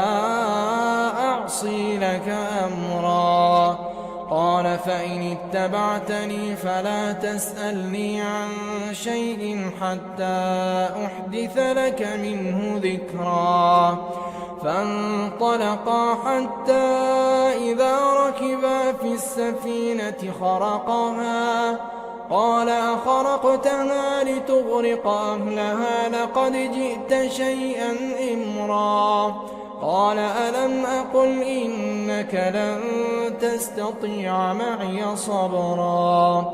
قال لا تؤاخذني بما نسيت ولا ترهقني من أمري عسرا فانطلقا حتى إذا لقيا غلاما فقتله قال أقتلت نفسا زكية بغير نفس لقد جئت شيئا نكرا قال ألم أقل لك إنك لن تستطيع معي صبرا قال إن سألتك عن شيء بعدها فلا تصاحبني قد بلغت من لدني عذرا فانطلقا حتى إذا أتيا أهل قرية استطعما أهلها فأبوا أن يضيفوهما فوجدا فيها جدارا يريد أن ينقض فأقامه قال لو شئت لاتخذت عليه أجرا قال هذا فراق بيني وبينك سأنبئك بتأويل ما لم تستطع عليه صبرا أما السفينة فكانت لمساكين يعملون في البحر فأردت أن أعيبها وكان وراءهم ملك يأخذ كل سفينة غصبا وأما الغلام فكان أبواه مؤمنين فخشينا أن يرهقهما طغيانا وكفرا فأردنا أن يبدلهما ربهما خيرا منه زكاة وأقرب رحما وأما الجدار فكان لغلامين يتيمين في المدينة وكان تحته كنز لهما وكان أبوهما صالحا فأراد ربك أن يبلغا أشدهما ويستخرجا كنزهما رحمة من ربك وما فعلته عن أمري ذلك تأويل ما لم تسطع عليه صبرا ويسألونك عن ذي القرنين قل سأتلو عليكم منه ذكرا إنا مكنا له في الأرض وآتيناه من كل شيء سببا فأتبع سببا حتى إذا بلغ مغرب الشمس وجدها تغرب في عين حمئة ووجد عندها قوما قلنا يا ذا القرنين إما أن تعذب وإما أن تتخذ فيهم حسنا قال أما من ظلم فسوف نعذبه ثم يرد إلى ربه فيعذبه عذابا نكرا وأما من آمن وعمل صالحا فله جزاء الحسنى وسنقول له من أمرنا يسرا ثم أتبع سببا حتى إذا بلغ مطلع الشمس وجدها تطلع على قوم لم نجعل لهم من دونها سترا كذلك وقد أحطنا بما لديه خبرا ثم أتبع سببا حتى إذا بلغ بين السدين وجد من دونهما قوما لا يكادون يفقهون قولا قالوا يا ذا القرنين إن يأجوج ومأجوج مفسدون في الأرض فهل نجعل لك خرجا على أن تجعل بيننا وبينهم سدا قال ما مكني فيه ربي خير فأعينوني بقوة أجعل بينكم وبينهم ردما آتوني زبر الحديد حتى إذا ساوى بين الصدفين قال انفخوا حتى إذا جعله نارا قال آتوني أفرغ عليه قطرا فما استطاعوا أن يظهروه وما استطاعوا له نقبا قال هذا رحمة من ربي فإذا جاء وعد ربي جعله دكاء وكان وعد ربي حقا وتركنا بعضهم يومئذ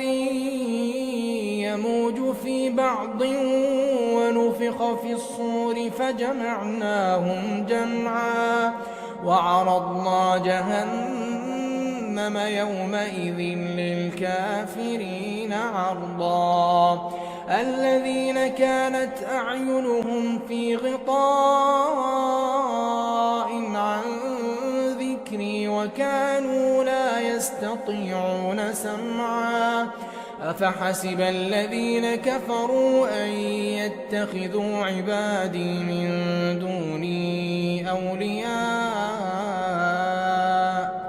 إنا أعتدنا جهنم للكافرين نزلا قل هل ننبئكم بالأخسرين أعمالا الذين ضل سعيهم في الحياة الدنيا وهم يحسبون أنهم يحسنون صنعا أولئك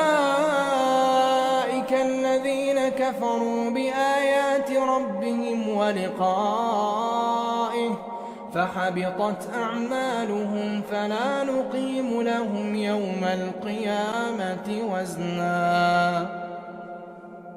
ذلك جزاؤهم جهنم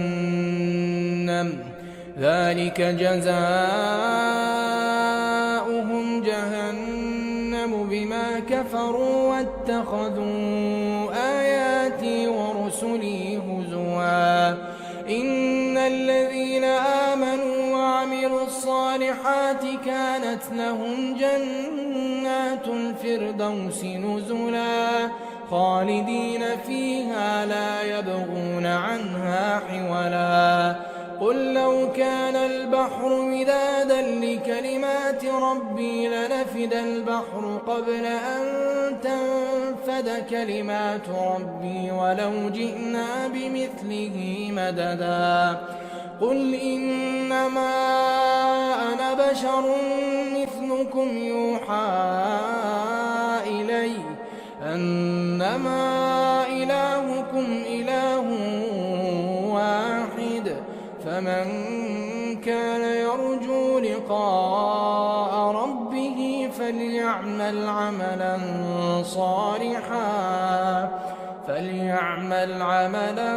صالحا ولا يشرك بعبادة ربه أحدا الإنسان أكثر شيء جدلا وما منع الناس أن يؤمنوا إذ جاءهم الهدى ويستغفروا ربهم إلا أن تأتيهم سنة الأولين أو يأتيهم العذاب قبلا وما نرسل المرسلين إلا مبشرين ومنذرين ويجادل الذين كفروا بالباطل ليدحضوا به الحق واتخذوا آياتي وما أنذروا هزوا ومن أظلم ممن ذكر بآيات ربه فأعرض عنها ونسي ما قدمت يداه إنا جعلنا على قلوبهم أكنة أن يفقهوه وفي آذانهم وقرا وإن تدعهم إلى الهدى فلن يهتدوا إذا أبدا وربك الغفور ذو الرحمة لو يؤاخذهم بما كسبوا لعجل لهم العذاب بل لهم موعد لن يجدوا من دونه موئلا وتلك القرى أهلكناهم لما ظلموا وجعلنا لمهلكهم موعدا وإذ قال موسى لفتاه لا أبرح حتى أبلغ مجمع البحرين أو أمضي حقبا فلما بلغا مجمع بينهما نسيا حوتهما فاتخذ سبيله في البحر سربا فلما جاوزا قال لفتاه آتنا غداءنا لقد لقينا من سفرنا هذا نصبا قال أرأيت إذ أوينا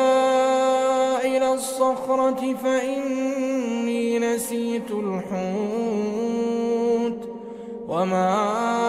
أنسانيه إلا الشيطان أن أذكره واتخذ سبيله في البحر عجبا قال ذلك ما كنا نبغي فارتدا على آثارهما قصصا فوجدا عبدا من عبادنا آتيناه رحمة من عندنا وعلمناه من لدنا علما قال له موسى هل أتبعك على أن تعلمني مما علمت رشدا قال إنك لن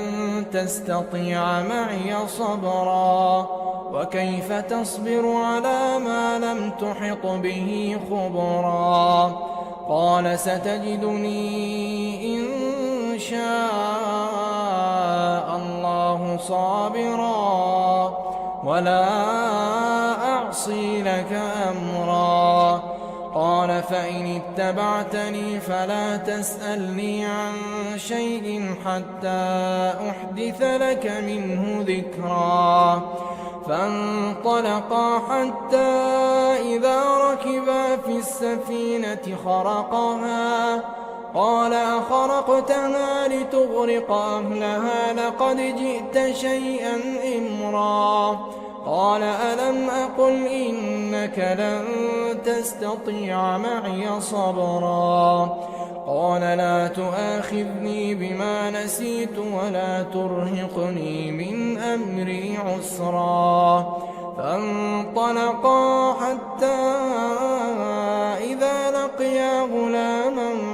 فقتله قال أقتلت نفسا زكية بغير نفس لقد جئت شيئا نكرا قال ألم أقل لك إنك لن تستطيع معي صبرا قال إن سألتك عن شيء بعدها فلا تصاحبني قد بلغت من لدني عذرا فانطلقا حتى إذا أتيا أهل قرية استطعما أهلها فأبوا أن يضيفوهما فوجدا فيها جدارا يريد أن ينقض فأقامه قال لو شئت لاتخذت عليه أجرا قال هذا فراق بيني وبينك سأنبئك بتأويل ما لم تستطع عليه صبرا أما السفينة فكانت لمساكين يعملون في البحر فأردت أن أعيبها وكان وراءهم ملك يأخذ كل سفينة غصبا وأما الغلام فكان أبواه مؤمنين فخشينا أن يرهقهما طغيانا وكفرا فأردنا أن يبدلهما ربهما خيرا منه زكاة وأقرب رحما وأما الجدار فكان لغلامين يتيمين في المدينة وكان تحته كنز لهما وكان أبوهما صالحا فأراد ربك أن يبلغا أشدهما ويستخرجا كنزهما رحمة من ربك وما فعلته عن أمري ذلك تأويل ما لم تسطع عليه صبرا ويسألونك عن ذي القرنين قل سأتلو عليكم منه ذكرا إنا مكنا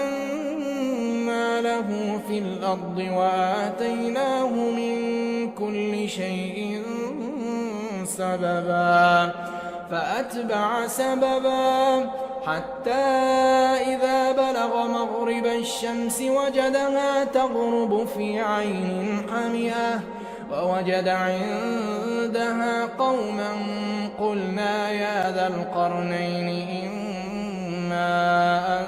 تعذب وإما أن تتخذ فيهم حسنا قال أما من ظلم فسوف نعذبه ثم يرد إلى ربه فيعذبه عذابا نكرا وأما من آمن وعمل صالحا فله جزاء الحسنى وسنقول له من أمرنا يسرا ثم أتبع سببا حتى إذا بلغ مطلع الشمس وجدها تطلع على قوم لم نجعل لهم من دونها سترا كذلك وقد أحطنا بما لديه خبرا ثم أتبع سببا حتى إذا بلغ بين السدين وجد من دونهما قوما لا يكادون يفقهون قولا قالوا يا ذا القرنين إن يأجوج ومأجوج مفسدون في الأرض فهل نجعل لك خرجا على أن تجعل بيننا وبينهم سدا قال ما مكني فيه ربي خير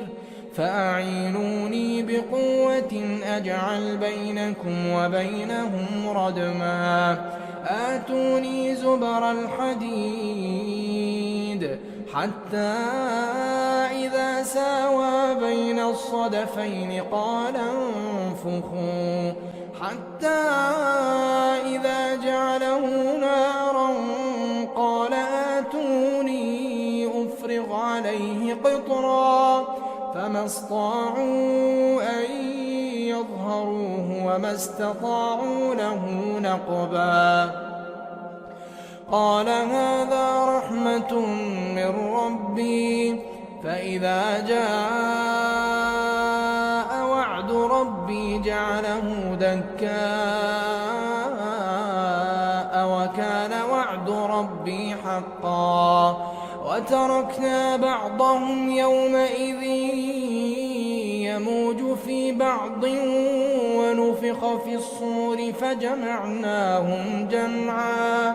وعرضنا جهنم يومئذ للكافرين عرضا الذين كانت أعينهم في غطاء عن ذكري وكانوا لا يستطيعون سمعا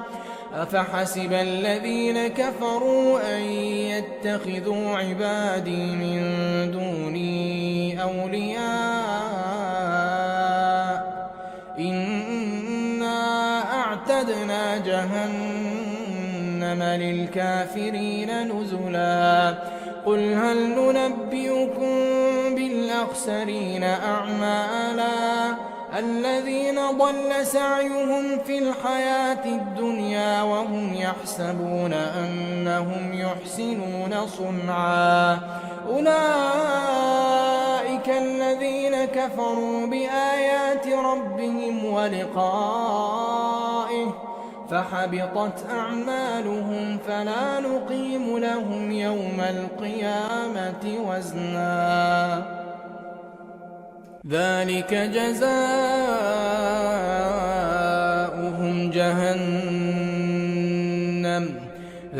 جزاؤهم جهنم بما كفروا واتخذوا آياتي ورسلي هزوا إن الذين آمنوا وعملوا الصالحات كانت لهم جنات الفردوس نزلا خالدين فيها لا يبغون عنها حولا قل لو كان البحر مدادا لكلمات ربي لنفد البحر قبل أن تنفد كلمات ربي ولو جئنا بمثله مددا قل إنما أنا بشر مثلكم يوحى إلي أنما إلهكم إله واحد فمن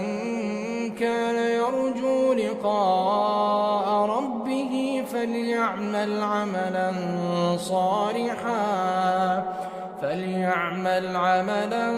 صالحا ولا يشرك بعبادة ربه أحدا يا ليتني لم أشرك بربي أحدا ولم تكن له فئة ينصرونه من دون الله وما كان منتصرا هنالك الولاية لله الحق هو خير ثوابا وخير عقبا واضرب لهم مثل الحياة الدنيا كماء إن أنزلناه من السماء فاختلط به نبات الأرض فأصبح هشيما تذروه الرياح وكان الله على كل شيء مقتدرا المال والبنون زينة الحياة الدنيا والبنون الصالحات خير عند ربك ثوابا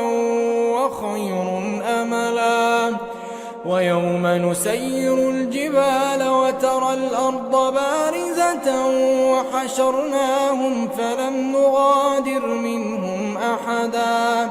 وعرضوا على ربك صفا لقد جئتمونا كما خلقناكم أول مرة بل زعمتم أن لن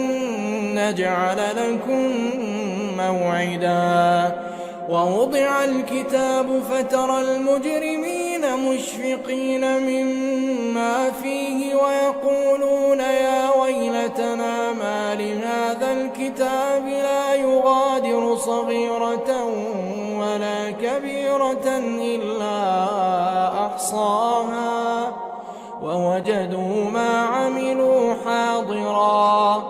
ولا يظلم ربك أحدا وإذ قلنا للملائكة اسجدوا لآدم فسجدوا إلا إبليس كان من الجن ففسق عن أمر ربه أفتتخذونه وذريته أولياء من دوني وهم لكم عدو بئس للظالمين بدلا ما أشهدتهم خلق السماوات والأرض ولا خلق أنفسهم وما كنت متخذ المضلين عضدا ويوم يقول نادوا شركائي الذين زعمتم فدعوهم فلم يستجيبوا لهم وجعلنا بينهم موبقا ورأى المجرمون النار فظنوا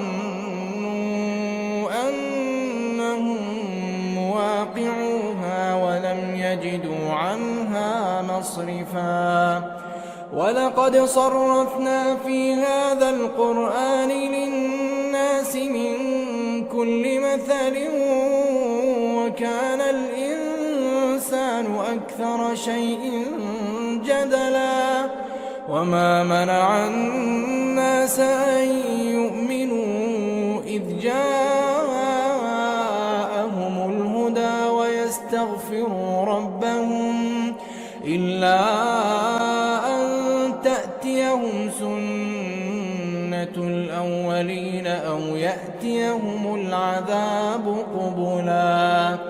وما نرسل المرسلين إلا مبشرين ومنذرين ويجادل الذين كفروا بالباطل ليدحضوا به الحق واتخذوا آياتي وما أنذروا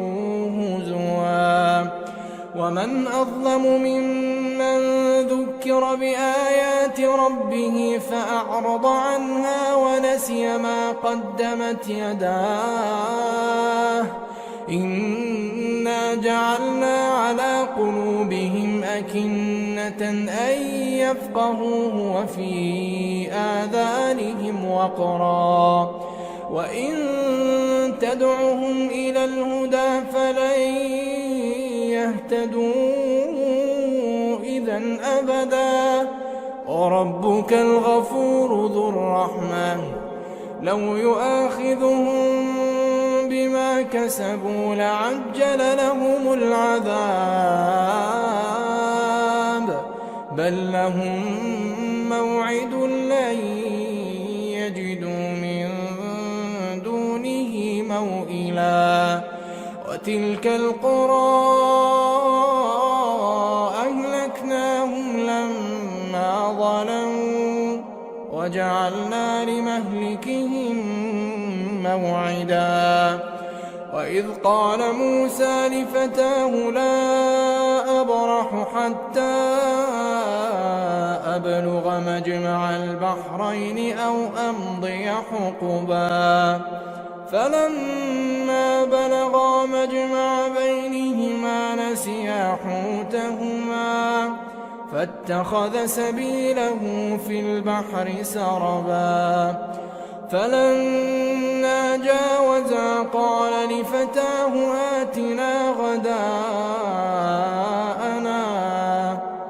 آتنا غداءنا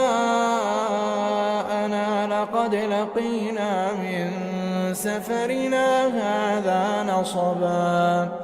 قال أرأيت إذ أوينا إلى الصخرة فإني نسيت الحوت وما أنسانيه إلا الشيطان أن أذكره واتخذ سبيله في البحر عجبا قال ذلك ما كنا نبغي فارتدا على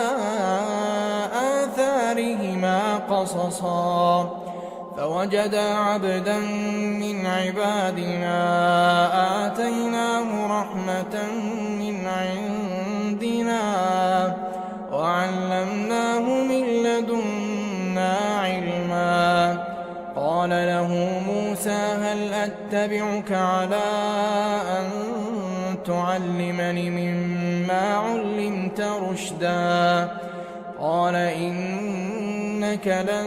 تستطيع معي صبرا وكيف تصبر على ما لم تحط به خبرا قال ستجدني إن شاء الله صابرا ولا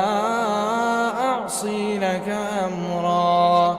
قال فإن اتبعتني فلا تسألني عن شيء حتى أحدث لك منه ذكرا فانطلقا حتى إذا ركبا في السفينة خرقها قال أخرقتها لتغرق أهلها لقد جئت شيئا إمرا قال ألم أقل إنك لن تستطيع معي صبرا قال لا تؤاخذني بما نسيت ولا ترهقني من أمري عسرا فانطلقا حتى إذا لقيا غلاما فقتله قال أقتلت نفسا زكية بغير نفس لقد جئت شيئا نكرا قال ألم أقل لك إنك لن تستطيع معي صبرا قال إن سألتك عن شيء بعدها فلا تصاحبني قد بلغت من لدني عذرا فانطلقا حتى إذا أتيا أهل قرية استطعما أهلها فأبوا أن يضيفوهما فوجدا فيها جدارا يريد أن ينقض فأقامه قال لو شئت لاتخذت عليه أجرا قال هذا فراق بيني وبينك سأنبئك بتأويل ما لم تستطع عليه صبرا أما السفينة فكانت لمساكين يعملون في البحر فأردت أن أعيبها وكان وراءهم ملك يأخذ كل سفينة غصبا وأما الغلام فكان أبواه مؤمنين فخشينا أن يرهقهما طغيانا وكفرا فأردنا أن يبدلهما ربهما خيرا منه زكاة وأقرب رحما وأما وأما الجدار فكان لغلامين يتيمين في المدينة وكان تحته كنز لهما وكان أبوهما صالحا فأراد ربك أن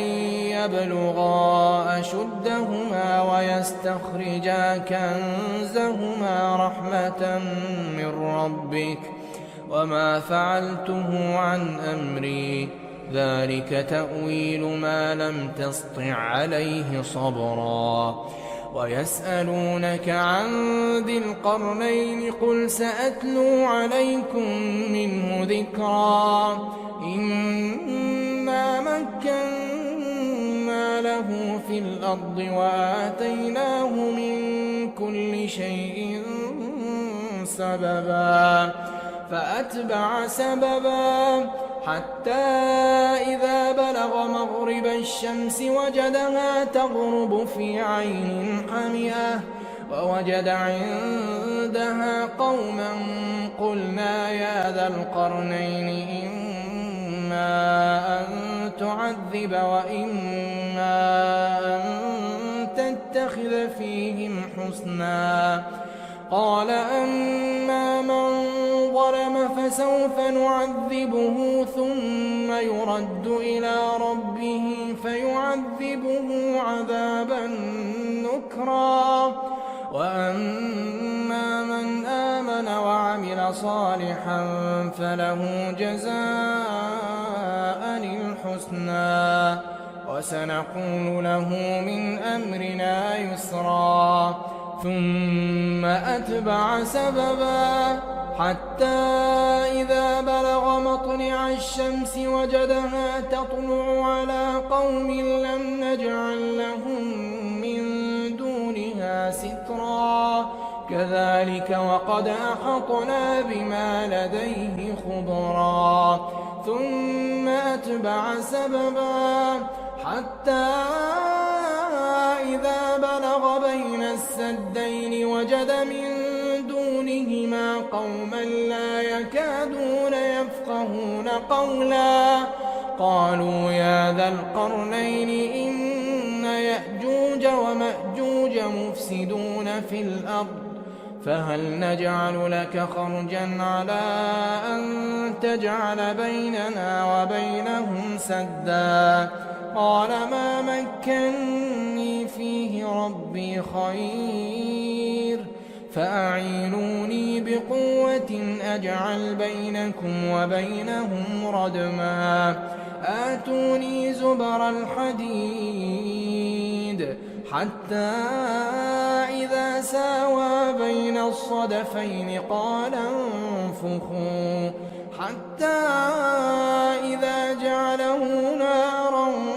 قال آتوني أفرغ عليه قطرا فما استطاعوا أن يظهروه وما استطاعوا له نقبا قال هذا رحمة من ربي فإذا جاء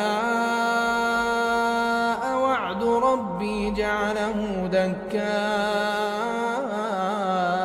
وكان وعد ربي حقا وتركنا بعضهم يومئذ يموج في بعض ونفخ في الصور فجمعناهم جمعا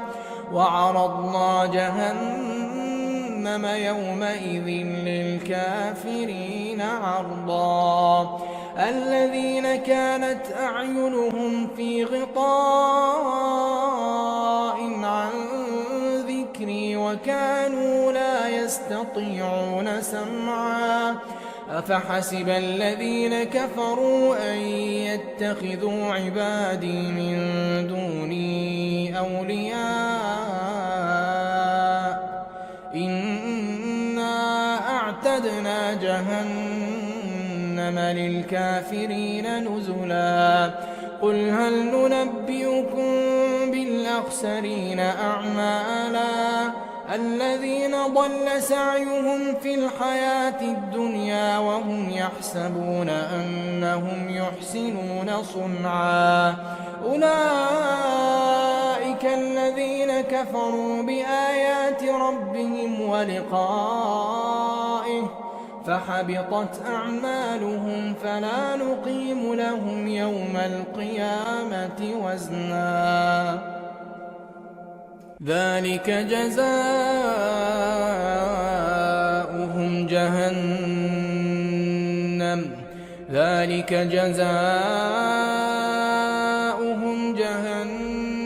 بما كفروا واتخذوا آياتي ورسلي هزوا إن الذين آمنوا وعملوا الصالحات كانت لهم جنات الفردوس نزلا خالدين فيها لا يبغون عنها حولا قل لو كان البحر مدادا لكلمات ربي لنفد البحر قبل أن تنفد كلمات ربي ولو جئنا بمثله مددا قل إنما أنا بشر مثلكم يوحى إلي أنما إلهكم إله واحد فمن كان يرجو لقاء ربه فليعمل عملا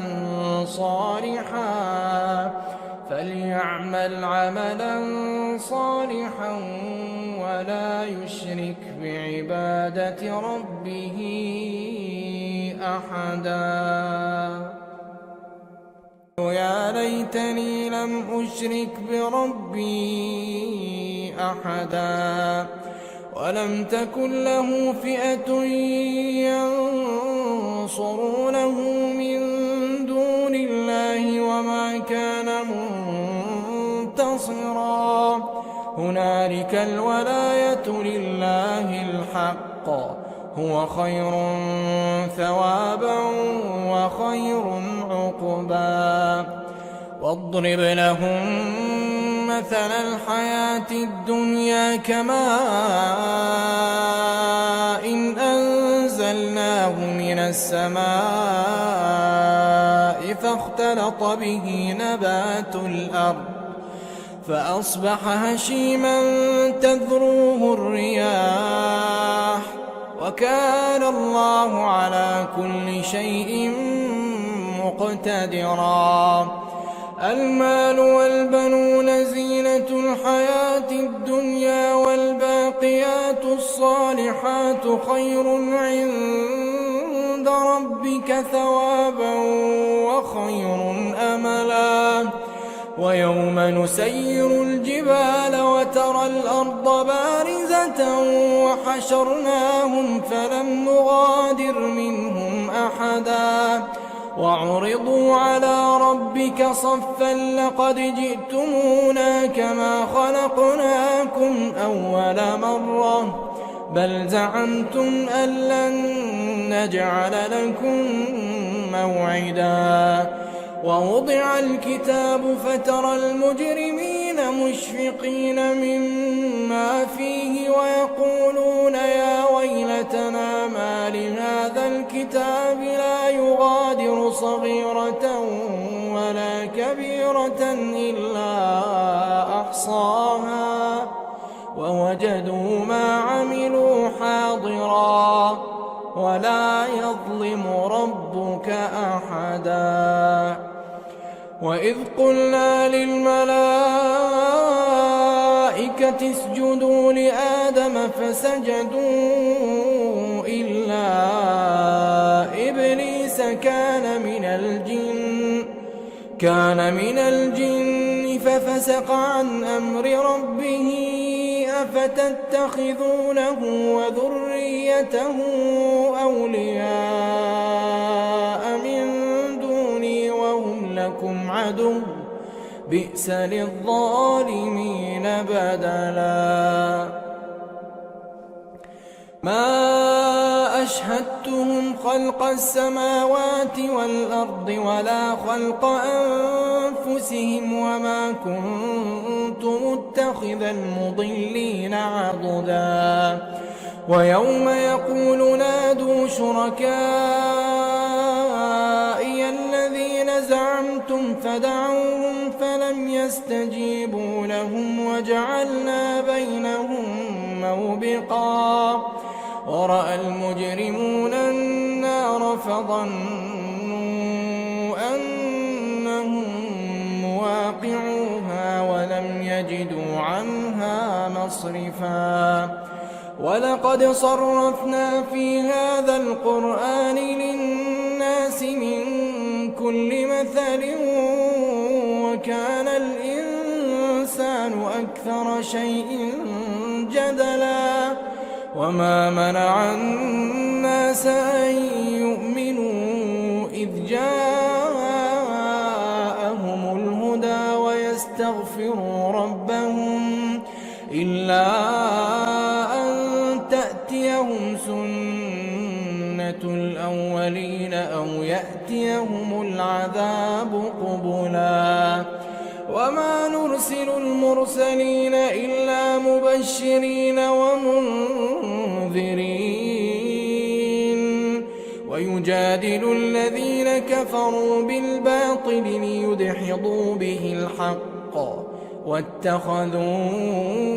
آياتي وما أنذروا هزوا ومن أظلم ممن ذكر بآيات ربه فأعرض عنها ونسي ما قدمت يداه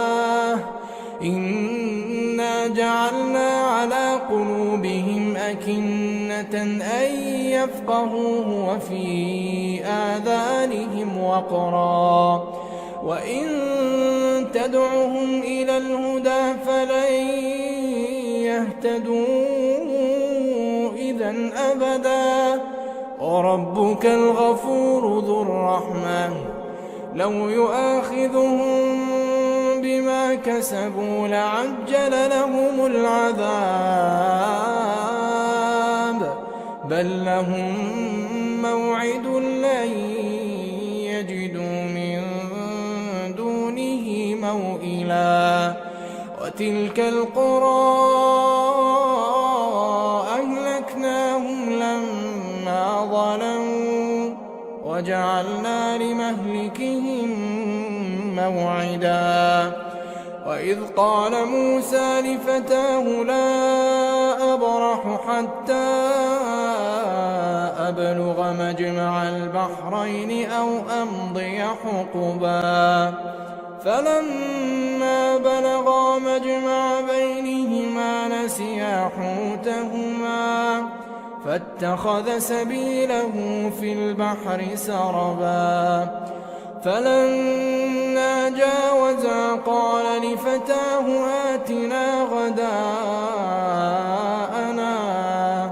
آتنا غداءنا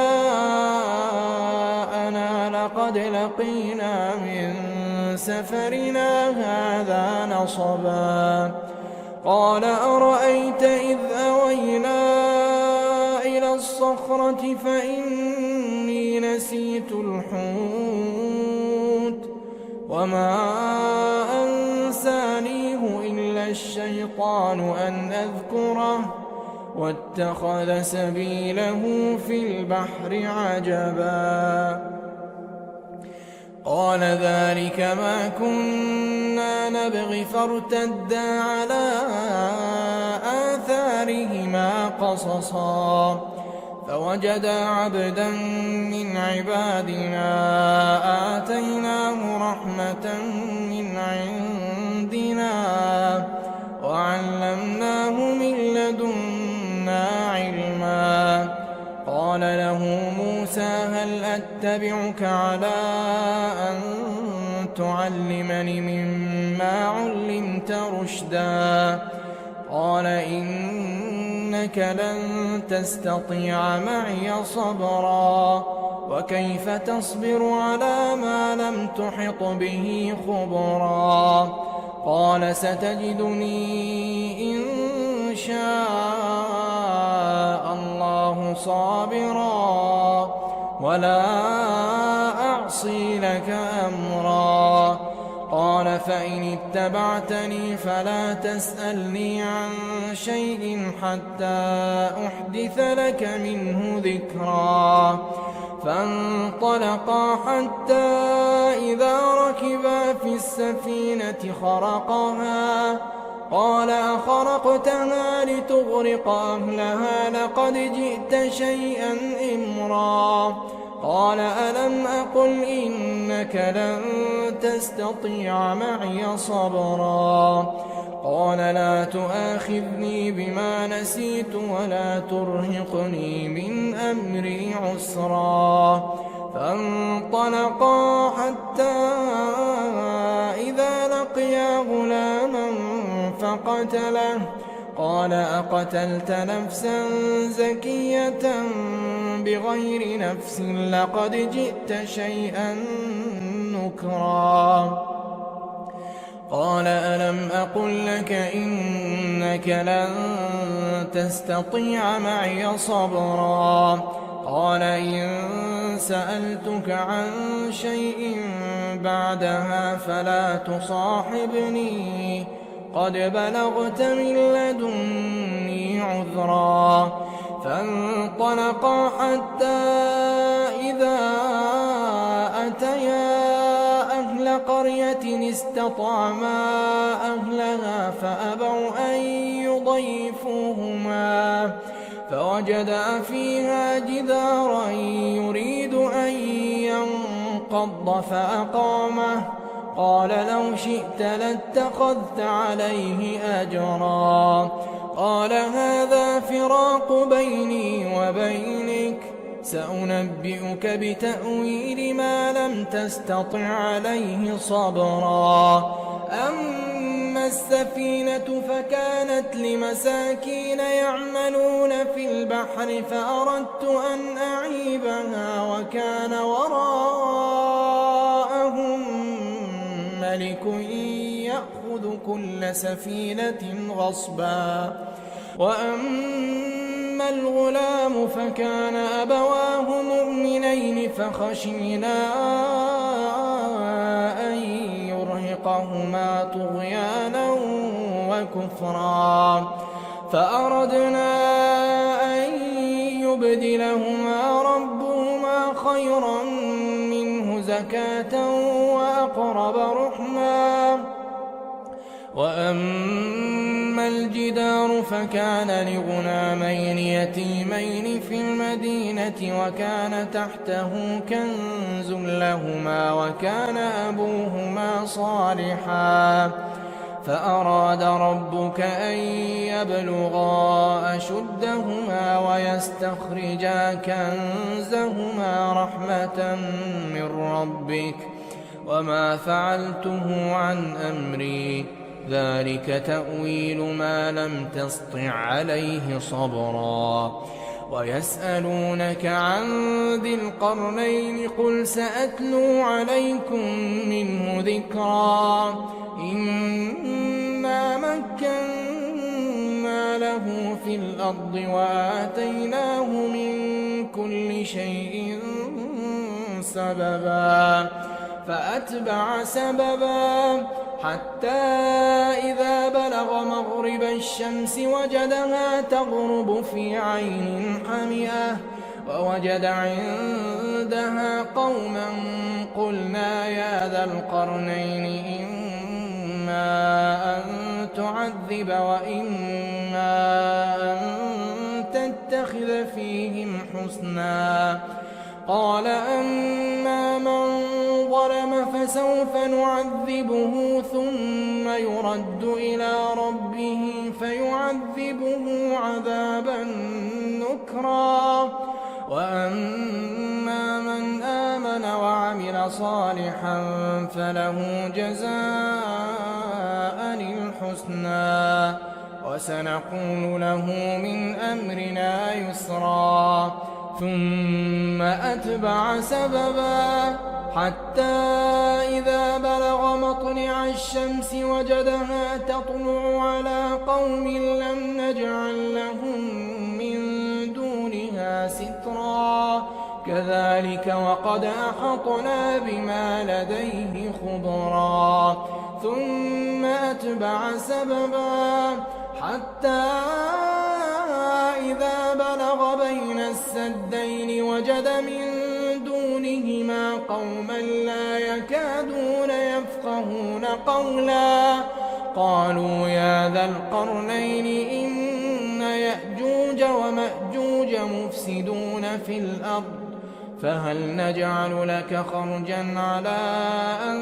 تجعل بيننا وبينهم سدا قال ما مكني فيه ربي خير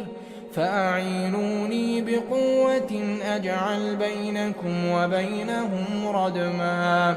آتوني زبر الحديد حتى إذا ساوى بين الصدفين قال انفخوا حتى إذا جعله نارا قال آتوني أفرغ عليه قطرا فما استطاعوا أن يظهروه وما استطاعوا له نقبا قال هذا رحمة من ربي فإذا جاء وعد ربي جعله دكاء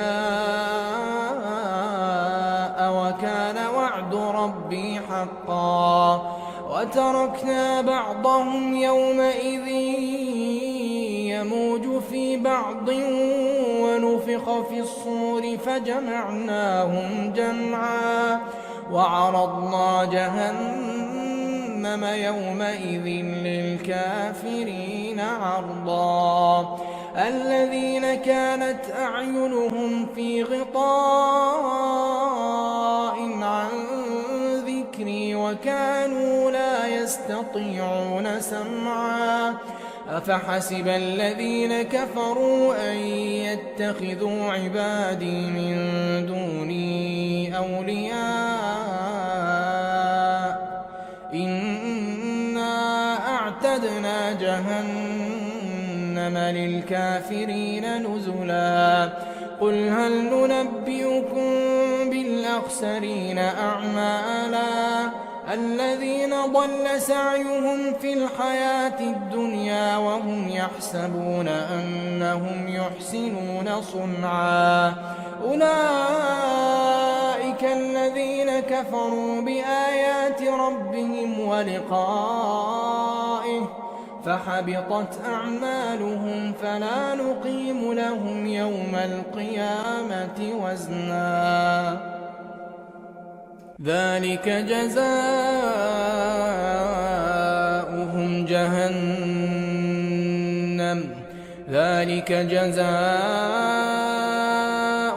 جهنم بما كفروا واتخذوا آياتي ورسلي هزوا إن الذين آمنوا وعملوا الصالحات كانت لهم جنات الفردوس نزلا خالدين فيها لا يبغون عنها حولا قل لو كان البحر مدادا لكلمات ربي لنفد البحر قبل أن تنفد كلمات ربي ولو جئنا بمثله مددا قل إنما أنا بشر مثلكم يوحى إلي أنما إلهكم إله واحد فمن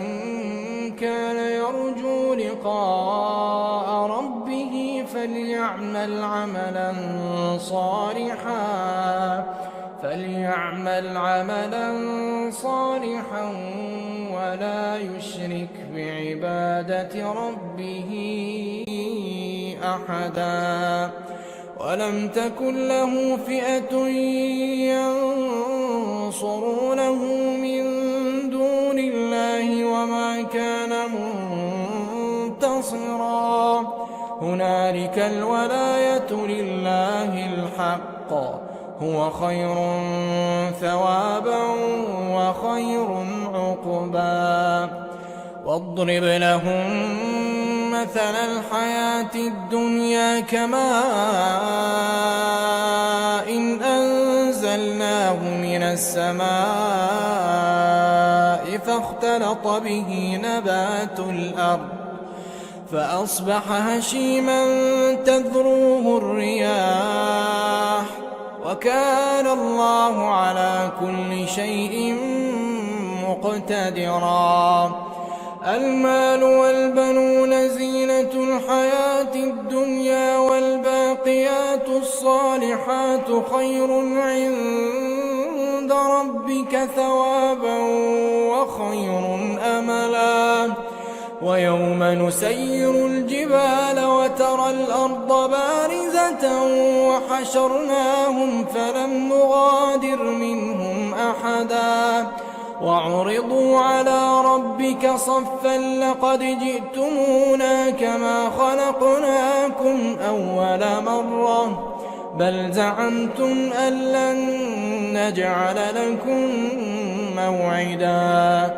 ووضع الكتاب فترى المجرمين مشفقين مما فيه ويقولون يا ويلتنا ما لهذا الكتاب لا يغادر صغيرة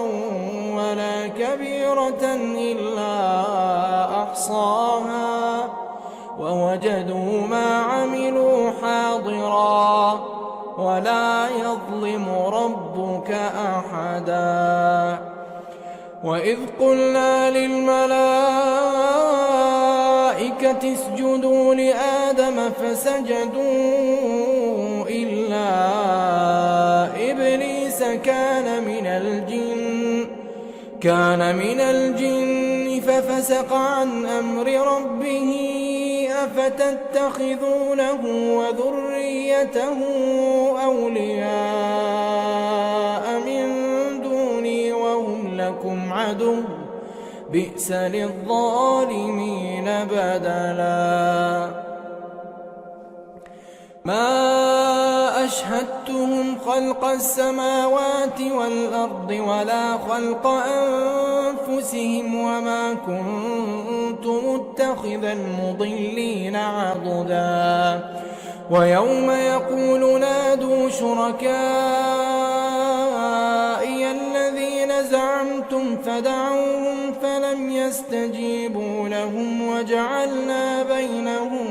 موبقا ورأى المجرمون النار فظنوا أنهم مواقعوها ولم يجدوا عنها مصرفا ولقد صرفنا في هذا القرآن للناس من كل مثل وكان الإنسان أكثر شيء جدلا وما منع الناس أن يؤمنوا إذ جاءهم الهدى ويستغفروا ربهم إلا أن تأتيهم سنة الأولين أو يأتيهم العذاب قبلا وما نرسل المرسلين إلا مبشرين ومنذرين ويجادل الذين كفروا بالباطل ليدحضوا به الحق واتخذوا آياتي وما أنذروا هزوا ومن أظلم ممن ذكر بآيات ربه فأعرض عنها ونسي ما قدمت يداه إنا جعلنا على قلوبهم أكنة أن يفقهوه وفي آذانهم وقرا وإن تدعهم إلى الهدى فلن يهتدوا إذا أبدا وربك الغفور ذو الرحمة لو يؤاخذهم بما كسبوا لعجل لهم العذاب بل لهم موعد لن يجدوا من دونه موئلا وتلك القرى أهلكناهم لما ظلموا وجعلنا لمهلكهم موعدا وإذ قال موسى لفتاه لا أبرح حتى أبلغ مجمع البحرين أو أمضي حقبا فلما بلغا مجمع بينهما نسيا حوتهما فاتخذ سبيله في البحر سربا فلما جاوزا قال لفتاه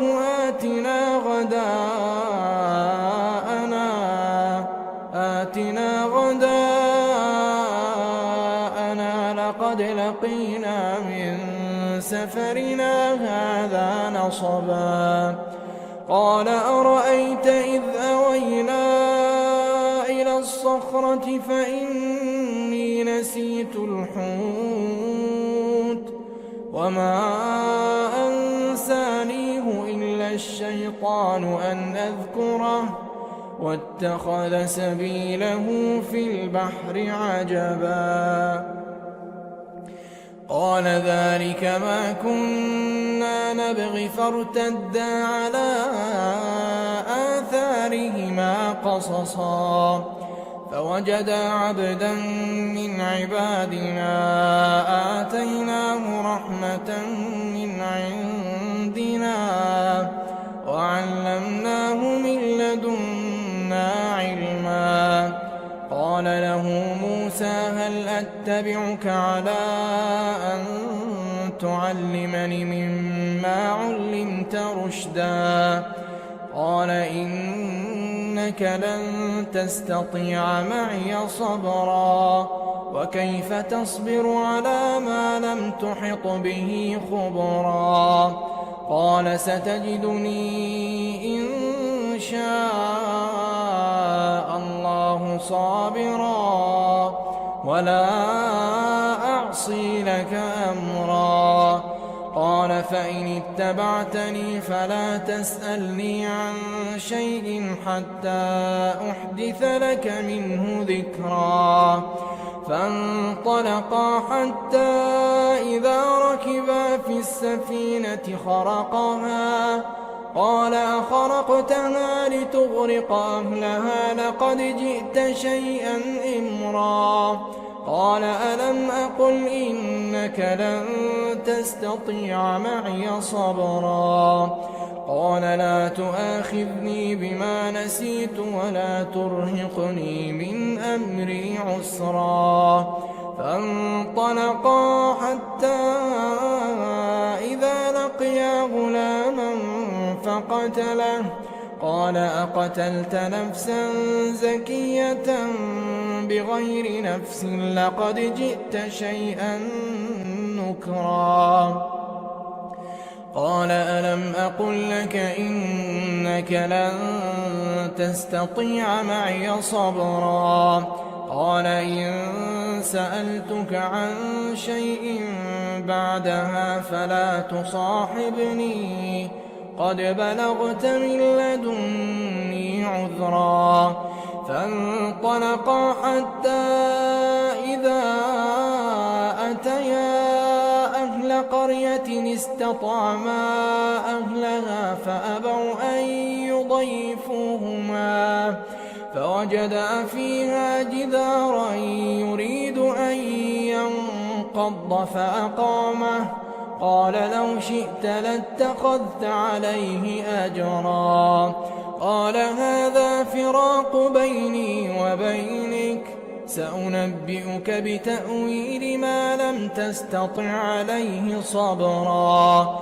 أما السفينة فكانت لمساكين يعملون في البحر فأردت أن أعيبها وكان وراءهم ملك يأخذ كل سفينة غصبا وأما أما الغلام فكان أبواه مؤمنين فخشينا أن يرهقهما طغيانا وكفرا فأردنا أن يبدلهما ربهما خيرا منه زكاة وأقرب رحما. وأما الجدار فكان لغلامين يتيمين في المدينة وكان تحته كنز لهما وكان أبوهما صالحا فأراد ربك أن يبلغا أشدهما ويستخرجا كنزهما رحمة من ربك وما فعلته عن أمري ذلك تأويل ما لم تسطع عليه صبرا. ويسألونك عن ذي القرنين قل سأتلو عليكم منه ذكرا إنا مكنا له في الأرض وآتيناه من كل شيء سببا فأتبع سببا حتى إذا بلغ مغرب الشمس وجدها تغرب في عين حمئة ووجد عندها قوما قلنا يا ذا القرنين إما أن تعذب وإما أن تتخذ فيهم حسنا قال أما من ظلم فسوف نعذبه ثم يرد إلى ربه فيعذبه عذابا نكرا وأما من آمن وعمل صالحا فله جزاء الحسنى وسنقول له من أمرنا يسرا ثم أتبع سببا حتى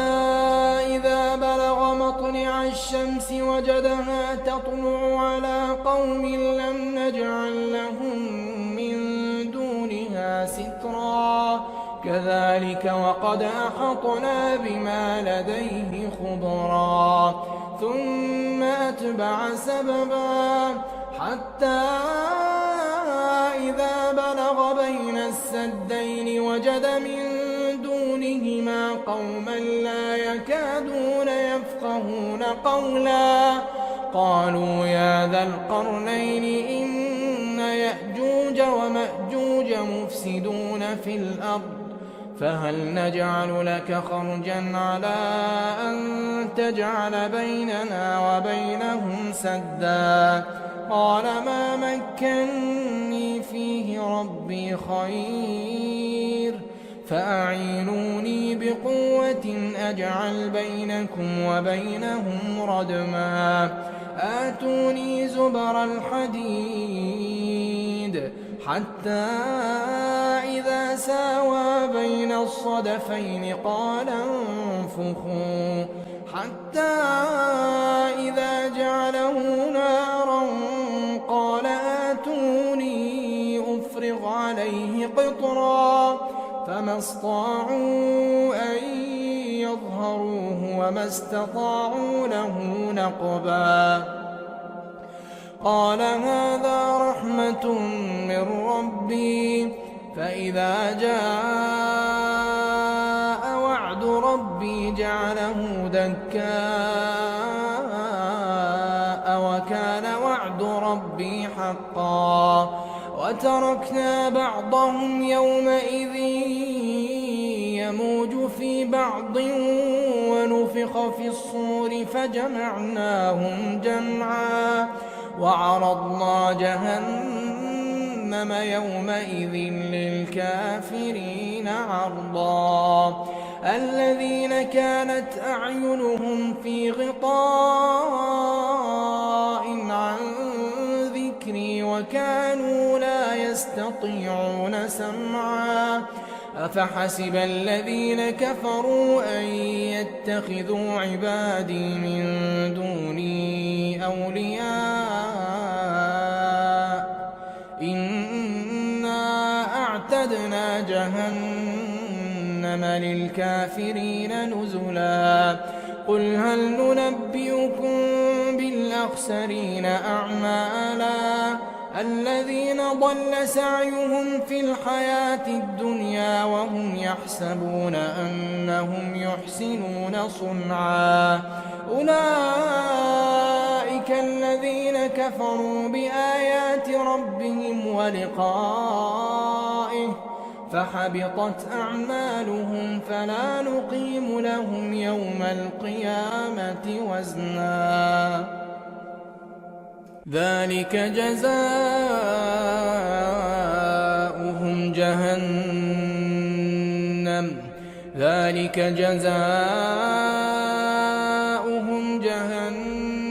بما كفروا واتخذوا آياتي ورسلي هزوا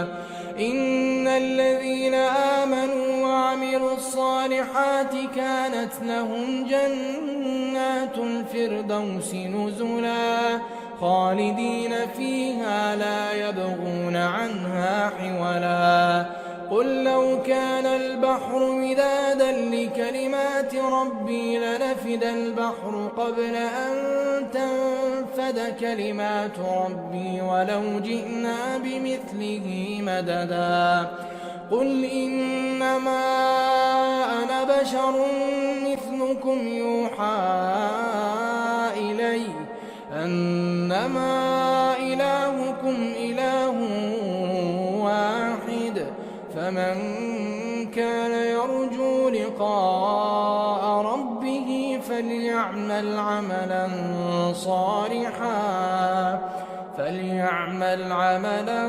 صالحا ولا يشرك بعبادة ربه يا ليتني لم أشرك بربي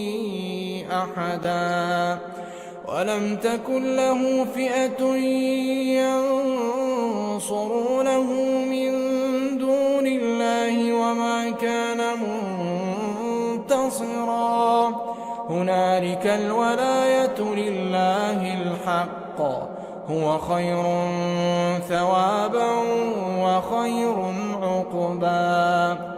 واضرب لهم مثل الحياة الدنيا كماء إن أنزلناه من السماء فاختلط به نبات الأرض فأصبح هشيما تذروه الرياح وكان الله على كل شيء مقتدرا المال والبنون زينة الحياة الدنيا والباقيات الصالحات خير عند ربك ثوابا وخير أملا ويوم نسير الجبال وترى الأرض بارزة وحشرناهم فلم نغادر منهم أحدا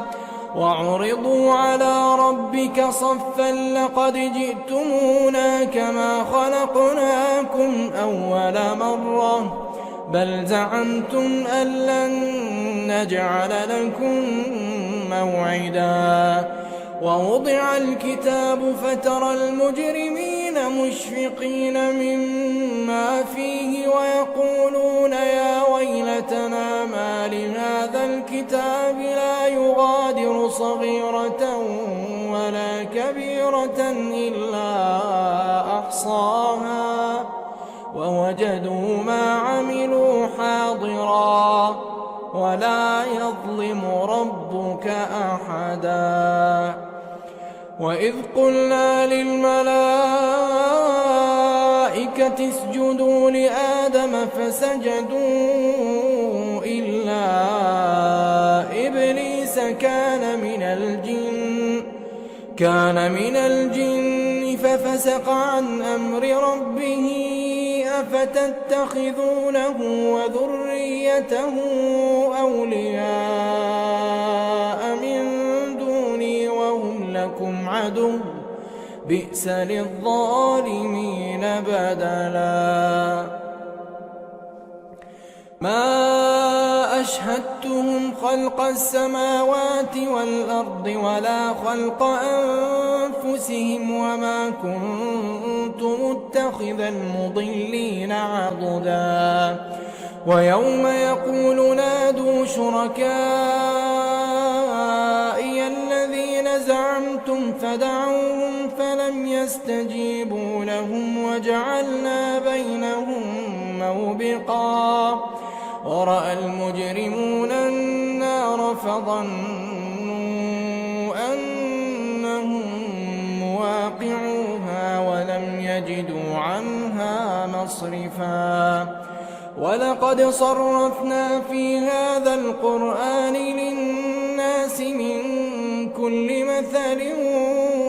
وكان الإنسان أكثر شيء جدلا وما منع الناس أن يؤمنوا إذ جاءهم الهدى ويستغفروا ربهم إلا أن تأتيهم سنة الأولين أو يأتيهم العذاب قبلا وما نرسل المرسلين إلا مبشرين ومنذرين ويجادل الذين كفروا بالباطل ليدحضوا به الحق واتخذوا آياتي وما أنذروا هزوا ومن أظلم ممن ذكر بآيات ربه فأعرض عنها ونسي ما قدمت يداه إنا جعلنا على قلوبهم أكنة أن يفقهوه وفي آذانهم وقرا وإن تدعهم إلى الهدى فلن يهتدوا إذا أبدا وربك الغفور ذو الرحمة لو يؤاخذهم بما كسبوا لعجل لهم العذاب بل لهم موعد لن يجدوا من دونه موئلا وتلك القرى أهلكناهم لما ظلموا وجعلنا لمهلكهم موعدا وإذ قال موسى لفتاه لا أبرح حتى أبلغ مجمع البحرين أو أمضي حقبا فلما بلغا مجمع بينهما نسيا حوتهما فاتخذ سبيله في البحر سربا فلما جاوزا قال لفتاه آتنا غداءنا لقد لقينا من سفرنا هذا نصبا قال أرأيت إذ أوينا إلى الصخرة فإني نسيت الحوت وما أنسانيه إلا الشيطان أن أذكره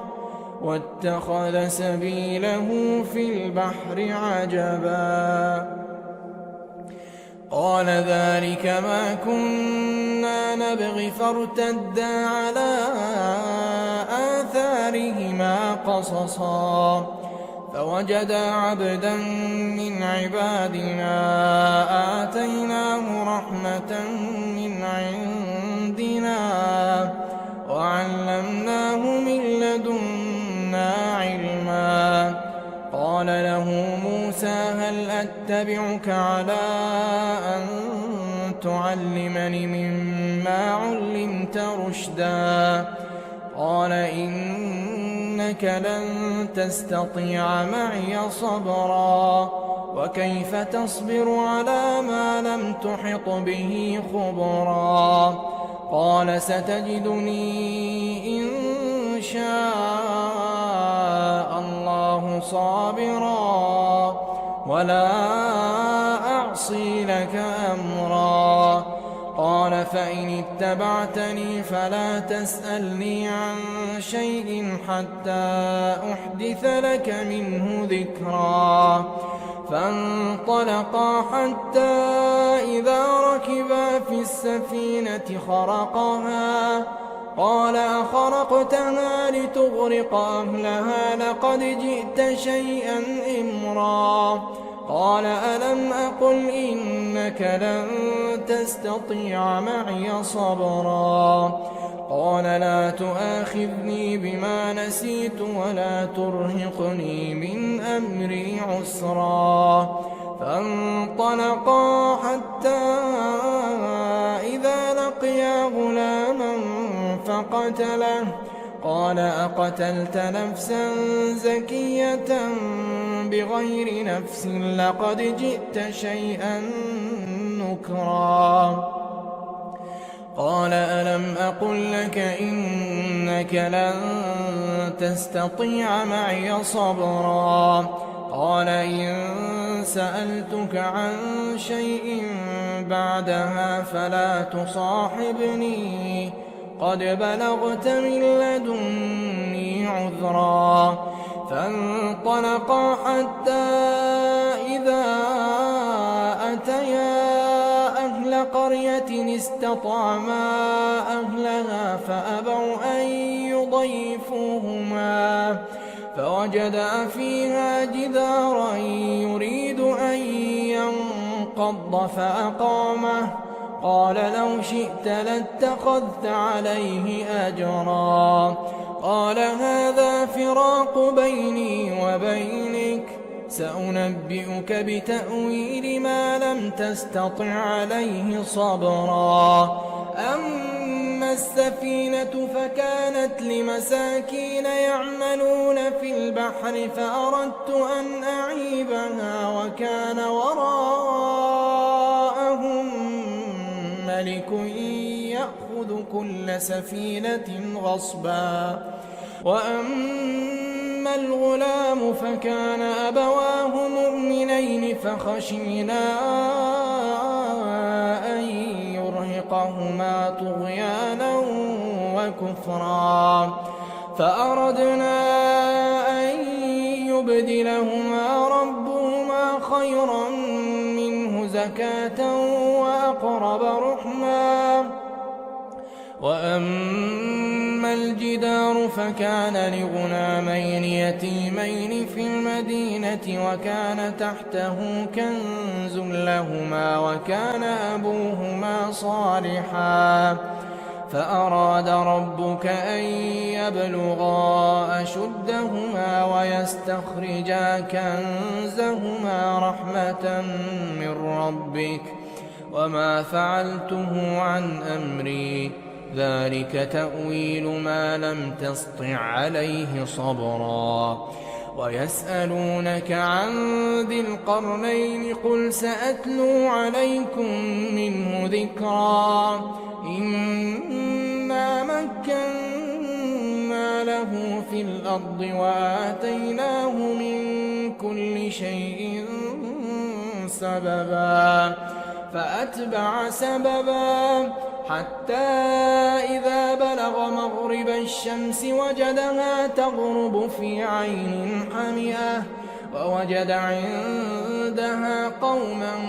قلنا يا ذا القرنين إما أن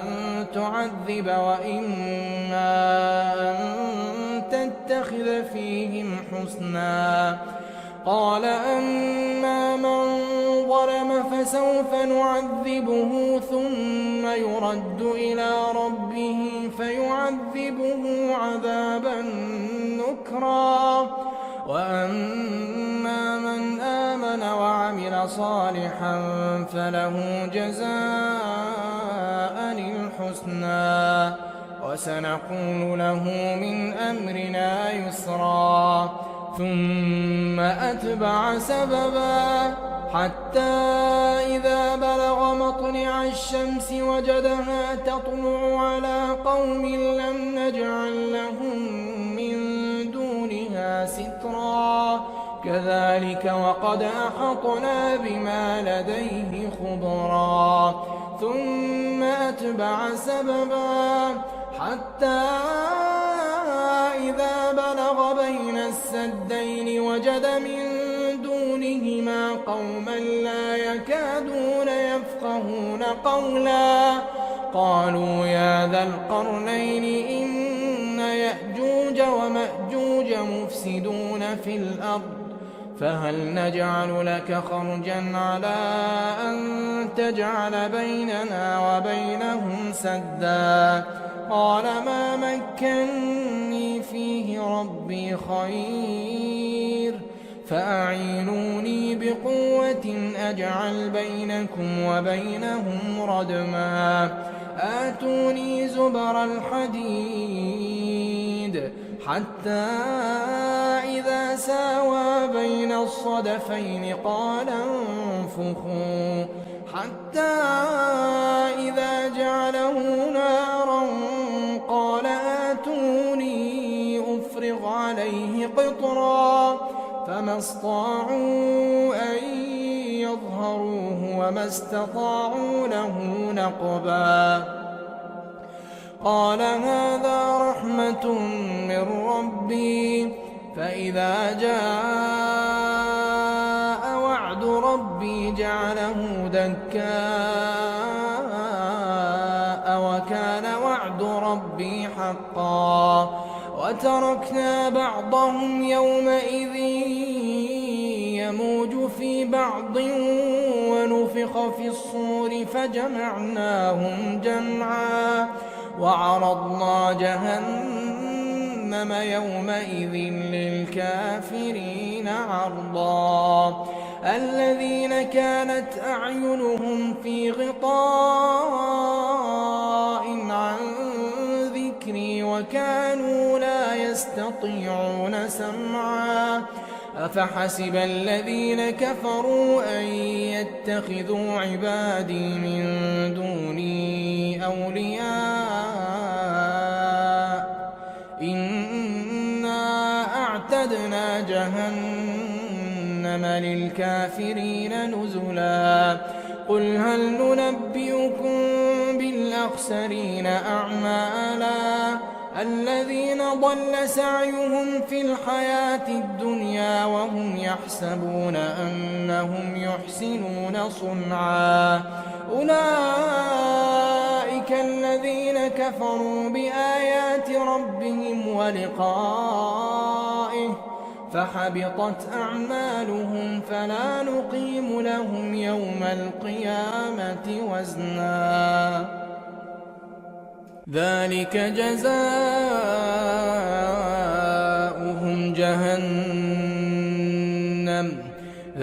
جزاؤهم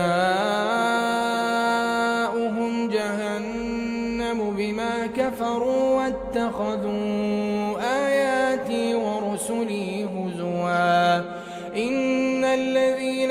آمنوا وعملوا الصالحات كانت لهم جنات الفردوس نزلا خالدين فيها لا يبغون عنها حولا قل لو كان البحر مدادا لكلمات ربي لنفد البحر قبل أن تنفد كلمات ربي ولو جئنا بمثله مددا قل إنما أنا بشر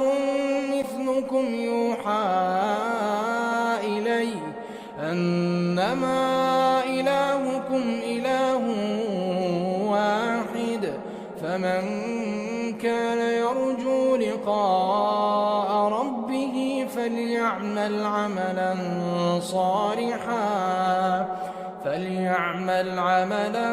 صالحا ولا يشرك بعبادة ربه أحدا يا ليتني لم أشرك بربي أحدا ولم تكن له فئة ينصرونه من دون الله وما كان منتصرا هنالك الولاية لله الحق هو خير ثوابا وخير عقبا واضرب لهم مثل الحياة الدنيا كماء إن أنزلناه من السماء فاختلط به نبات الأرض فأصبح هشيما تذروه الرياح وكان الله على كل شيء مقتدرا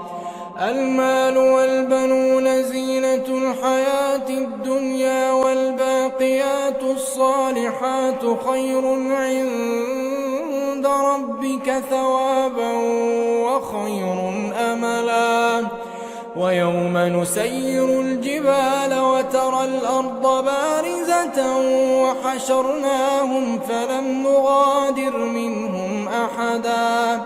وعرضوا على ربك صفا لقد جئتمونا كما خلقناكم أول مرة بل زعمتم أن لن نجعل لكم موعدا ووضع الكتاب فترى المجرمين مشفقين مما فيه ويقولون يا ويلتنا ما لهذا الكتاب لا يغادر صغيرة ولا كبيرة إلا أحصاها ووجدوا ما عملوا حاضرا ولا يظلم ربك أحدا وإذ قلنا للملائكة اسجدوا لآدم فسجدوا إلا إبليس كان من الجن ففسق عن أمر ربه أفتتخذونه وذريته أولياء من دوني وهم لكم عدو بئس للظالمين بدلا ما أشهدتهم خلق السماوات والأرض ولا خلق أنفسهم وما كنت متخذ المضلين عضدا ويوم يقول نادوا شركائي الذين زعمتم فدعوهم فلم يستجيبوا لهم وجعلنا بينهم موبقا ورأى المجرمون النار فظنوا أنهم مواقعوها ولم يجدوا عنها مصرفا ولقد صرفنا في هذا القرآن للناس من كل مثل وكان الإنسان أكثر شيء جدلا وما منع الناس أن يؤمنوا إذ جاءهم الهدى ويستغفروا ربهم إلا أن تأتيهم سنة الأولين أو يأتيهم العذاب قبلا وما نرسل المرسلين إلا مبشرين ومنذرين ويجادل الذين كفروا بالباطل ليدحضوا به الحق واتخذوا آياتي وما أنذروا هزوا ومن أظلم ممن ذكر بآيات ربه فأعرض عنها ونسي ما قدمت يداه إنا جعلنا على قلوبهم أكنة أن ليفقهوه وفي آذانهم وقرا وإن تدعهم إلى الهدى فلن يهتدوا إذا أبدا وربك الغفور ذو الرحمة لو يؤاخذهم بما كسبوا لعجل لهم العذاب بل لهم موعد لن يجدوا من دونه موئلا وتلك القرى أهلكناهم لما ظلموا وجعلنا لمهلكهم موعدا وإذ قال موسى لفتاه لا أبرح حتى أبلغ مجمع البحرين أو أمضي حقبا فلما بلغا مجمع بينهما نسيا حوتهما فاتخذ سبيله في البحر سربا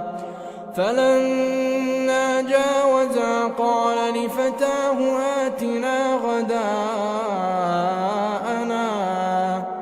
آتنا غداءنا لقد لقينا من سفرنا هذا نصبا قال أرأيت إذ أوينا إلى الصخرة فإني نسيت الحوت وما أنسانيه إلا الشيطان أن أذكره واتخذ سبيله في البحر عجبا قال ذلك ما كنا نبغي فارتدا على آثارهما قصصا فوجدا عبدا من عبادنا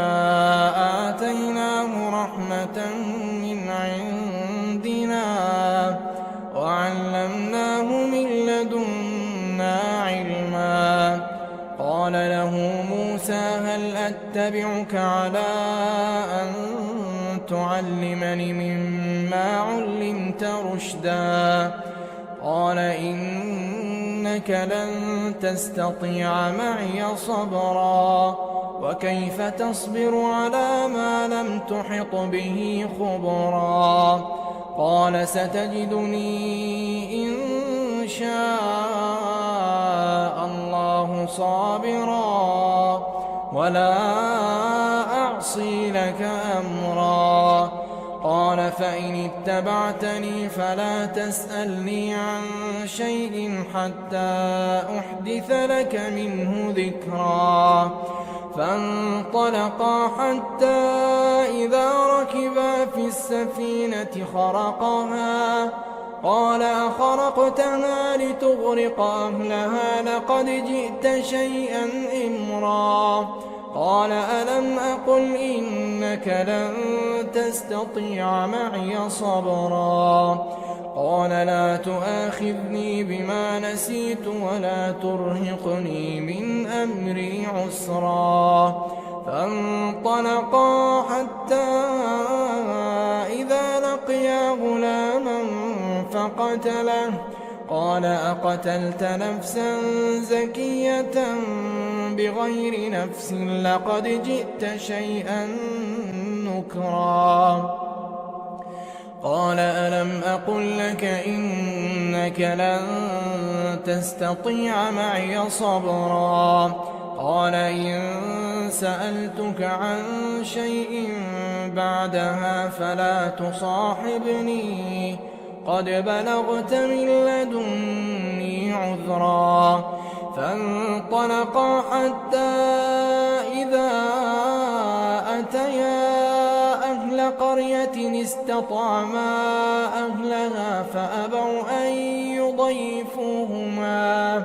فوجدا فيها جدارا يريد أن ينقض فأقامه قال لو شئت لاتخذت عليه أجرا قال هذا فراق بيني وبينك سأنبئك بتأويل ما لم تستطع عليه صبرا.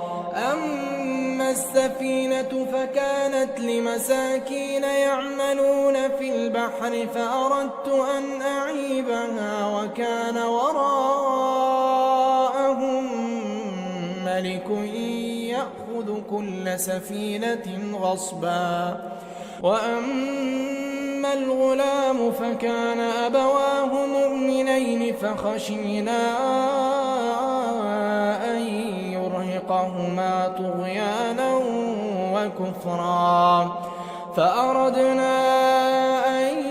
يبدلهما ربهما خيرا منه زكاة وأقرب رحما. وأما الجدار فكان لغلامين يتيمين في المدينة وكان تحته كنز لهما وكان أبوهما صالحا فأراد ربك أن يبلغا أشدهما ويستخرجا كنزهما رحمة من ربك وما فعلته عن أمري ذلك تأويل ما لم تسطع عليه صبرا. ويسألونك عن ذي القرنين قل سأتلو عليكم منه ذكرا. إنا مكنا له في الأرض وآتيناه من كل شيء سببا فأتبع سببا حتى إذا بلغ مغرب الشمس وجدها تغرب في عين حمئة ووجد عندها قوما قلنا يا ذا القرنين إما أن تعذب وإما أن تتخذ فيهم حسنا. قال أما من ظلم فسوف نعذبه ثم يرد إلى ربه فيعذبه عذابا نكرا. وأما من آمن وعمل صالحا فله جزاء الحسنى وسنقول له من أمرنا يسرا. ثم أتبع سببا حتى إذا بلغ مطلع الشمس وجدها تطلع على قوم لم نجعل لهم من دونها سترا كذلك وقد أحطنا بما لديه خبرا. ثم أتبع سببا حتى إذا بلغ بين السدين وجد من دونهما قوما لا يكادون يفقهون قولا. قالوا يا ذا القرنين إن يأجوج ومأجوج مفسدون في الأرض فهل نجعل لك خرجا على أن تجعل بيننا وبينهم سدا. قال ما مكني فيه ربي خير فأعينوني بقوة أجعل بينكم وبينهم ردما. آتوني زبر الحديد حتى إذا ساوى بين الصدفين قال انفخوا حتى إذا جعله نارا قال آتوني أفرغ عليه قطرا فما استطاعوا أن يظهروه وما استطاعوا له نقبا. قال هذا رحمة من ربي فإذا جاء وعد ربي جعله دكاء وكان وعد ربي حقا. وتركنا بعضهم يومئذ يموج في بعض ونفخ في الصور فجمعناهم جمعا وعرضنا جهنم جهنم يومئذ للكافرين عرضا الذين كانت أعينهم في غطاء عن ذكري وكانوا لا يستطيعون سمعا أفحسب الذين كفروا أن يتخذوا عبادي من دوني أولياء إنا أعتدنا جهنم للكافرين نزلا قل هل ننبئكم بالأخسرين أعمالا الذين ضل سعيهم في الحياة الدنيا وهم يحسبون أنهم يحسنون صنعا أولئك الذين كفروا بآيات ربهم ولقائه فحبطت أعمالهم فلا نقيم لهم يوم القيامة وزنا ذلك جزاؤهم جهنم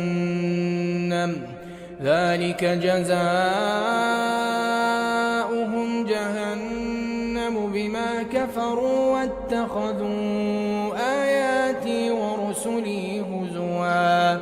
إن الذين آمنوا وعملوا الصالحات كانت لهم جنات الفردوس نزلا خالدين فيها لا يبغون عنها حولا قل لو كان البحر مدادا لكلمات ربي لنفد البحر قبل أن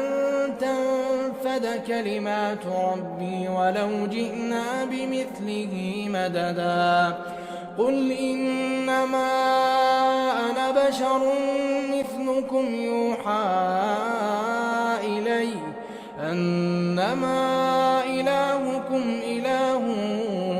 واحد فمن كان يرجو لقاء ربه فليعمل عملا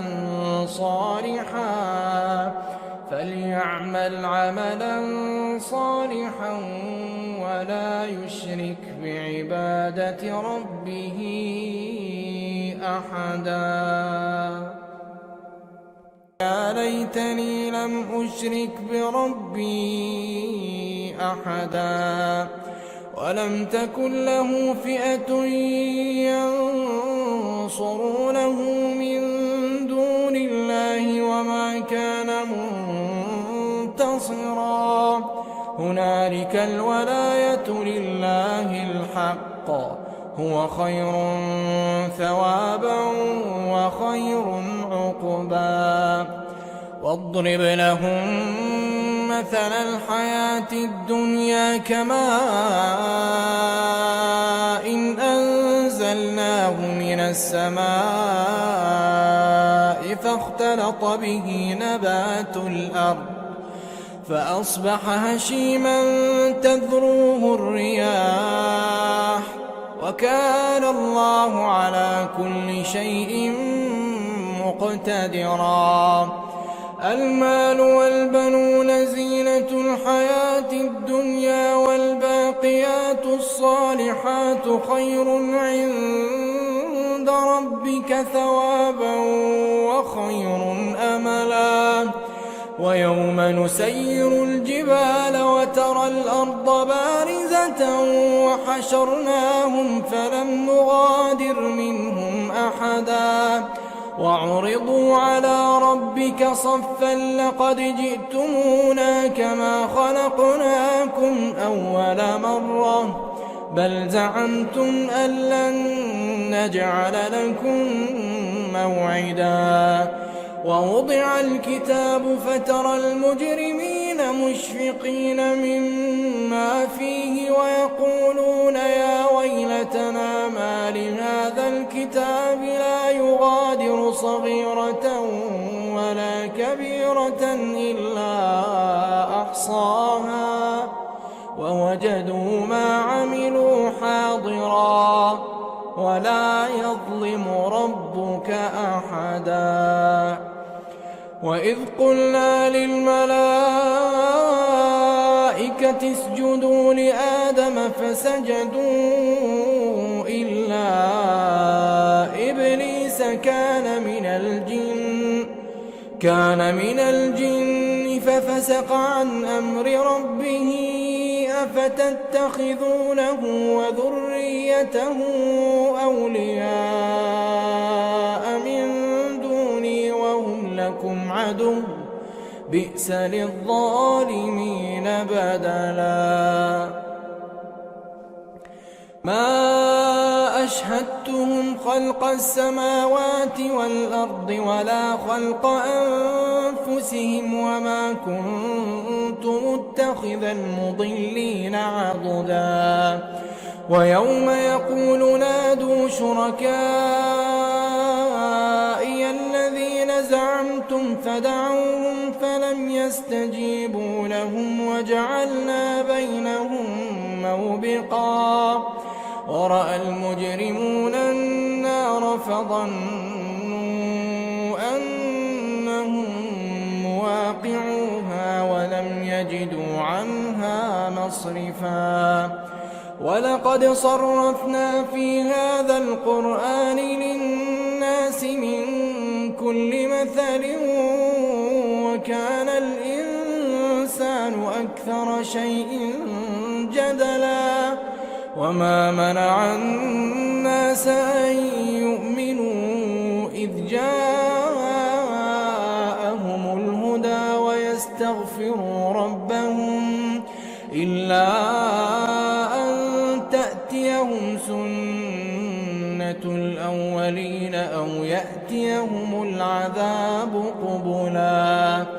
وما نرسل المرسلين إلا مبشرين ومنذرين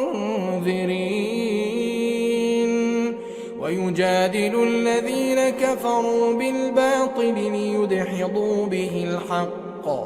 واتخذوا آياتي وما أنذروا هزوا ومن أظلم ممن ذكر بآيات ربه فأعرض عنها ونسي ما قدمت يداه إنا جعلنا على قلوبهم أكنة أن يفقهوه وفي آذانهم وقرا وإن تدعهم إلى الهدى فلن يهتدوا إذا أبدا وربك الغفور ذو الرحمة لو يؤاخذهم بما كسبوا لعجل لهم العذاب بل لهم موعد لن يجدوا من دونه موئلا وتلك القرى أهلكناهم لما ظلموا وجعلنا لمهلكهم موعدا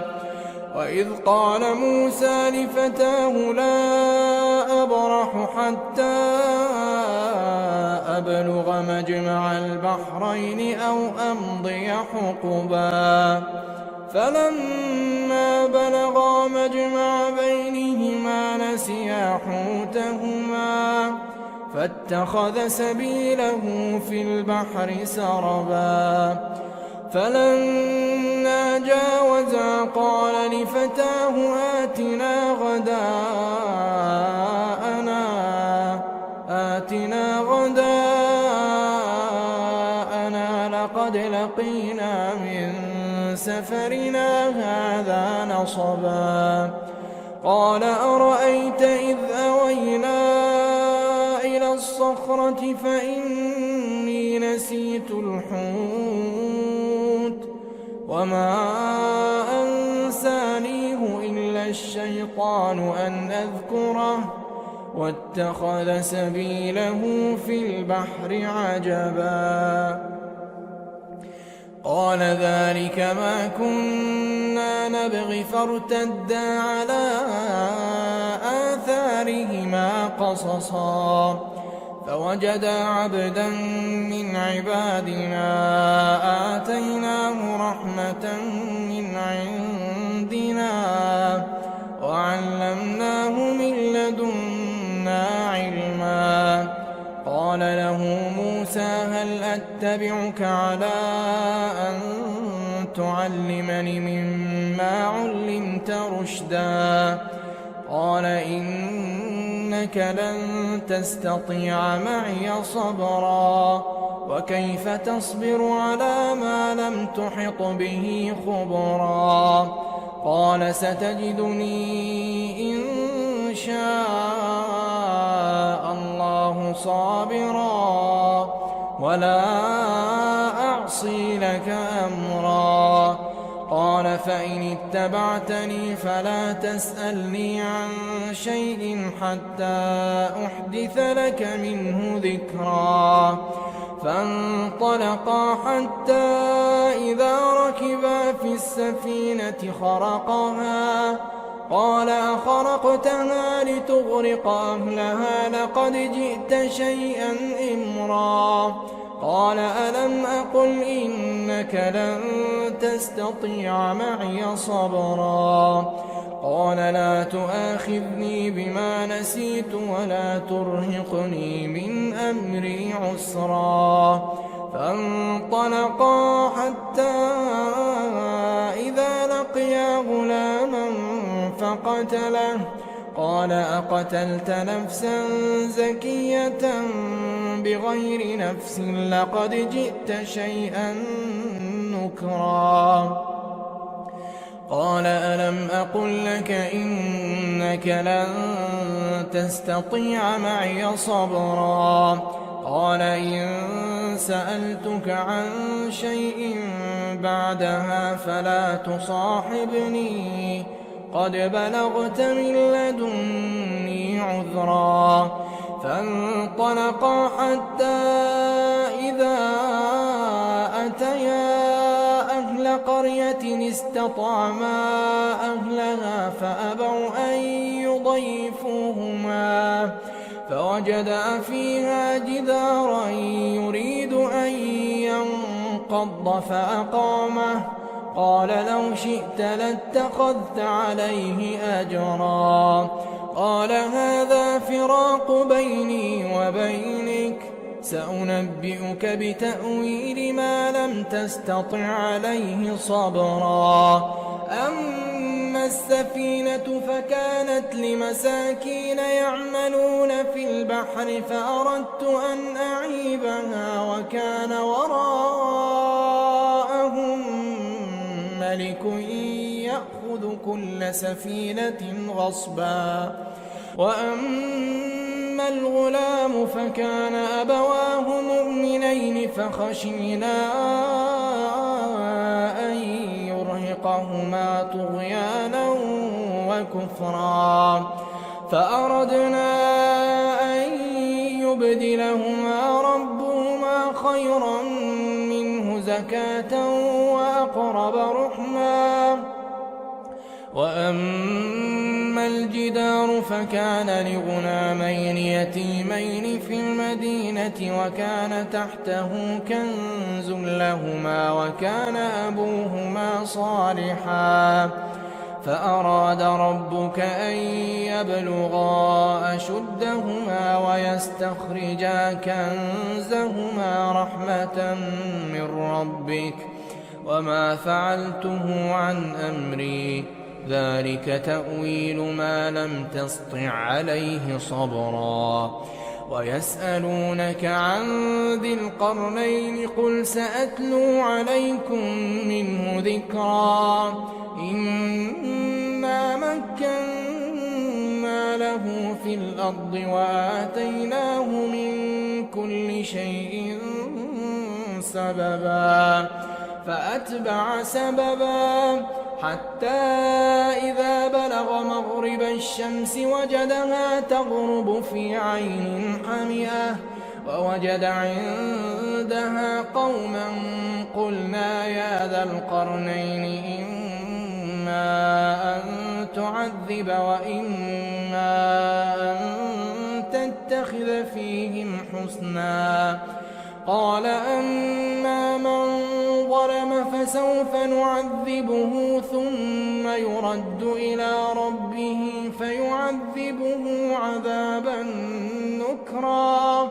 وأما من آمن وعمل صالحا فله جزاء الحسنى وسنقول له من أمرنا يسرا. ثم أتبع سببا حتى إذا بلغ مطلع الشمس وجدها تطلع على قوم لم نجعل لهم من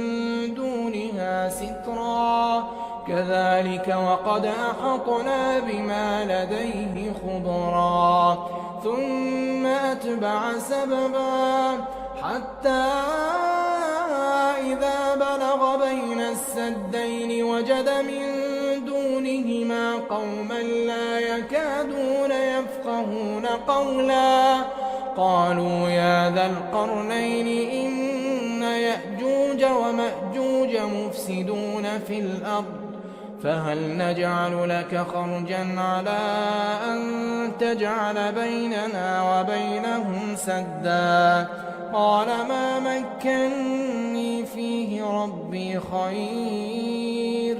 فأعينوني بقوة أجعل بينكم وبينهم ردما. آتوني زبر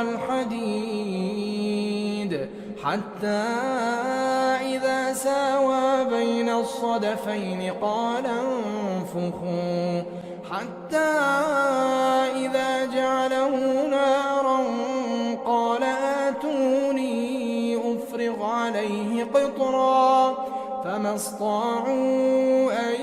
يظهروه وما استطاعوا له نقبا. قال هذا رحمة من ربي فإذا جاء وعد ربي جعله دكاء وكان وعد ربي حقا. وتركنا بعضهم يومئذ يموج في بعض ونفخ في الصور فجمعناهم جمعا وعرضنا جهنم يومئذ للكافرين عرضا. الذين كانت أعينهم في غطاء عن ذكري وكانوا لا يستطيعون سمعا. أفحسب الذين كفروا أن يتخذوا عبادي من دوني أولياء إنا أعتدنا جهنم للكافرين نزلا. قل هل ننبئكم بالأخسرين أعمالا الذين ضل سعيهم في الحياة الدنيا وهم يحسبون أنهم يحسنون صنعا. أولئك الذين كفروا بآيات ربهم ولقائه فحبطت أعمالهم فلا نقيم لهم يوم القيامة وزنا. ذلك جزاؤهم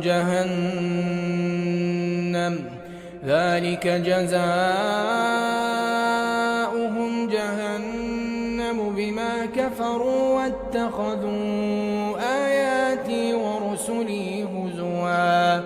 إن الذين آمنوا وعملوا الصالحات كانت لهم جنات الفردوس نزلا خالدين فيها لا يبغون عنها حولا. قل لو كان البحر مدادا لكلمات ربي لنفد البحر قبل أن تنفد كلمات ربي ولو جئنا بمثله مددا. قل إنما أنا بشر مثلكم يوحى إلي أنما إلهكم إله كان يرجو لقاء ربه فليعمل عملا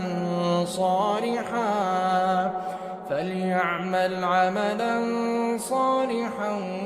ولا يشرك بعبادة ربه